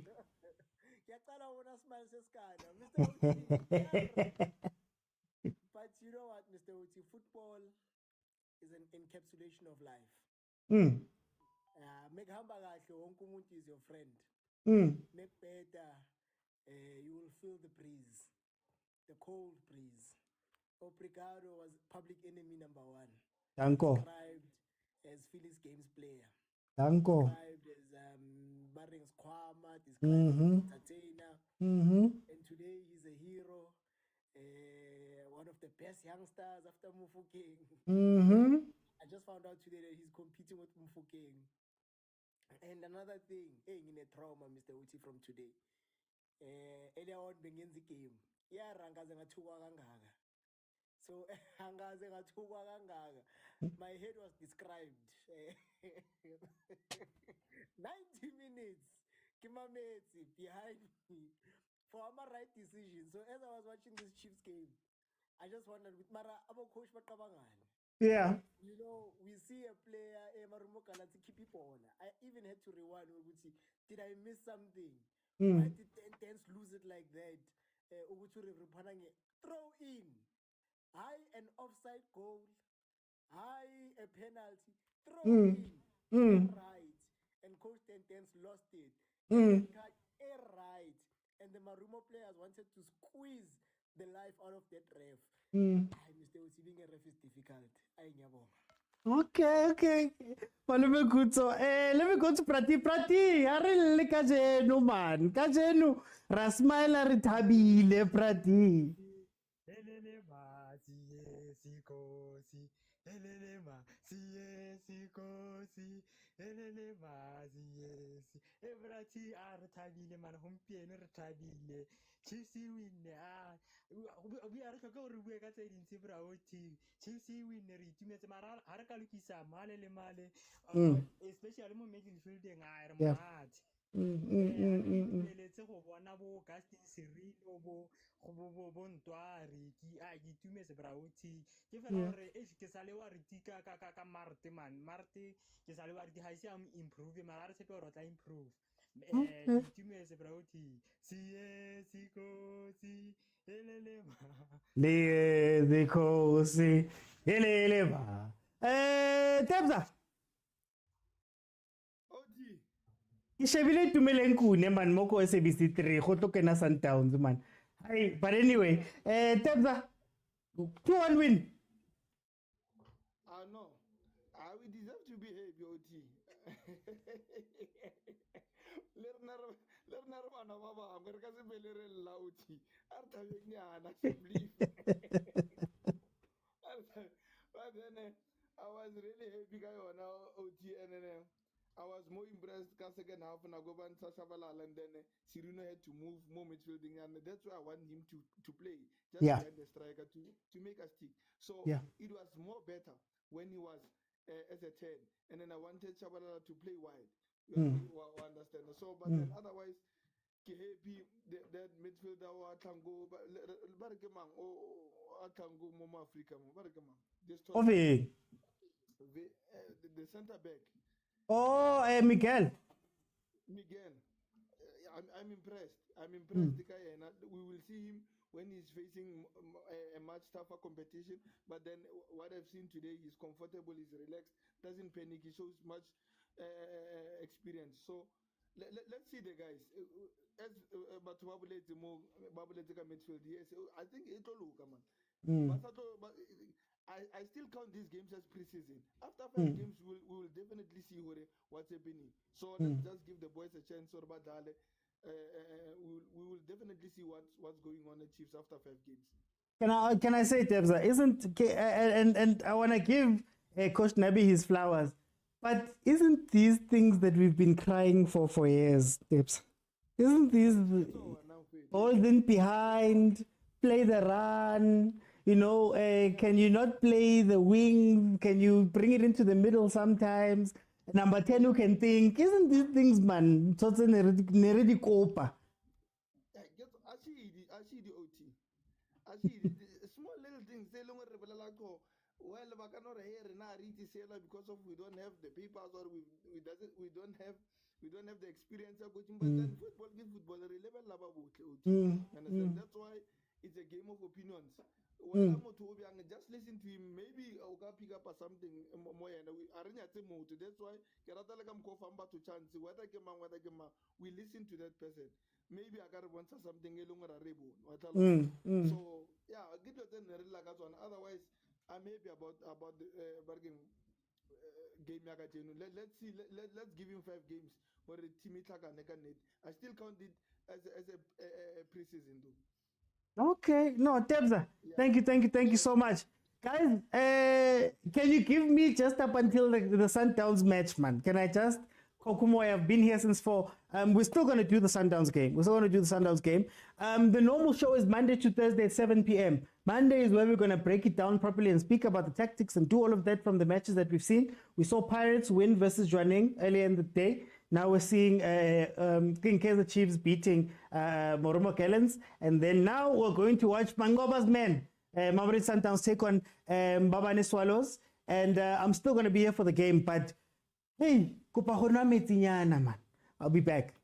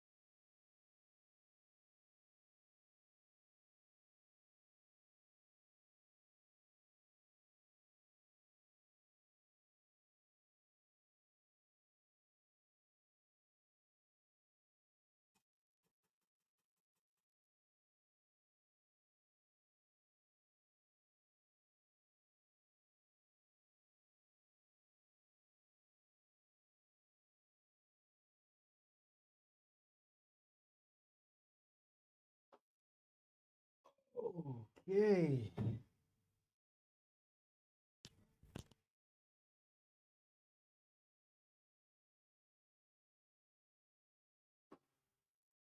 Yeah, Vele, I was celebrating. Vele. Okay, guys, I'm back. This, of course, is Mbamani Swales versus Mamelodi Sundowns. I had to leave you guys just to go celebrate Tanyane. Just to go smile a little bit. Starting lineup for Mamelodi Sundowns is Williams in goal, Kekana Lebusa Morena Tiwani. We have Kutsia, Mabue, Allende, Reyners, Sales, and Ribeiro as the lineup. For me, this feels, and I don't know about you guys, you'll tell me in the comments, but this feels like the Chameleon Nyana. This feels like Chameleon Light. This feels like Kutsia will be playing the role that maybe is played by Tebza, but also doing his libero thing.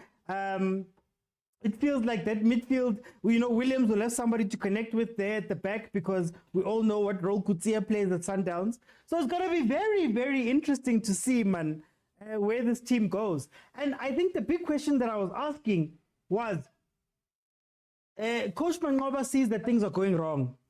Does he swallow his pride and say, you know what, guys, I don't care how you look at me. I'm going to change up how I play, even if it's a little, so that we can start winning. And then the winning, later on, you guys are not going to remember me being bad or me not playing well or doing all of the other stuff. You're not going to remember it. So let's see if the change is going to be warranted. Let's see what they can do. Of course, this is a prelim game as qualifiers for the CAF Champions League. Babane Swallows in the last 5 games have 4 wins and 1 draw. Last game out being on the 25th of August versus Ferrovaria Beira. It was a 0-0 draw, but they had done the job in the first leg in order to get to this preliminary round. And luckily for Sundowns, they happen to be one of the teams that, because they won outright and rankings and coefficients, they only have to play 1 preliminary game in order for them to get into the Champions League. Well, 1 round of preliminaries to get into the Champions League. And this is it. So let's see how they're going to line up. I want to see a little bit to what Coach Mangoba has cooked up. He is under a lot of pressure, having been knocked out of the MTN 8, losing both of those games versus Stellies. There's a lot of questions that have been asked of him, about him, from the players, from the fans, all of those type of things. Let's see if he can get himself a win and get back on the horse. Guys, we've hit 50K. Likes. Can we go up to 70? Can we go up to 100 likes, 100K likes? Just tap the screen. I've been here since 4. And you know what's crazy? Usually, when we get into these games and it's back to back, usually I'm crying when I'm here. Usually, hey, I'm holding back tears while having to entertain you guys. But Chiefs did the business 2-1 versus Marumo Gallants, and then Orlando Pirates avenged themselves earlier on in the day. Let's see what Mamelodi Sundowns can do. Oh, shame. Hey, Lucas Moripe, man. Oh, Lucas Moripe. Khanti, Masandawana. Don't you even have like a pride thing just to go? We've watched Paris fill up a stadium for how many games? We know Chiefs, then Toyota Stadium is going to be full. Let's show up for our team. Where's that little thing, man? Masandawana. Ish. Anyway, let's see what's going to happen here. Looks like Allen is dropping very deep. New role for him.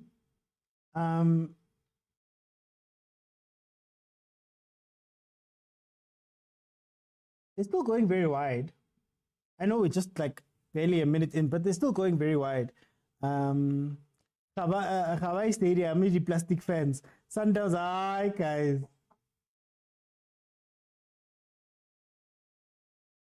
Let's see. Okay, so Islander's going to play very deep. It's similar to the role that he used to play, but he'd always have Mudiba with him and Kutsia with him. But I guess what they're trying to do is push the team up a little bit and allow Kutsia to play a lot more with Allende. I don't know about Allende being so deep. He usually loses balls and isn't that effective. Goal. Oh, Penene. Penene. Already 1 minute in. Tiwani winning a penalty. Okay. Let me play the sound. It's over, hey? Penalty ntanga, ke penalty. Okay, sir. You know what's interesting about this fixture? What's interesting about this fixture as well is that both games are going to be played at Lucas Moripe. Was Mbabane Swallows smart for making that move? I understand they were trying to make it more, I don't know how to put it, more, they were trying to be friendly. It's on SABC 3, Spiwe, SABC 3. And I'm assuming on the live, the internet platforms, the SABC, so sabcsports.com, SABC Plus, and the SABC football page, Facebook page. Both games are going to be there. They were trying to be, I guess, courteous, gentlemanly. They were trying to be good teammates, not have to travel too much. Was that a good choice? Maybe you should have taken it somewhere else. Penalty to Mamelodi Sundowns. Ribeiro is stepping up to take it, and he scores. I just got the notification. It's a goal. Aishem. If this is how it's starting, Mamelodi Sundowns is already 1-0 up 3 minutes into the game. The penalty was won essentially in the first minute. This Sundowns team is going to struggle this season, says Chavi. Ayanda says goal. Maybe this goal will give them confidence, says Van den Om. Twene says Sundowns will score 6. Yeah, they're going to score 6. Van den Om says the players are not convincing. Ow. The Port fans went back to support Polokwane City. Uncalled for, Maverick. Uncalled for. Let's see if Babane Swallows has something in the bag for them. Babane Swallows, of course, won their league. 26 games played, 15 wins, 10 draws, and 1 loss. So a very similar record as the one that Mamelodi Sundowns has. As for those who forgot, Mamelodi Sundowns in 30 games, 22 wins, 7 draws, and 1 loss. The loss came on the final day of the season to Cape Town City. They scored 52 goals and conceded 11, whereas Mbabane Swallows scored 44 goals and conceded 20 for a grand total of 55 points, whereas Mamelodi Sundowns won the league with 73 points, breaking all types of records last year. So there should be a gulf in class, but let's see if Mbabane Swallows can do something here in their home game. It's their home game.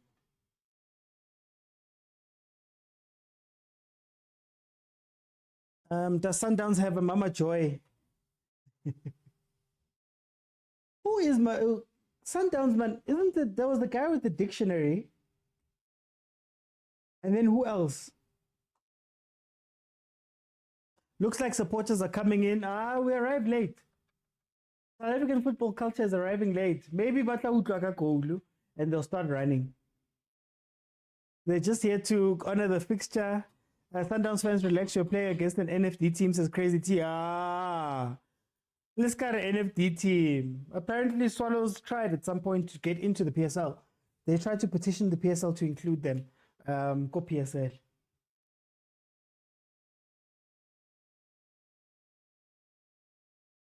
For me, Sales reminds me of a player like Kai Havertz. Like Kichirafu, man. Kichirafu fella. He makes the runs and he does those things, Mara. He's not going to be as dynamic as maybe we're used to from Sundowns. But to be fair, Peter Shalulile is also not that dynamic, right?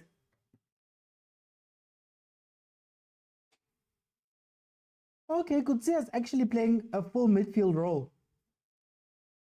Does he have the stamina for that?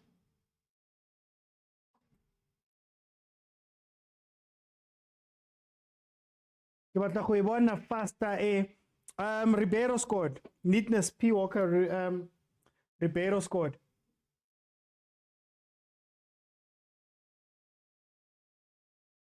You know what else doesn't make sense about Lucas Moripe?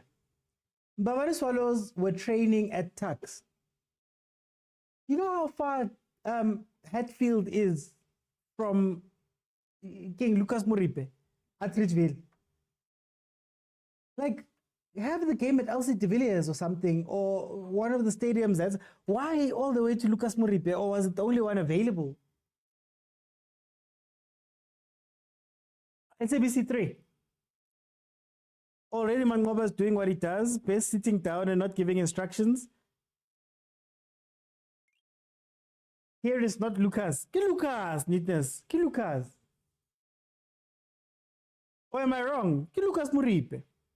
Both games are going to play go Lucas Moripe, both legs. Q-Boy says boring game. Let's see, man. Let's see.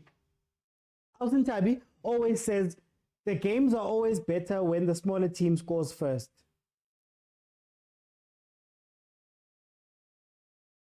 When the big teams score first, the games die. Ah, Victor, 30 minutes.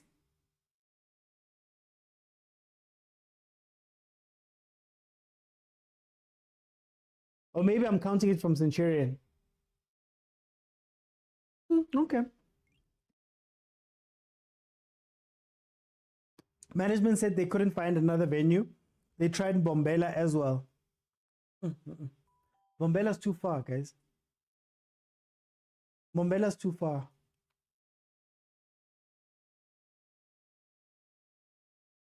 Either way, it's two home games for Sundowns. So let's see. Napoleon says, let's see Sundowns play a clean game. This must be a statement game for Sundowns. I think the goal for Sundowns today must be to really put numbers on the board. You know, really put numbers on the board. I think it's a chance for them to prove to themselves and to the fans and to the people watching that no, Sundowns didn't die with Rulani. You know, Tabang says very poor attendance, very disappointing. Hey, Sundowns and attendance hasn't been the best of friends ever. Nah, guys. Babani Swallows is just here for fun, eh? Yeah, they're just here for fun. As Mdlalo says, indeed, Sundowns must do a power line. No, it has to be. It's a statement game. And more importantly, it's not even the statement to the fans or outwardly. Maybe it's a statement inside. Maybe it's a statement, it's a chance for Mangoba to look Tebza in the eye and say, look, I don't need you guys to perform for me. Or Nabantu that can perform. But Sean. Hey, Sean is on the thing.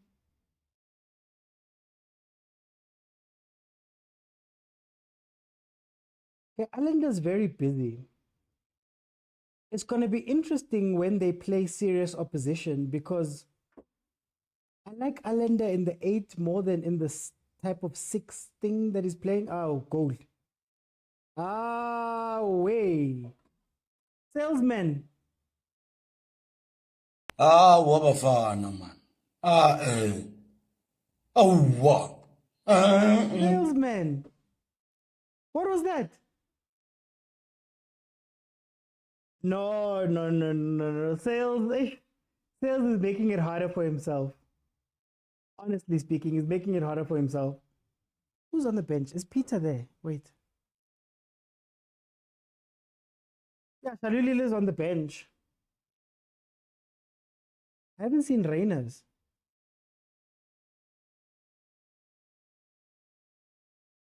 Not a good sale. Not a good sale. Mangoba the plumber and Compella the poet. But yeah, sorry. As I was saying, what happens when they play a more serious team? Because if Islanders dropping that far back, who's going to play the role right in front of him to connect to Tamba or players like Tamba? Because when you look there right now in that passage of play that just ended, Reyners is the one who dropped into that sort of 10, 8 to get the ball and lost it. So if Allender is going all the way back, because remember, Mamelodi Sundowns under Rulani cheated in terms of midfielders. when they got into the midfield areas, you had Kutsia who was coming in, you had Mudiba who was inverting. Allende could be a little bit further forward than them and actually talk directly to Zwane. There was that balance. And now who's going to take on that extra baggage of midfield, you know? But I guess we'll see what Abu Mabue can do. We'll be asking them to make those roles. So let's see. And can you play Reyners and Salesman? Or Sales? Can you play both of them? Ask another question. It doesn't make sense.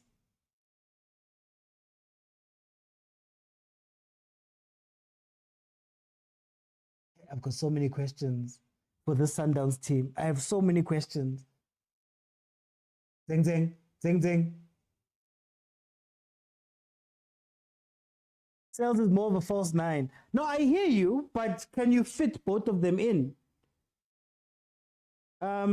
Sales and Reyners in one team. Can it work while still having Ribeiro on the pitch? Because normally what Sundowns does is you'd have the striker, let's say Shalulile, you'd have Ribeiro off of the right, then Temba Zwane, because he's more of a midfielder, would be in the false 9-10.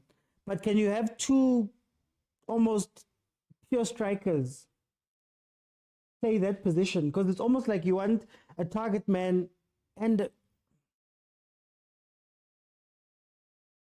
would have to be like a 4-5, not 4-5-1, a 3-4-1-2 type situation, yes? Or even a 2. I mean, you can leave the defense, really. It's interesting. I want to see what Mangoba does. Up to this point, the promises he's made to us have not come true.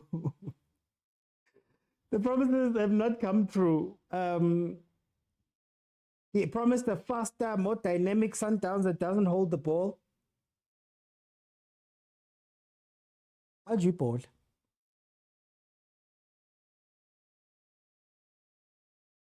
Hey, there's the quickness.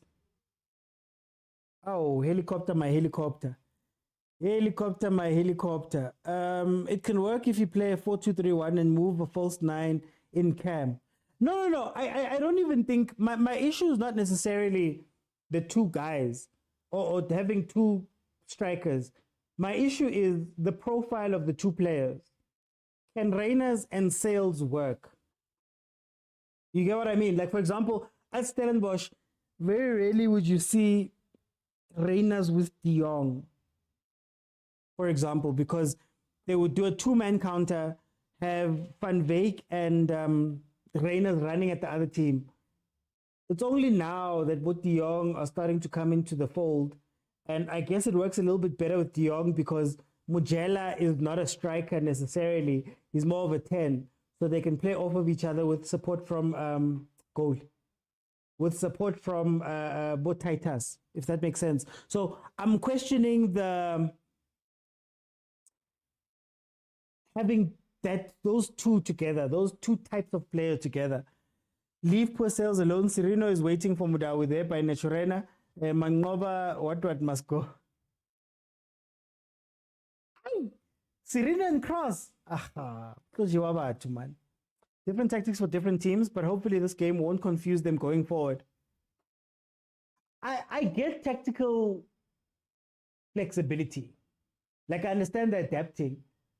I just feel like Sundowns under Mangoba still needs to find their base. You know, like, what is the base tactic for Mamelodi Sundowns? Because it just feels like they have the ball and they play around, hopefully up until a chance comes up. There was flashes in the Polokwane game where they were doing that thing where Rulani used to like going wide at times and crossing in from wide. And then what Mangoba was doing in the first game was still playing balls in, but the cross ball would come from a central place. Mudiba would sort of dink it over. And that created a lot of chances for Tashreeq Matthews.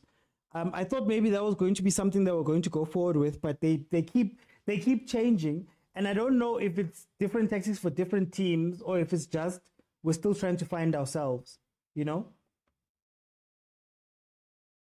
Bad, very bad. There's no direction in Mangoba's ball. Stepfather says, I'm not watching this one. I saw the lineup and I didn't know. Mr. Rich says, guys, please leave this. Ow, Hebanna. And then why?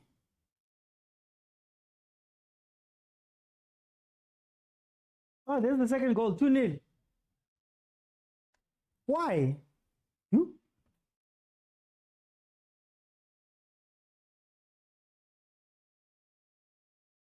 Okay, set piece goal, 2-0. Mamelodi Sundowns. 17 minutes in 2-0. Libusa scores. You're in a paradox, comrade. Whether Reinas Shalu or sales Gafana Lenti Hambeno Pepu. Jersey number 9, he's on sales, but can somebody buy this man? Says he's on sale. Wasn't he just bought? One match, all of a sudden, Khuji Wabatu, the super Sfuba. Muzaro says, no, but look, it wasn't, what Rulani did wasn't complicated. It's just that it was new. So in order for them to play out from the back, you needed a center back or two that can play the ball. If you don't have that, you can take Kutsia, who can play both roles, and put him there. That means that I've got link one. Williams, look at Williams right now. Who do you play to? In Rulani's game, you have a Zungu, you have a Kutsia where you go, okay, pass one goes from goalkeeper to Kutsia. From Kutsia, you bring in Mudiba. And then Allende can also sweep in if he wants to come in. And then you have Mokwena, Sales. Sales. Wabafana, man. Oh, what? Sales.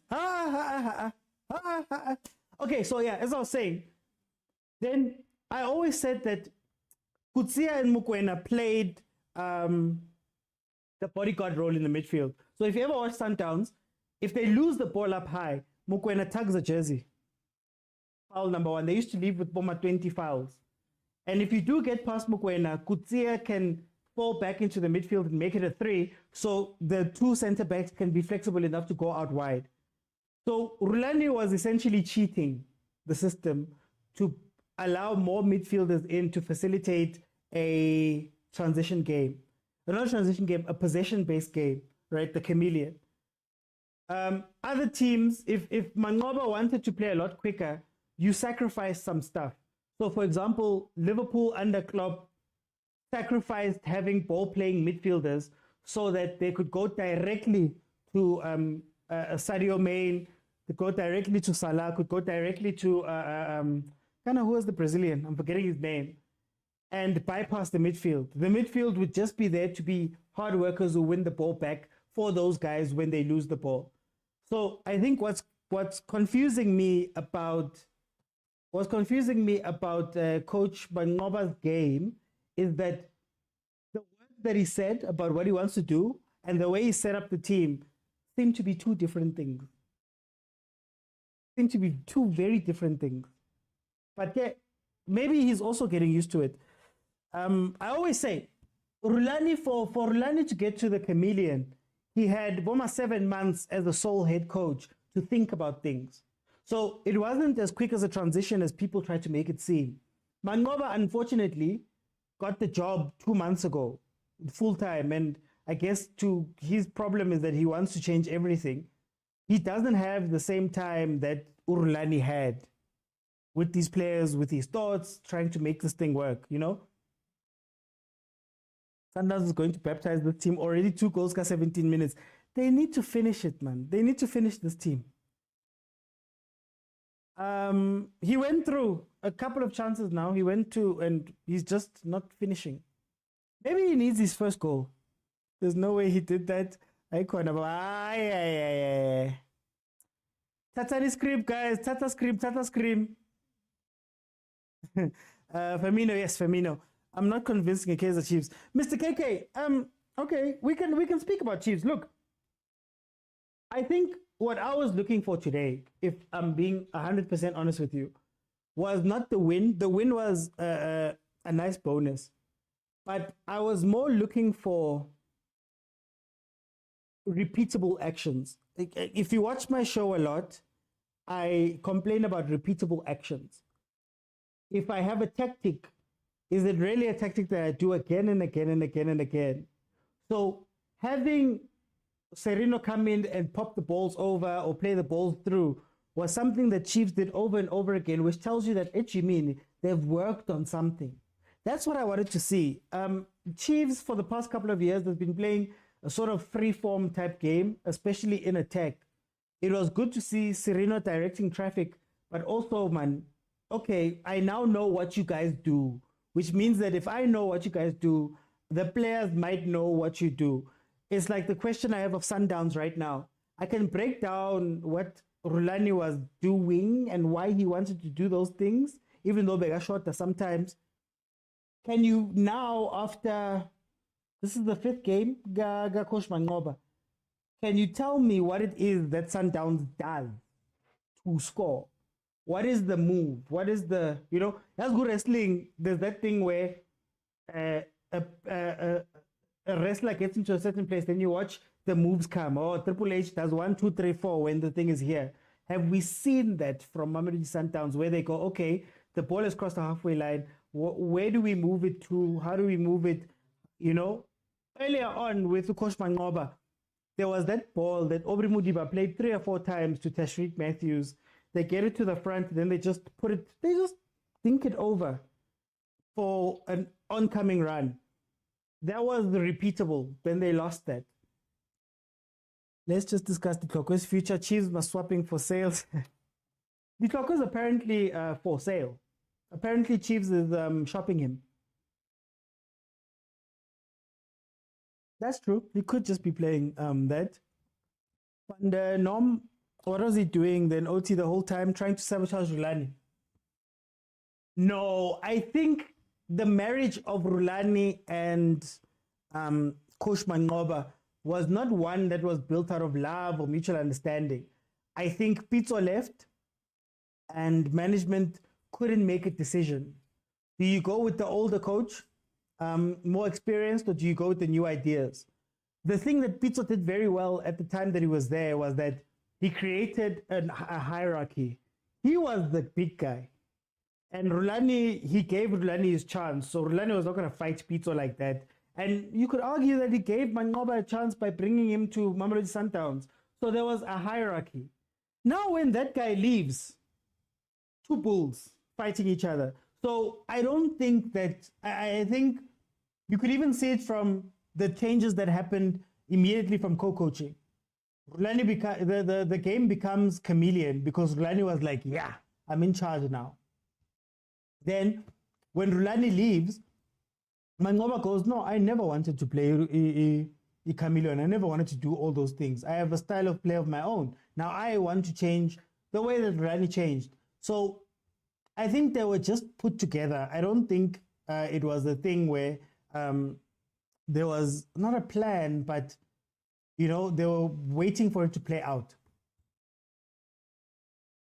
But our performance is poor. Yes, they will win. Very poor, Q-Boy. They will not finish this team easy because of sales. The Buffalo. I call Kai Havertz the giraffe. I guess you guys call sales the Buffalo. Chiefs needs to fix in the middle of the park. I'm excited to see what happens when Blom comes back. I think Blom can play a proper CDM, and maybe Mart can push up, or you take out Mart and bring in whoever and let them play 8. Blom is going to fix a lot of those problems, I believe, if it's the Blom that left. Mangoba has been with the team for over 10 years. He knows the identity of the club. Why change it?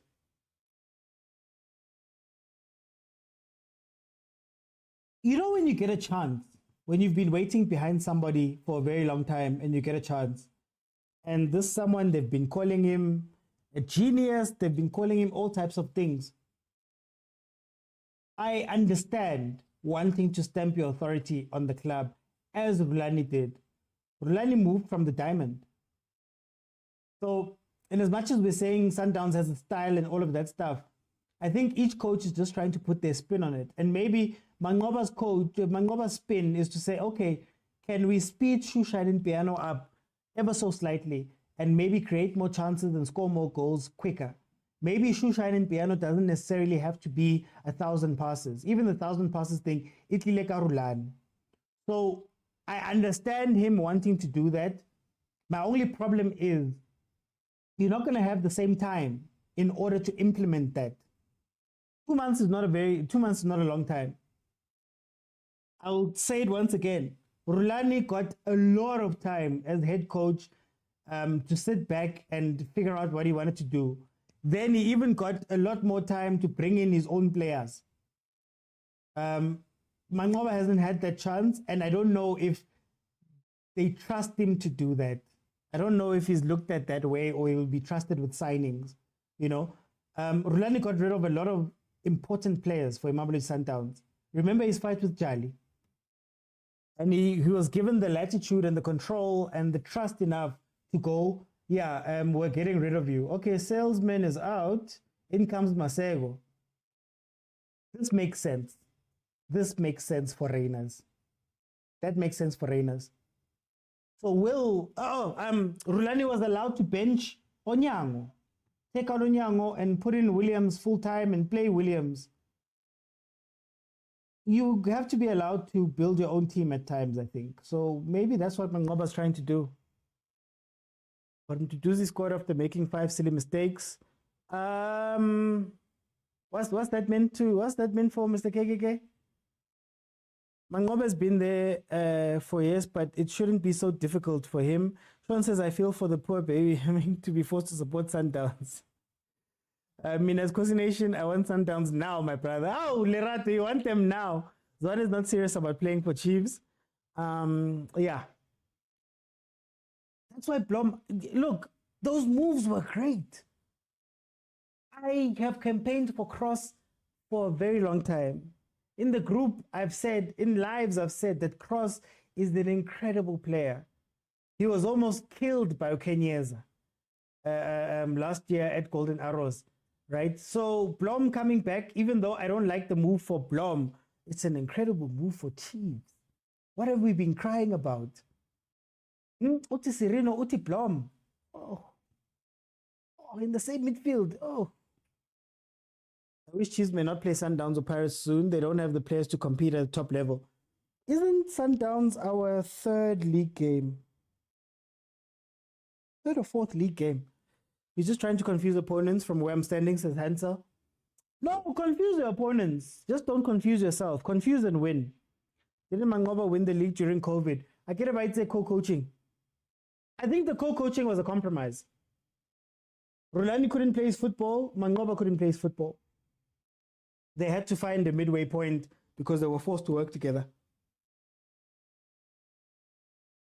For me, Oti Mangoba has a plan, but can't articulate it, and he cannot expect players to do wonders. I agree with you there, Faninom. I agree with you there. That's why I was saying that Rulani got the chance to change personnel. Sundowns is not serious, man. Sundowns is not serious during this game. 27th minute sub, that was brutal. Mangoba, man. Blom, I'm not convinced. I'm looking at the profile. That's why I'm like, Blom can fix a lot of problems if he's the Blom that played early on at St. Louis City. Lucky Potma, where's Apolis in Polokwane City? Well, he's still at Polokwane City. Besides what Ukeza said, he's still there. That's a player. Oh, can you imagine a Chiefs team where your front three is Dupreez, Apolis, and then maybe one of the kids do on the left-hand side with Sereno at 10.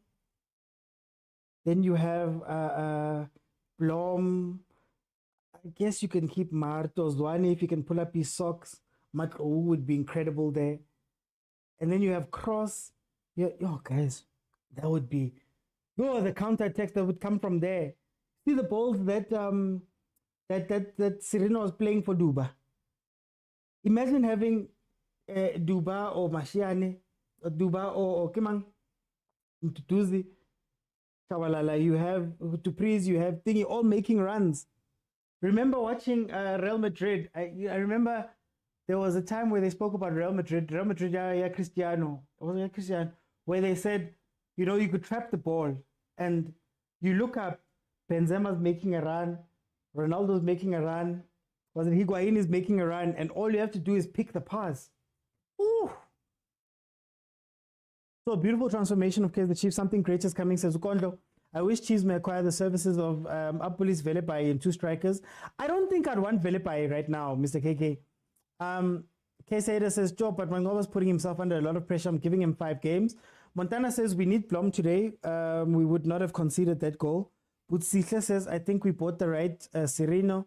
Blom is not your box-to-box player. Ngolo Kante. Yeah, that's what I'm saying. 6. The Chiefs released Dolly. They didn't renew his contract. They tried to renew his contract, but then he declined. What do you think about Miguel's attitude, that mentality to bully the opponent? I love it. I love it. I need somebody who can do that at the back. We're too friendly. I've said it before. Given the Tlokwe, as good as they were at times, you need a bully, man. Matlo, oh, Chwene. I think we bought the right. Are they? Okay, Mnisi. Hi, agent. There's nothing to talk about here, agent. Okay, jump in. I'm gonna do something that I don't normally do. Let me open it up. I see Senzo's here, so we'll speak about it. Martin and Blom in the middle, Serena in front of them, to please Apolis Chiva. That could be great too.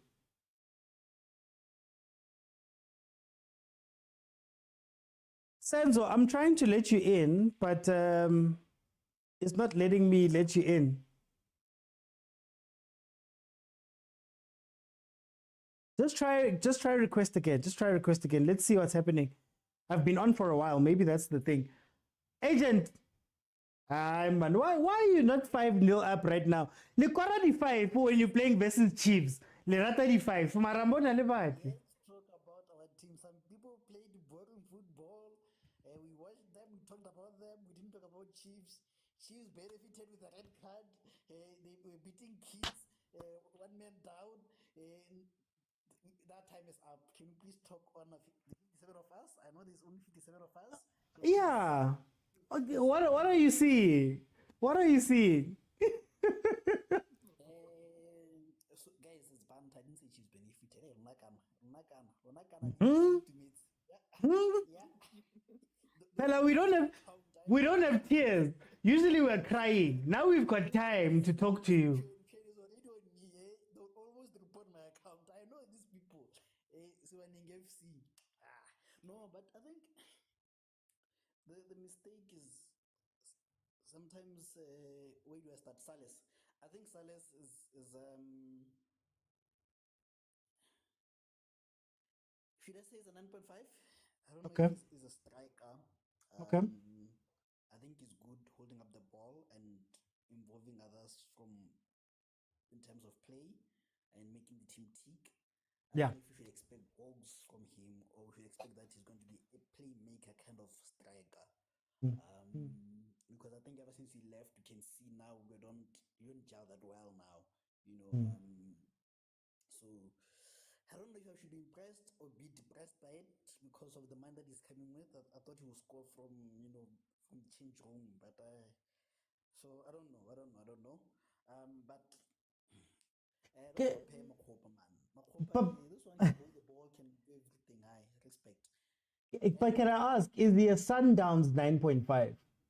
So will he be able to do the thing? Okay, maybe my number's going to change it, but will he be able to do what Sundowns 10 can do, or what she's meant to do, or Ribeiro's meant to do? Is he that low mobile and all of that, or is he just a false 9 target man? False 9 target man. I think that's what I like about him, that in as much as he's a false 9, his mobility is very tall, so we have that option of playing him for the long balls, and It would be very interesting. I would like to hear the comments from Sundowns fans because I don't see a difference between what we're doing and what we did a couple of games back, just that we have 4 goals. You know? And I know this one, they're going to say, hey, we played better today, we played good. I don't see it. I just see Yeah. them playing. Maybe the boys are getting used to the system. Maybe there's that. Okay. But yes, there is a bit of commitment, there is everything, but I still feel like it is the same ball, you know, when we're winning that much from the back. And with Williams back, we didn't mention that with Williams back, we're going to play a bit more from the back. It is going to happen. But even him, we don't see him standing on the ball the way he used to do to invite pressure. So, yeah, so I don't know. I just don't know. Yeah. Okay. Let me bring in Muzaro. Muzaro, welcome to the show. How are you? No, man, I'm alright, man.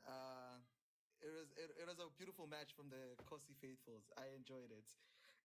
Left a sour taste in my mouth. I won't say that. I won't leave that out. You know.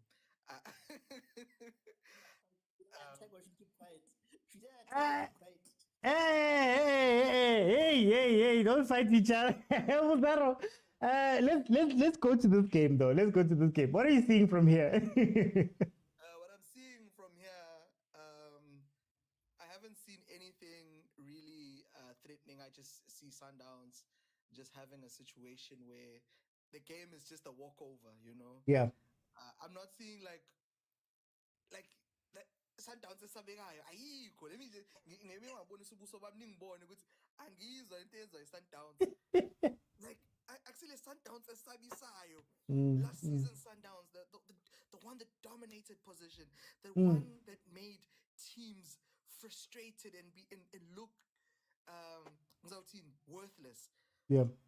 Like there's instances where I see Mbabane Swallows here getting the ball and doing their things. You know, and Sundowns is like it comes back to the game. It's like, yeah, we are back into in it. You know,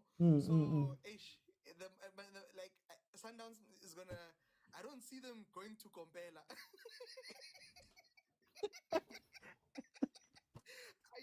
I foresee a really short stint with Mangoba and him going back to development and them getting a proper coach that's gonna come with the philosophy. And yeah, the grandstands are getting packed up, which is really interesting.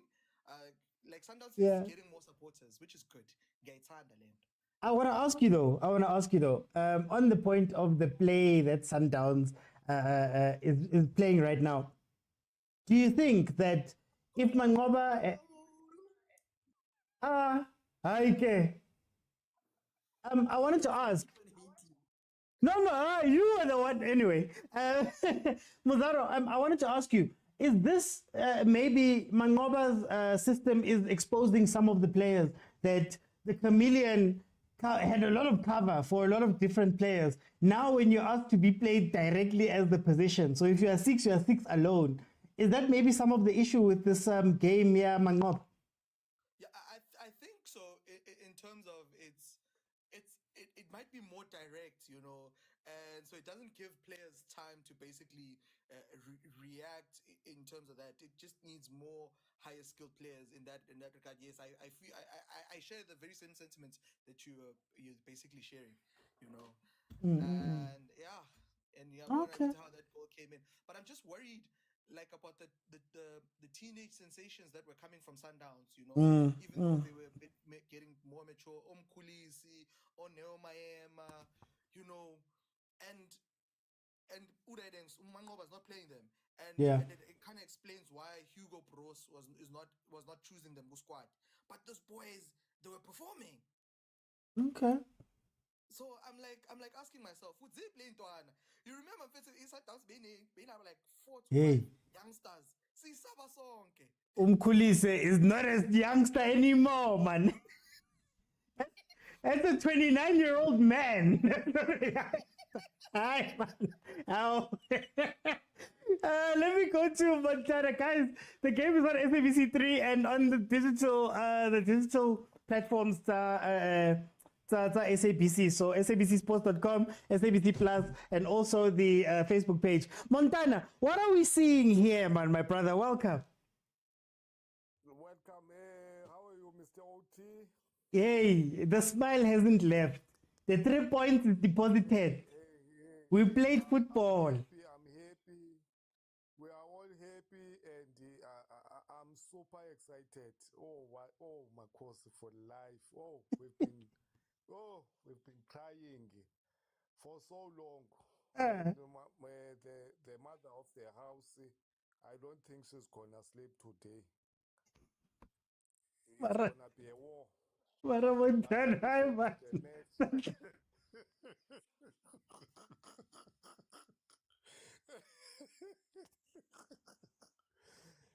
me go to the match, Mr. OT. I will start by saying you don't change what is not broken. You don't change.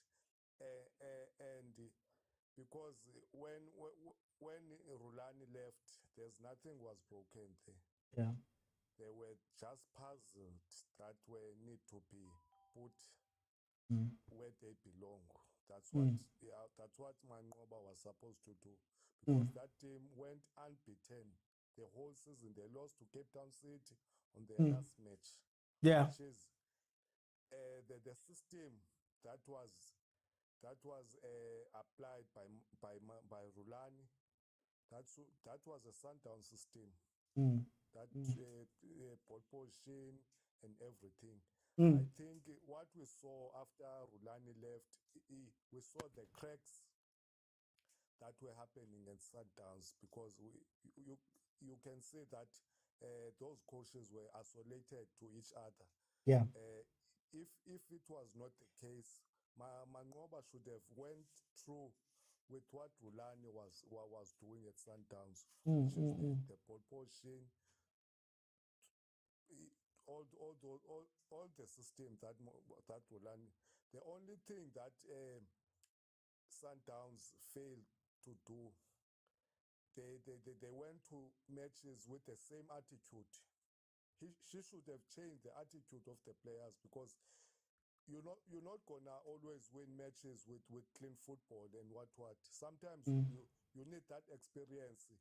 When you are leading other teams, you have to defend. I think that's what they lost to CAF, because the Al-Ahlis, they know the war.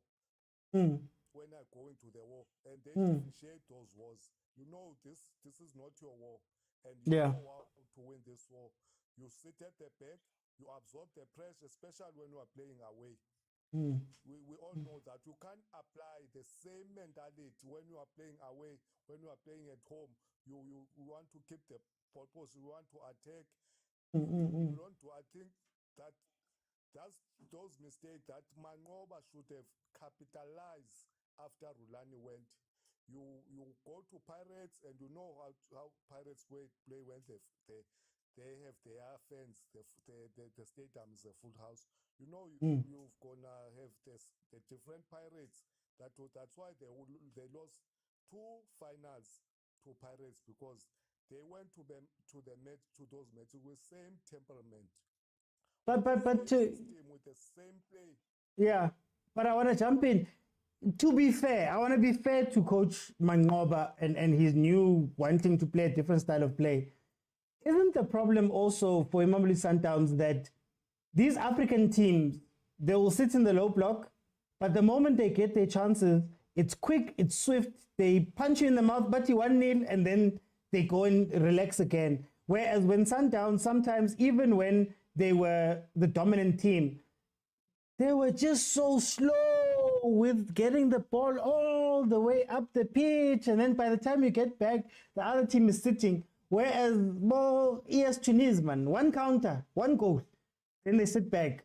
Isn't that maybe some of the thinking that Manqoba might be coming into this with, to say, I want to change it? But also, when we look at the striker, Rulani had said that he wanted a tall striker. He wanted somebody who was a number 9 type situation. Is Manqoba going that far away from the plan? I think he's going far away from the plan, because I think when you are changing the team, you can't change all the the dynamics that were happening before you got in the, especially on Manqoba's situation, because Manqoba has been there. We know that Sundowns, they don't want only. That was the mandate that when Motsepe bought Sundowns, the mandate was to win, but win with a beautiful football. That's why we saw when they Goal.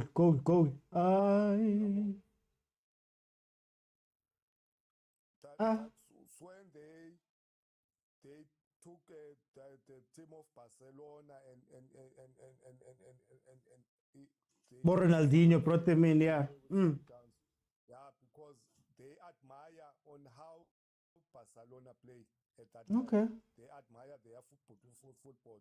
I don't think they won't be happy if they win those cups, but with not that shine and piano. They want to win, but in a good way. Okay. Because most teams now are going to that direction of winning, but winning with what we saw with that tiki-taka football. Let me. Yeah. For time, Montan. I'm gonna come back. Don't worry. I'm gonna come back. Okay. I'm gonna come back just for time's sake. Let me bring it, Hansel. Hansel, what are you seeing from this game, my brother? Welcome. Mr. OT, how's it? No, man, I'm good. Guys, can you please just mute when you come in? Congratulations, by the way. Oh, Uncle, you guys were waiting for tears. I know. Not really. It was so bad. You guys always losing. We're even feeling sorry for you. Like I was saying in the comments, right? I think Manqoba is just trying to play this. I think he's playing mind games on the media. He's trying to keep the other coaches and opponents guessing what kind of game is he gonna play. And I think mostly he's planning for CAF because, like you were saying now, Ahly and those other teams, they don't really play attractive football. They do what usually Real Madrid does when it plays Man City. They always rely on counter attacks, on transitions, all those kind of stuff. They don't really play. They don't really care much about ball positions. I think it's the same thing that Manqoba is trying to do. And if he perfects it, I think it's gonna be beneficial for him in the CAF. Right? But in the PSL, I think there's gonna be problems because now if you check a lot of teams, they are not gonna just sit back. They are football playing teams. You saw with Marumo Gallants, with then Malisela's carpet football, like they're gonna be attacking you. So if you're gonna be playing Route 1, it's going to be problematic, and some of these players of Sundowns, they were used to playing carpet football. So now you're coming in with a new strategy. I think it's going to give them problems, but if they perfect it, it might work to their advantage. I don't really know for now. I cannot really judge because even now you can see Mbambane FC is not offering anything. They are not even dangerous with or without the ball.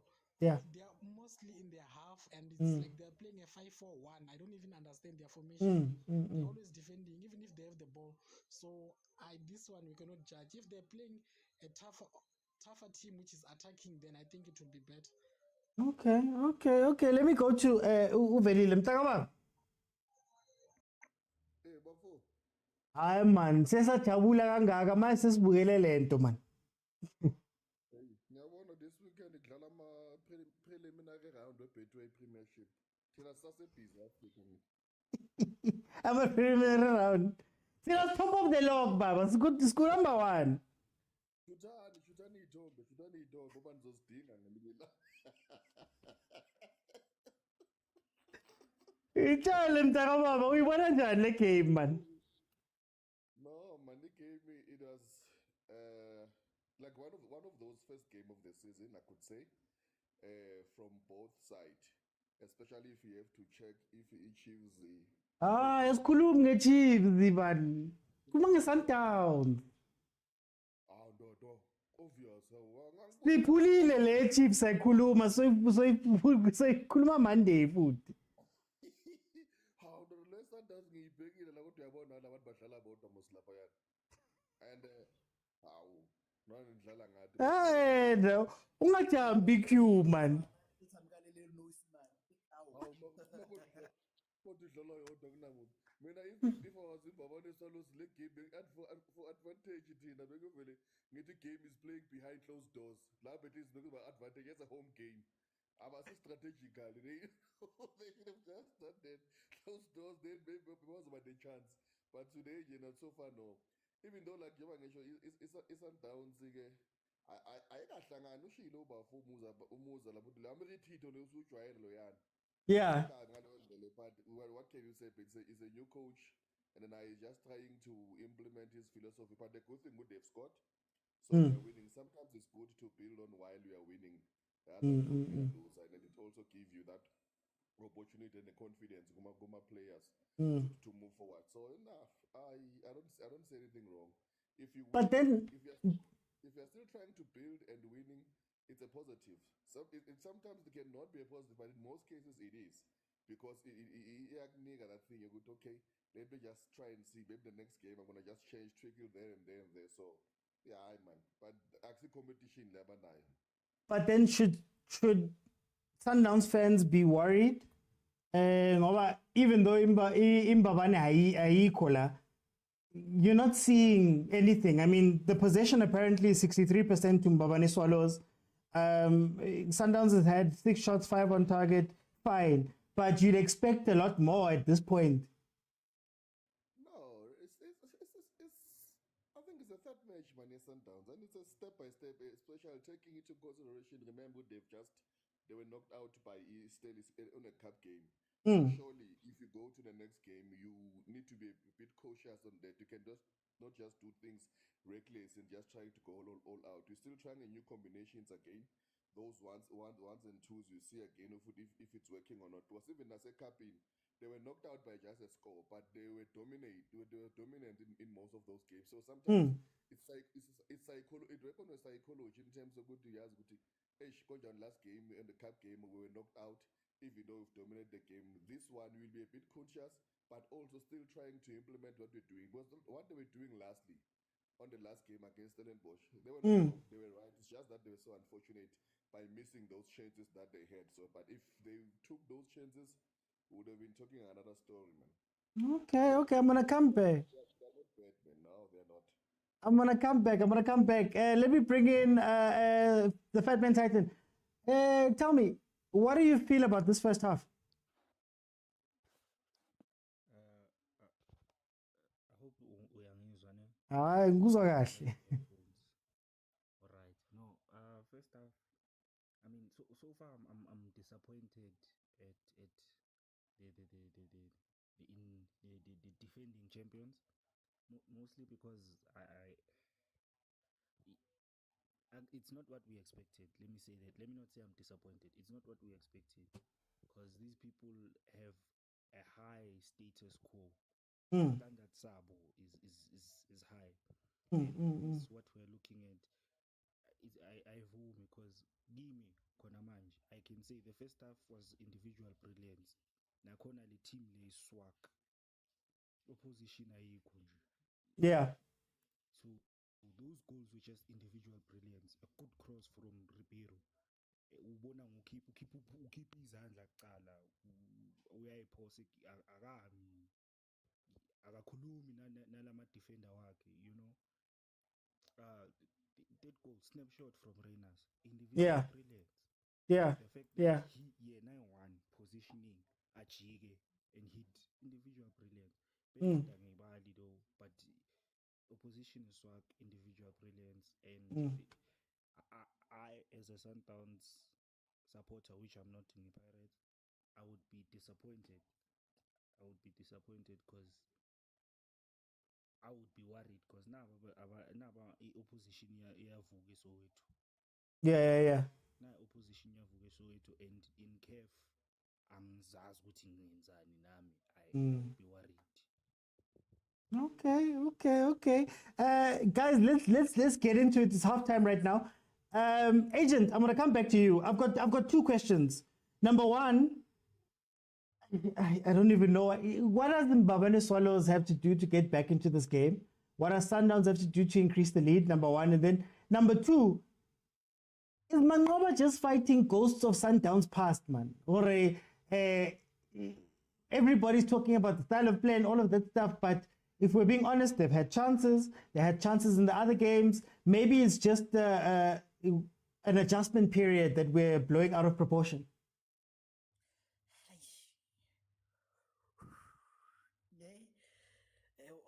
What do they say?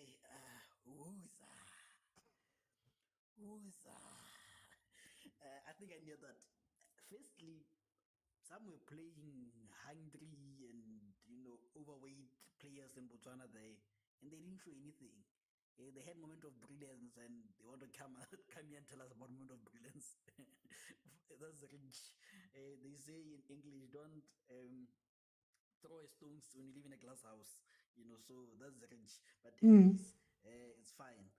And give one, by 8, and go slice about. I'm just glad Velilis on my side today. So, but all of them. No, the thing is, I don't get the obsession. Like, I don't get the obsession with the rulani ball. I don't get it. I, personally speaking, I don't get the obsession. Right? The rulani ball was 0 chances. How do you keep 0 chances?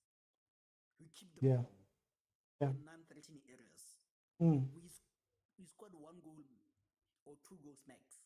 Right? Unless you're playing against Chiefs for some reason. But anyway. No, those ones that we have to baptize them. But how many times under Coach Rulani did we score a last-minute goal? Yeah. How many times under Coach Rulani did we benefit? How many times did we have, sometimes we didn't create as many chances under Coach Rulani like we've done under Coach Manqoba. Hate the man, love Rulani, but don't hate the man Manqoba. It's okay to say, I have a personal preference for Coach Rulani, or I have a personal preference for the way Coach Rulani does, which is keep the ball in non-threatening areas and, wait for the teams to commit, and then we attack them, But the problem with that is we saw that when it came to CAF, if the teams press you, you're in trouble. Or if the team decides to sit back, you're in trouble. So now what we're trying to do is we are trying to find a solution for that. Look at the number of chances we've had. Even last game, with both the 2 legs, we had like 5, if not 6 times the ball hit the upright. Yeah. So people forget that aspect. So I just feel like I said, there's a disconnect. There is within the Sundowns base those who loved Rulani, and some have even followed him to our death, and it's fine, and we have haters, opposition fans who all of a sudden they loved Rulani, Yeah. But they hated Rulani, and now they love him, which is weird. They did the same with Pitso, So they hate the club, not the person. So even Manqoba, once he leaves, they're gonna love him. So we know these things, Okay. First, lastly, sorry, but because of time, but with Bafana Swallows, no, guys, just send us. Don't pitch up for second half, man. Don't pitch up. That's the only thing you can do. Don't pitch up. Even second leg, say you have a stomach bug or something, And then with Sundowns, I think, and again, the question, because I had to defend Manqoba, my question becomes, what happens to the players? Because you're questioning mentality. What happens to those players now if the team is doing like this? Do you go back to them for the sport game? Or what do you do? But for me, I would bring in Ozwani so that you can bring confidence, Muzaro, and I'm asking a question, sorry, quickly. No, Sars is a 9.5, it's a playmaker. Sorry. It's a 9.5, it's a playmaker, sorry. Muzaro, how did you feel about the first half? That's the first question. What can Bafana Swallows change to maybe get themselves back into the game? Or what can Mamelodi Sundowns change to take more advantage of in Bafana Swallows? Number one. And then number two, are we overreacting, man, with Mangoba? Maybe this is just teething.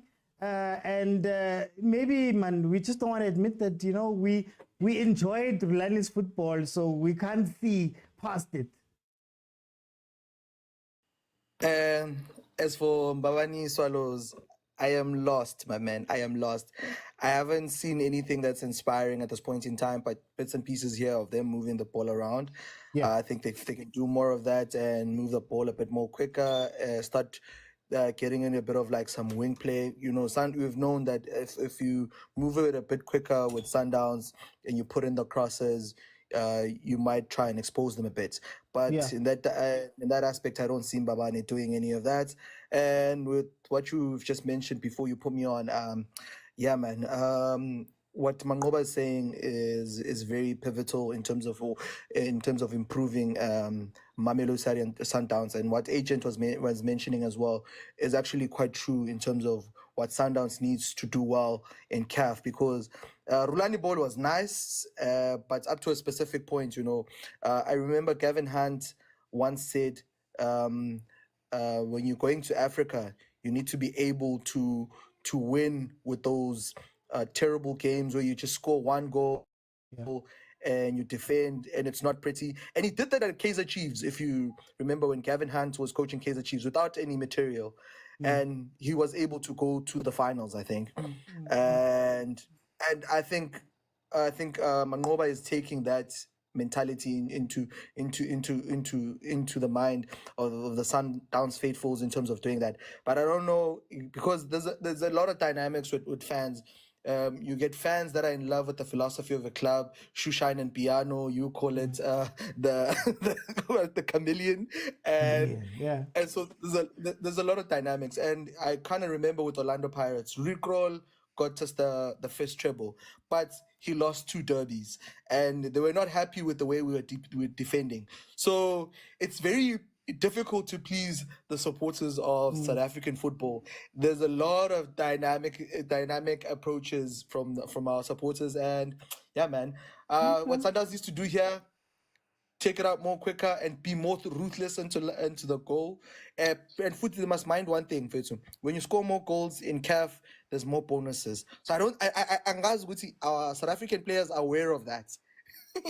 Hey, okay. Then we're going to what are 2 questions.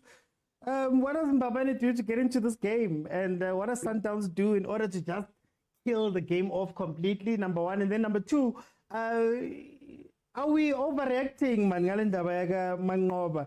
As we say, he's got the chances. They get in front of goal, Chawa Mapali, all of those things. Are we overreacting, Guti? We don't like his football. Number 1, I think Mbabala FC should just throw in the towel, because they are not here to play. It's a walkover for Sundowns, as much as they are not playing this type of football that their fans are looking for. But the Mbabala are not there, just there for the sake of it. And Sundowns, they have the experience of walking over to these preliminary stages. So it's already in their DNA. We all know that. We all know they are gonna lose it. Maybe this time on quarterfinals. I don't think they are gonna go this far from what Rulani went. And going to Mangoba, I'm not sure what was said when Mangoba was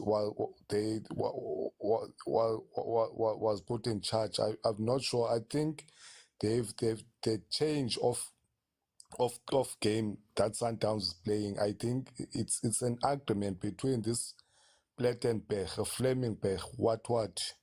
I think they saw, because Mangoba was very close to Pitso when Sundowns won that CAF the last time. I think it's us, the fans, who are demanding this attractive football. I think there was an agreement between Sundowns technical team and directors and what that the mandate is clear. We want to win the CAF. whichever football that we are playing, we're going to support it. We just want to win the CAF. I think that was the mandate. Because I don't think Mangoba would have changed the style of play if the technical director and the CEO and the president were not aware what Mangoba is doing. Yeah. That's my take of Mr. OT. Okay. No, thank you so much. Montana Hansel, I'm going to come to you. Same two questions. What does Mbambane Swallows do to get back into this game? What does Sundowns do to take this game away from them even further? And the second question, are we overreacting, man, with poor Mangoba? Okay, Mr. Oti, I think Mbambane FC, this Swallows FC, the way they are playing now, they just need to change the whole system. I don't even understand why they started the game with defending. What are they defending? There's no lead that they're defending. There's no away goals that they're defending. They must just come out and play football because now they are parking the bus and they are not winning. That's what they should do. They should just come and play. It's 11v11. They are not. They don't have a red card. They are not. The players are the same. We have the ball. We have the players. They must just come out and play football. What they are doing, I don't understand. Or where did they learn that kind of style of play? And then, you know, I think Mangova's philosophy is stats don't win football. Positional football does not win football. I think does not win matches, man. I mean to say, because if you check, what is after goals. Goals are the only thing that can win you matches, right? You can play as much as you can. You can play beautiful football the whole 90 minutes, but if you're not scoring, then you're not gonna win. You will lose. That's why most of the time you hear people saying stats are not the true reflection of the game sometimes. So I think it's best. I think we are overreacting. If he perfects his philosophy at Mamelodi Sundowns, it might bear fruits at some point. But for now, a lot of players, they were used to that old style. So that's why they are a bit slow and they look disjointed. But all in all, I think we have judged him too harshly. I think we can wait for maybe 10 games and then from there we can have a clear analysis of his philosophy. Okay, guys. I just want to say, just for a little bit more control, can we get to 60,000? Then I'll keep it open from that point on. Yeah, let's see what Sundowns does. I just think that with Coach Mangoba, my question then for the comments, let me put it like that. Will he be given time? So does he have a year and plus and change in order for him to make things work at Mamelodi Sundowns and sign the players that he has? Or should he continue on with this style of play because he's not going to have time to do all of those other things? Velile, Mbabane, how do they get back into this game? Swallows, Sundowns, how do they kill off Mbabane even more? And then are we being are we overacting? Mangoba, man. Guti, isn't this just what happens about Chinchu coach? First of all, Mbabane, yazi mawufuna ukubona ukuthi you don't have hope vele nje. It's when your nation, the whole full country doesn't have a stadium, only one stadium for its teams or national teams to play. That's where you see there's no hope, shame. They're just surviving. So I don't see them doing anything here on this game. They are not there. They are just participating. So they're not competing. They're just participating on this game. So they are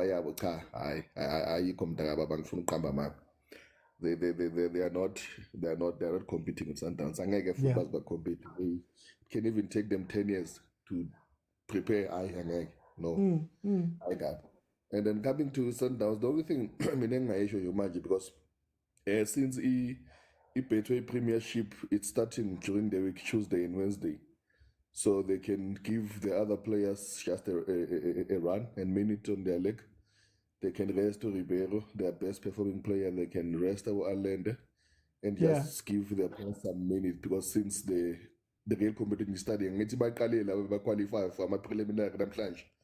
So during the week, the competition starts, so they just need to prepare for that game. We'll say them according to e-performance, but when it comes to maybe 4 or 5 consecutive games of the Betway Premiership, because if you are playing so many games and I'm a competition in a CAF, a league, you sometimes tend to not have the I can answer like 100% clear picture of what really was their style of playing and how they can implement it. Because remember, different games requires different planning, so it affects it. But once they can start playing 2, 3, 4, 5 games strictly PSL, that's when maybe we can see, okay, this is how they are playing for this season, and this is what you can expect from a team like Sundowns. So yeah, is he the guy? I keep asking this question, Guti. Will he get time? Let's say he stays. Will he get time, or is he just man Ubambe just for now as a caretaker? No, I think he will get time, because remember their target CAF is not PSL. Their target. Rulani is not there because of CAF not logo gunye. So they are in that league of whereby competing CAF. That's their primary goal here. Yeah. That's why they manage to even spend so much money just to get players that they can participate in CAF. They're looking at CAF. They're looking at they're looking at the Club World Cup. So Okay, let me ask you this question. Mangoba comes to management and says, I want to change everything. I want to move some of these guys on. That can play my football. Does management allow it? It depends on how do they communicate with their technical director. Because remember, there's two visions. You can have your vision as a coach, when I say we will work with the team, but there's a vision for the team. That's why the team sometimes they can tell you, you know what, our team now, our squad is getting too old. We have to make sure we get the younger players so that they could play, because now we are planning for the future. So if they meet each other on that table, then I don't see a different gangago. But as I've said, with Bonita Getabo, they're just competing with the other club continentalists. It's not local. But now, as long as they can get a buy-in from the team, I see it happening. I don't see them giving him any problem. Umangaba, it's one of those coaches, like old school, but also I see good he's willing and trying to integrate some new methodology in terms of like coaching, goal foot in Albon.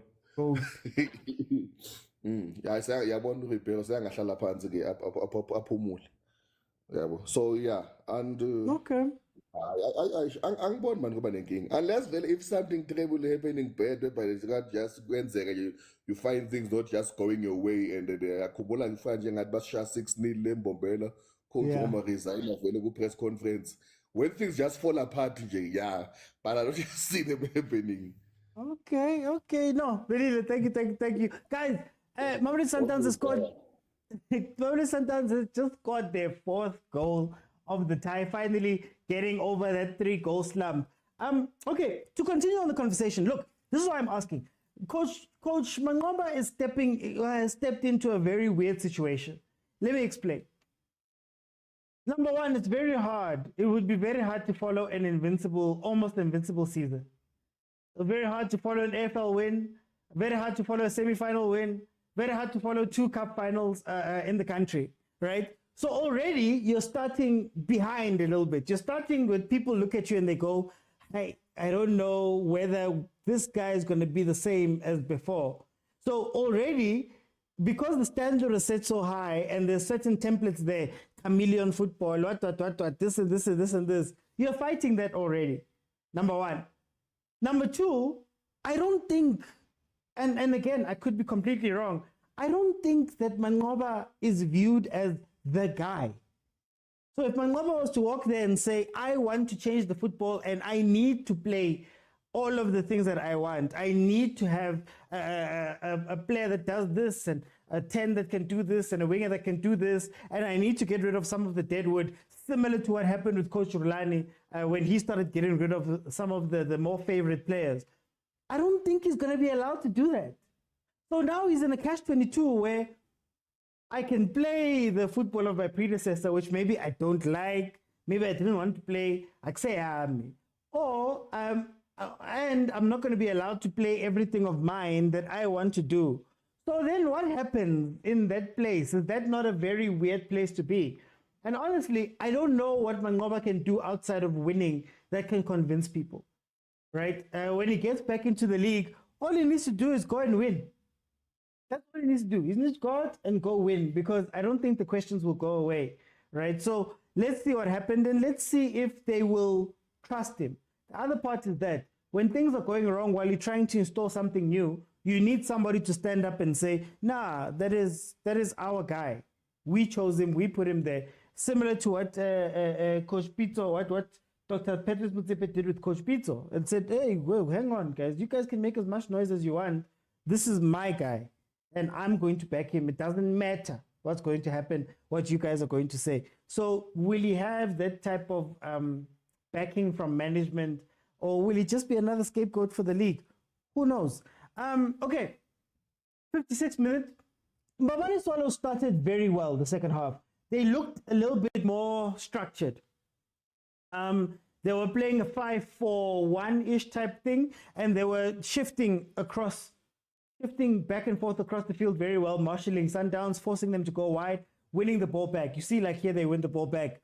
The only problem is that they don't know how to come out of it once they've got the ball. They don't know what to do, right? They're not sure. Okay, we're going to play it long. They're trying to make number 21 the target man, but when it comes to support runs, it's not as structured. They could actually do something here. They are putting Sundowns under pressure. It's just that when they actually have the ball, then it becomes tough. And when you push up like that, you open up. Hey, keeper. Hey, keeper. Should have not played it to Shaluli. They should have gone to the other side. Okay, let me continue on. Ntuli, I'm gonna try and let you in again. So for some reason, I funu Brian. Oh, there we go. There we go. Ntuli. Great job, and that would have been the perfect introduction. Oh, perfect introduction. Okay, we'll come back. Let me go to Sinja. Sinja? Brauti. What's happening here, Sinja? What's happening here? Hey, I thought that it's a game. Then I looked at what's going on in the stand, and I realized, hey, maybe the ward council is issuing out some food parcels. Why? Why? Are we sure this Why? Why? Just sitting out of the gate. Hey, it's difficult, man. Hey. It's difficult. Hey. I'm sure it's cold there. Hey. Ay, man, CJ. Funny. Tell me about the game, man. Wait. Babane or Baroka Swallows Light Football Club. Where are they? Are they from Swaziland? Yeah. Kanabare Eswatini. Okay, how much is the league there in Swaziland when you win it? I'm not sure. I'm not gonna lie. Yeah, Swaziland doesn't look like even like R1 million it's worth their league. How many teams are in that league? Let's look at Swaziland. How many teams are in that league? There's 14 that take part in the top one. There are 14 teams. In the top league. In Swaziland, there are 14 teams in Swaziland. Swaziland lay Kakumkani with the TTs. That one has got 14 teams in it. Come on, guys. What's the population of Swaziland for it to have 14 teams? So I don't understand, first of all, this. Why is even Sundowns being so serious playing a Swaziland team? First and foremost, tactics with a Swaziland team. Yeah. Okay, but then Swaziland. Eswatini. Okay, Swaziland. Eswatini. Okay. All right. Okay, so CJ, tell me, why isn't Sundowns blowing the doors off of this team? Why isn't it 8-0 right now? I mean, it shows that they don't have the quality to blow the doors, eh? they don't have the quality to blow the doors. This is not a quality team. They're not playing quality football. They're not a quality team. And to be honest with you, do they need to be? The answer is no. They just need to win this thing and move on. Mara confidence booster. I don't know, Mr. OT. Is there ever a team that, when last did these people reach the CAF final? Man, Sundowns. Wasn't Yes. it 8 years ago or what? When they won it. So when they went there, they went via backdoor. Even in that case, most they were disallowed. They come back, so they haven't been there. So Chiefs went to the CAF finals with a FIFA ban. Yet Sundowns has never been there. God, what have they been doing all these years? What time I'm gonna let you go? Can someone explain to me what has these people been doing? 7, how many? Okay, this is my problem, Mr. OT. How? Almost on goal. Yeah, almost on goal. I'm gonna say this. Rowan Williams is the glue of that Sundowns defense. I want to. Peter Sarulile will never score again. Guys, Sarulile will never score ever. CJ, for time, a movie. Give him his matches. Agent, go, my friend, and buy matches. Let me go to Agent. Let me go to Agent. You see this thing of being borrowed data. Your term Wi-Fi was not working earlier on when we had peace. Wi-Fi from term was not working. Now they borrow you data. No. Guys are just shooting at each other. Within 62 minutes, 4-0. And I just wanted to say, besides the Mandela Cup, a big team, so-called big team with rich history, with what, they besides the miraculous, run to the semi-finals, they've always been knocked out prelims or round of 16. Imagine, 50 plus, a 50 plus year old team, 50 plus year old team without a star. Imagine you say you're a big team, but don't have a star. Or should you say that star is that original thing there? Guys, be serious, man. Don't tell us about Makuve. I know you're Makuve champions, man. And we shouldn't forget that this is what was that team that 20 Tabesa was playing for? Beat you guys in your own cup. The same way Yanga beat you guys in your own cup, but you're not there. Anyways, I wanted to say that it is ironic, the irony of us discussing Rulani and he wins his first game in the 97th minute. Yeah.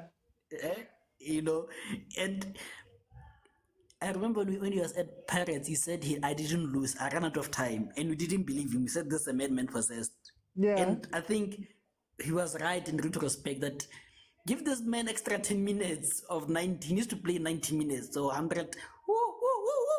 Ow, banana. But anyways, like I said, I wanted to say that it just goes to show you, if it was 2 minutes added or even 5 minutes added, Rulani would have had 1 point from 2 games. Yeah. And playing against teams which are in the bottom 14, right? Rulani's teams, dominance-wise, they will dominate the ball. But chance creation, I don't know. But anyways, can I ask, with this performance, fine, Babane Swallows is not here at all. But there's been cracks. But there's been places where they've gotten forward, where they've won the ball back. Is it a complacency thing, or is it that you have to worry about when you play better opposition? It's the Mangoba ball. Mangoba ball is high risk, high reward. We'll always. I don't think we're gonna go for a round where we're gonna go for 10 games without conceding. I think we're gonna average to concede 1 goal per game. So the thing is with Mangoba ball, he's always gonna give a team 1 goal. Okay. right?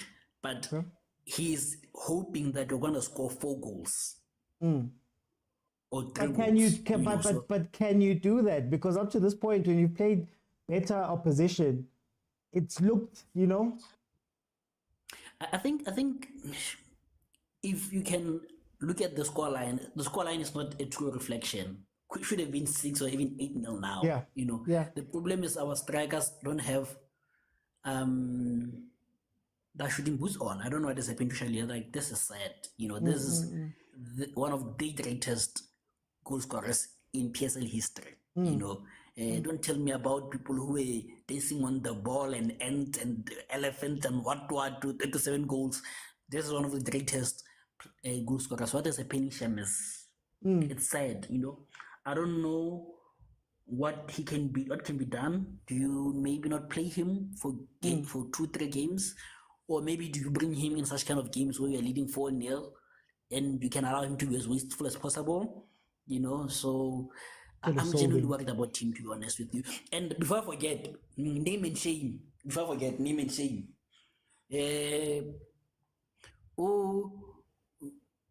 I almost said something on a national platform, but this Kaizer Chiefs legend called Maponyane, he's saying that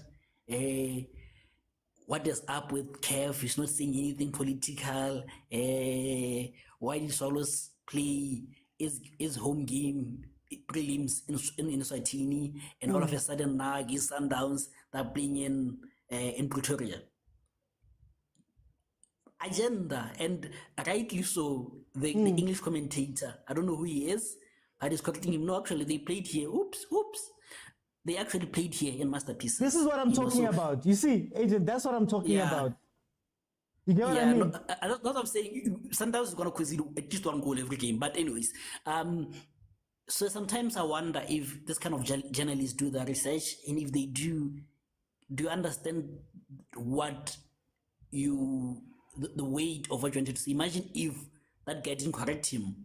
Chiefs fans, and them, and other fans, you're gonna run with that and see we went through the group stages via backdoor. So I think this is a sad state of affair. And a journalist, Lawrence, also was celebrating a goal, not saying it's wrong to celebrate a goal. It's like, yes, thank you, Mfundo. Like, that's what I expect from. He said, thanks, Mfundo. Go to his wall now. I know, but guys.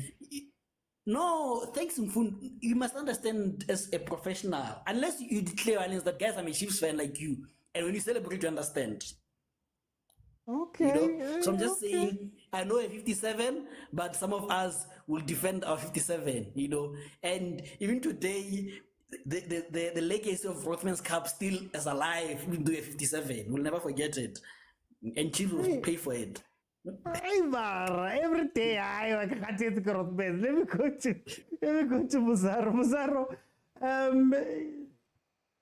Should Sundowns be worried at all that Mbamane Swallows has broken through a couple of times? It seems like if you pressure them or you push them into certain places, they lose the ball.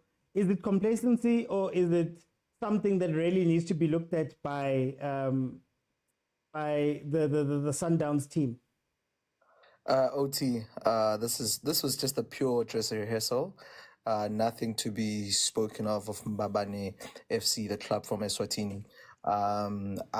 There's nothing to speak of them. It's just like unfortunate for them to get like a tough team like this. I think they need to the CAF needs to really start structuring the small teams together, just to give like that whole filtering system to happen fairly in terms of like the teams of the same, like a Jwaneng FC would have done well to face off with Mbabane AFC. You understand? And maybe Orlando Pirates might as well have played maybe a team in Angola or something, and then Sundowns play a team that, you understand, like for like, so that we can have a dynamic like a CAF Champions League. But with that said, also others would say let's rather eliminate the weak from from a Champions League in order to have strong teams. You understand? So it's a lot. Can I just ask, is maybe the problem, and now that we're having a CAF convo, Is maybe the problem that there's only 16 spots in the Champions League? Maybe that could be another thing, you know. It could be that as well. It could be that as well. And yeah, with Champions League going forward, man, I'd love for African traveling to be made accessible to the fans, man. It would make it interesting. It would give it such a hype, you know, as difficult as it is. Yeah. But Sundowns has got nothing to worry about. Now they're putting in my favorite player, Mkulisi, the young 29-year-old youngster. Oh, actually, and also there's also Mokwena as well, the 17-year-old. What happened to him?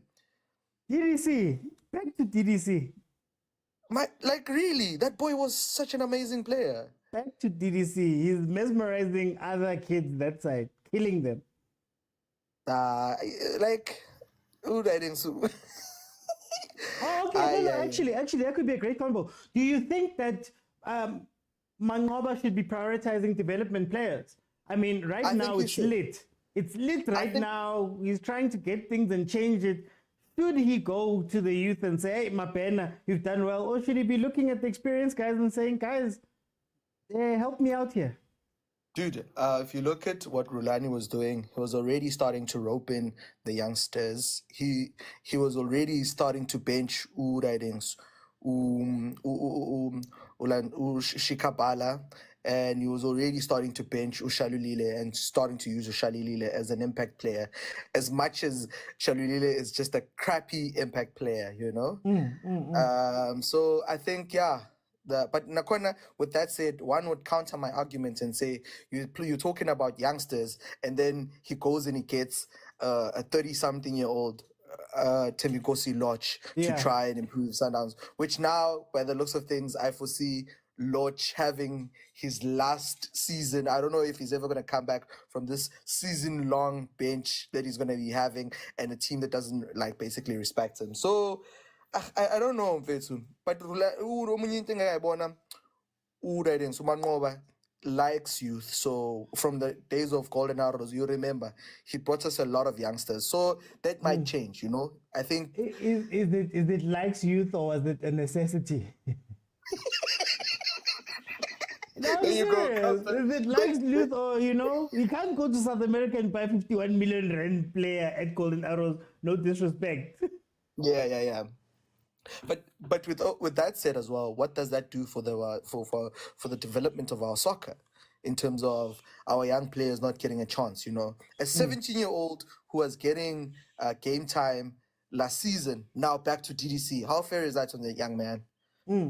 Okay, well, I guess then the question becomes: are the big teams the place where the youngsters should be developed? So you look at Mamelodi Sundowns with all the high stakes that they have across the board. Can a youngster be developed there, or maybe should you send him to Gavin, send him to Cape Town City and all those places to be the development hubs? Whereas now who have the big things that we need to do, you can't. But look at this in this picture, man. Look at the Soweto Giants. They really know how to produce youngsters. You've got Mfundo Vilakazi. I've got Inkosiyama 2000, Mfukeng, and a couple of more youngsters, Osesane, up in there, coming in. So, and I've also got a young goalkeeper that's already starting to make it. So, my man, I know it's about Sundowns right now, but I will stress it right now. Chiefs is on point. What I saw from Mutuba Mfethu, I'm impressed. And I'm worried. And I'm scared. I'm shaking. The pace from that boy is amazing. So, as soon as he came on. We'll see. All I'll say is that them players are sitting on the bench for 2 years, 3 years. We also have a potential Mkulise there with Ungobo. I think Ungobo has been hyped up a bit too much in some particular areas, and he hasn't been given fair criticism like the rest of the boys have been put in a baptism of fire. Ungobo has been given hope, which I know. Especially Umnandi. He looks promising. We like his touches. But he's been like that. He's been Mkulisi as well. Okay, You that's know? what I'm saying. Yeah.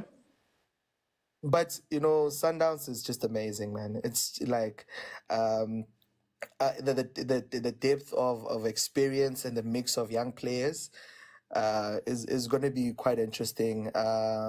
I think Urentolem needs to try and have a nice mix of youth and experience, and he'll have a good season ahead.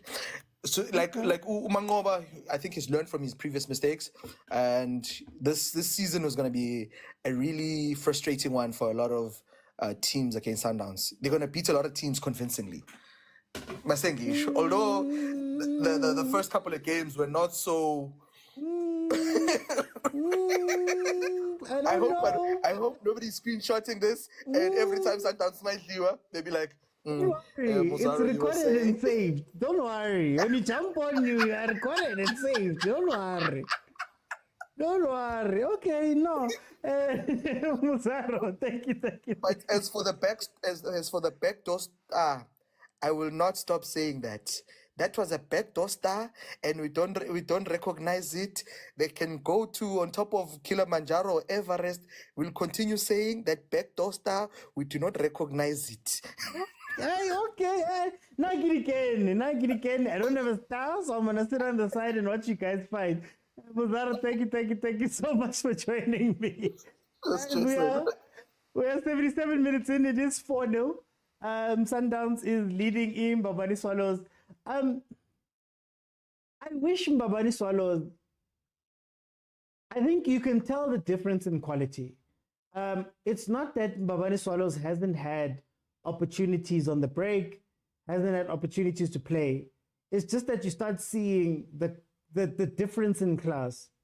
What I was speaking about with Sundowns right now is I find it a little bit worrisome on two accounts that a team like Mbabane Swallows, who are clearly better than, can go and win the ball back and play it up, can thwart your attacks. There was a point where they were trying to frustrate Sundowns a little bit and got a little bit too excited. And it's frustrating, or not frustrating, it's scary on two counts. Number one, if those are cracks that we're seeing today, right, and we're seeing now, what happens when you play against a big team or a better structured team or a better quality team? Because we've seen them lose twice, for example, to Stellenbosch, for example, in the past few weeks. And maybe Mbabane just can't take advantage of those things, number one. But then number two, mentality. You know, I think at some point, especially when you've been going through a tough time, part of the impetus for trying to blow the doors off of a team is that you need to make a statement. Oh, we got knocked out by Stellenbosch. You guys are questioning the coach. You guys are saying 1, 2, and 3. We're going to come out and hit them, right? We're going to come out and compete. We're going to come out and really go for it, especially since we've been struggling over the past few weeks. That is something that maybe I expected a little bit from this match, and maybe you'll see it in the second leg. But you know, I would have expected this game to be a little bit of a statement game for Sundowns. It's a great win, don't get me wrong. A win is a win is a win. And I think Sundowns has been worth the win. They should have scored a lot more goals. But I don't want to ever get to a point where I'm questioning whether it's Mamelodi Sundowns' quality that won them this game that much, or that the other team is just bad. Mbabane Swallows has been poor. Right? They still have a second leg to play. I don't know what they're going to do in the second leg, but they've been poor. You know, some teams come out and they say, you know, this team is better than us. We're going to play 8 men behind the ball or even 10 men behind the ball and just see if we can't frustrate them, get them to 0-0 for a very long time and take on over from there. So 0-0 up until the 85th minute, then maybe we start attacking or try to get a lucky goal. These guys have been structured for all of 10 minutes and then they lose their structure again. You know, so it's very interesting. It's an interesting game to think about and speak about. But in terms of watching the game, you are literally watching two teams in two different universes when it comes to the quality that they have. And I think I expected a bit more from Babane Swallows and then coming in with a plan. But I also expected so much more from Sundowns to say, you know what, guys, we're playing an inferior opponent. Let's go out there and play. When it comes to the other talks, Sundowns is in a very interesting place as a team. They're in a very... this season is going to be a very testing season on many fronts. On one side, Mangoba Mngiti, as I always say, is the last of Pitso's line. He's the last coach. It's the last time Mamelodi Sundowns will be able to look on their bench and call on a coach that has been there for 10, 12 years. They could do that with Rulani, they could do that with Mangoba, which meant that you preserve the line. You preserve what Mamelodi Sundowns football is, because by and large, you're keeping guys that have been there for years, right? After Mangoba, there's a lot of questions that have to be asked from Mamelodi Sundowns. Of Mamelodi Sundowns, and they have to ask themselves internally, where do you go from here? The coaches that have to come in from now going forward are going to be guys that come from outside. Do you stick to South African coaches and maybe give other people a chance? Maybe give them a chance to step up. Like, for example, Coach Pitso was a certain type of coach for a very long time. Then Mamelodi Sundowns gave him a chance after Bafana, for example. Do you do the same thing with a lesser, with a now deemed to be lesser coach? Do you do the same thing with, I'm just going to throw names out there, Dans, for example? Do you keep it South African? Or you already have a European technical director. When do you go, okay, now we're going to go look for coaches that come from outside of Sundowns' culture? And what does that mean for the future of Shushan and Piano and the future of the team? When they go outside and they start fetching people, maybe some Moroccan coaches that are good, or maybe some European coaches that are good, what happens to Mamelodi Sundowns going forward? And I mean, maybe even for Khoza. So this season is very, very important for the future of Mamelodi Sundowns. So I want to see how this plays out for them going forward. You also have the Club World Cup. Wait, Sundowns have not given Kompela a chance. Yeah, but Sean... I know you're bantering, but even Kompela hasn't been at Sundowns as long as some of these guys,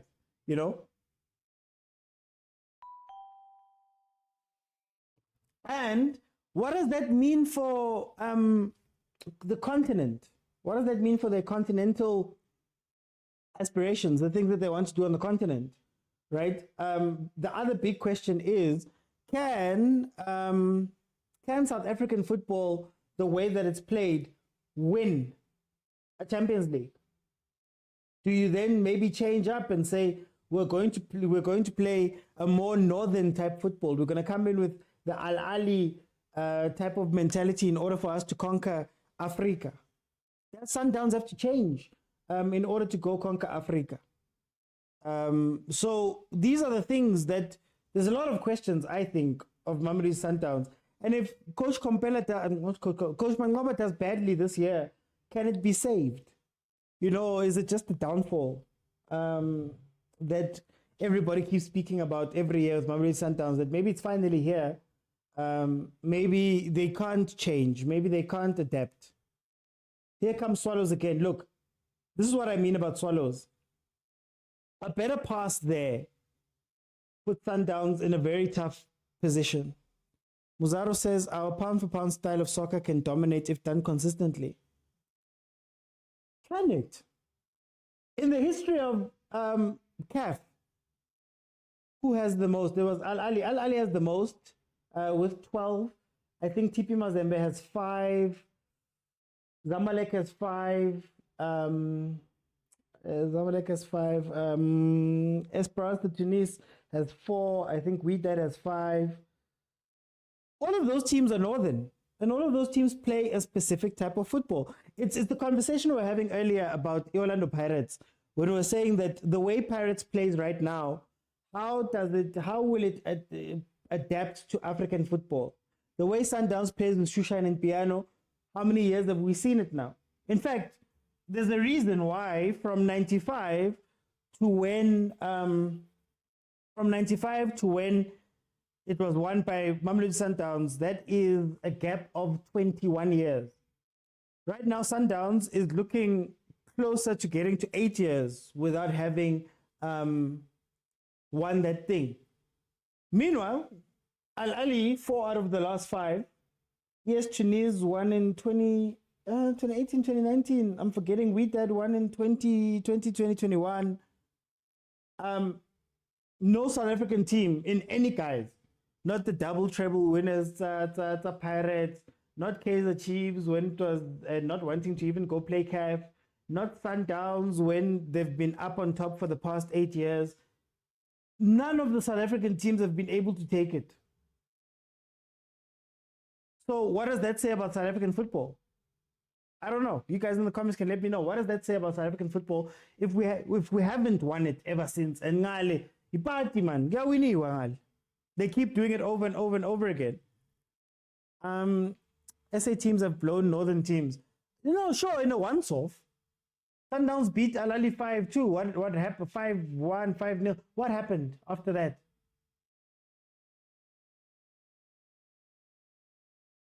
Okay, let me let in 2 people. I'm not gonna stay long after the game. Remember, guys, the show is on every Monday to Thursday at 7 p.m. That's where we delve deeper into all of these topics and review games. The schedule is going to be a little bit hectic when we talk about when we get into the other watch-alongs, because Pirates and Sundowns are going to be playing. Whenever Pirates, Sundowns, or Chiefs play, I will be here. We'll be watching them, as well as Bafana, Banyana, and other teams that go out, like Banyana Style are going to be playing Champions League. UWC is going to be playing Women's Champions League. We're going to watch those things. AFCON, those type of things, we will be here. So please remember that. And Tuli, what do you think about the game winding down? Or did you want to come in ngendaba specific? Ile game, I'm confused. Maybe my eyes are deceiving me. Yeah. I see everyone here complaining about the game. I'm going Sundowns here. Idlala grand kule game le. Because I saw even first half, you saw the way abaseculator ngalo ibhola. Everything was, I had nothing to complain about. Because anyways, whenever you play against a team, there will be a time where the team will get some opportunity. That's football, regardless of the opponent.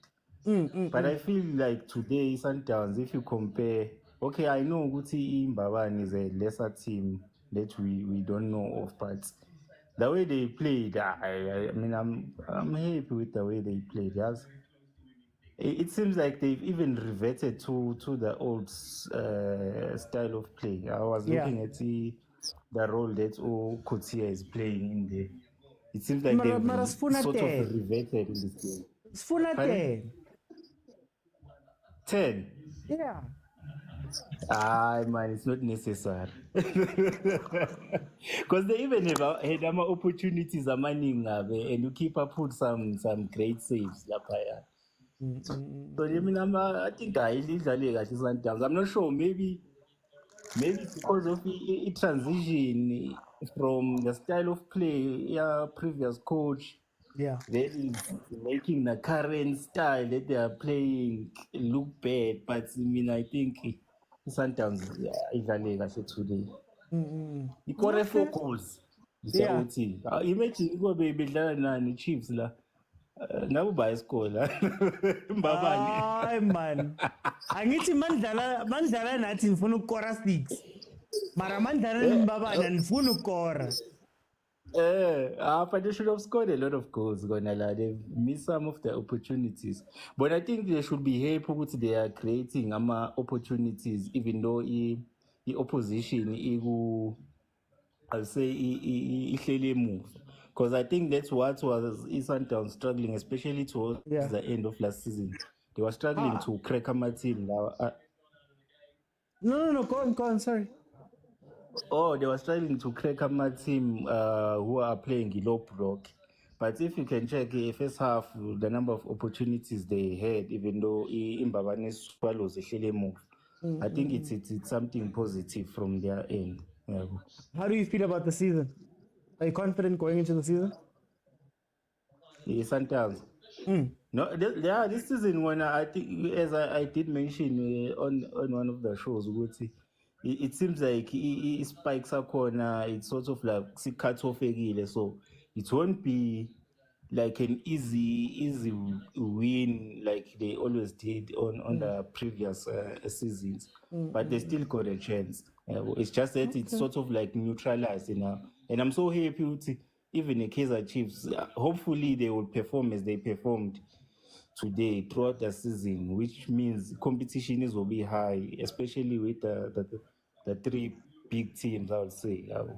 But I'll say Sundowns is kind of a chip off. There's kind of a threshold chip off every corner. Based on the performance outcome, so they won't be as dominant as before, but they still got a chance. Yeah. Okay. Guys, hey, I'm not opening for anybody else. Wazaro, can you close this down for me? It's 4-0, it's done. What do you think? Thinking it's a good product. It's a good advert for South African football. And I said in the comment section that if South African football gets played on a regular basis, on a consistent basis, in the manner that we played, we're going to blow away a lot of teams. If you look at from the days in the double trebles, when even the game was played behind closed doors, and even considering the conditions that Al Ahly was under, we beat them 4-1. And Sundowns also beat Al Ahly in the following seasons, beat Al Ahly on a margin that was greater than 4 goals. And if you remember we ended up playing Al Ahly on the final as Orlando Pirates. And I remember I was at Orlando Stadium, and I think Sekholela missed 2 sitters, and even Umbuyane missed a sitter in last group game, and they were supposed to kill Al Ahly. And if you look at it from back in the days, we've always had this sort of swagger, this sort of dominance against these North African sides.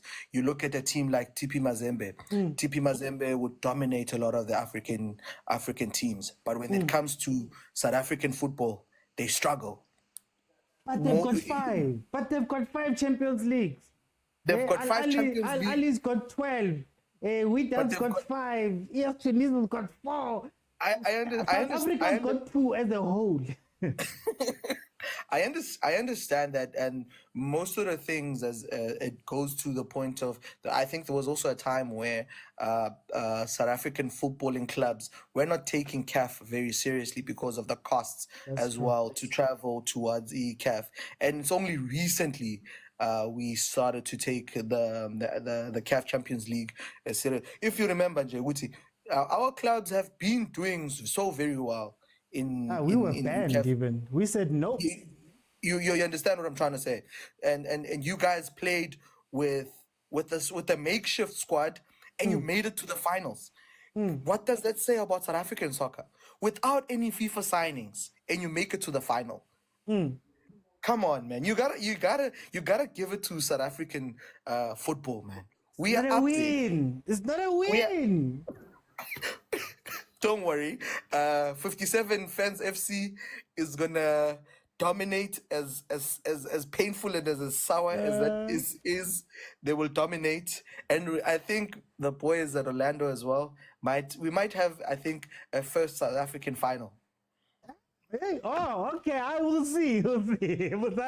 Thank you so much, Siba. Can you close it off for me? Welcome. I'm throwing you into the deep end for time's sake. How did you feel about the game, and what do you think about what happened today? Second half, to calm down and start to build again. We started to play a bit. Hey, Siba, you sound far away. What's happening? They were on top of us. Hey, man. Okay, guys. Hey. I think Siba's just having some issues there. I'm going to go ahead and close it. Thank you to everybody that joined me. Thank you to Moshikaro, Lulu the Boss Lady, Alson Tabi, Mzidog, Tabi, Nomza Momasi, LOCE, Unati, Q, crazy team, Ulautsi, Vilakazi, and Fandenomlwetu for the gifts. Thank you to everybody that commented. Thank you to the panelists. I have been here since 4 o'clock. And it was a good day for all of the teams that were supporting today. I think Paris did very well with their 2-0 win versus Jwaneng in the first leg of their prelim. They're going to come back to Orlando and hopefully finish up the job and get their revenge. Kaizer Chiefs played. Kaizer Chiefs played some football, some really good football. They won their game versus Marumo Gallants, which was a very good result for us. Then, of course, Mamelodi Sundowns has now completed the day for the CAF teams, and they won 4-0 versus that, Bafana Swallows, who they're going to see again just next week. Guys, it's been amazing. Monday, we will come back and we'll speak about these things more in depth, these games more in depth, and then we'll go from there. Guys, it's been incredible. Thank you for joining me. I'll see you guys then. Okay, Malume Kutsush. I'll shout them out. Guys, I'll see you guys on Monday. Bye, everyone. And support the content. Support the content. I drop content every day. Go watch that content. I've got a 3-word game that I've put up now where we speak about all of the PSL teams and distill everything about what they need to do this season into 3 words. So please check it out. It's amazing. Guys, I'll see you Monday. Bye.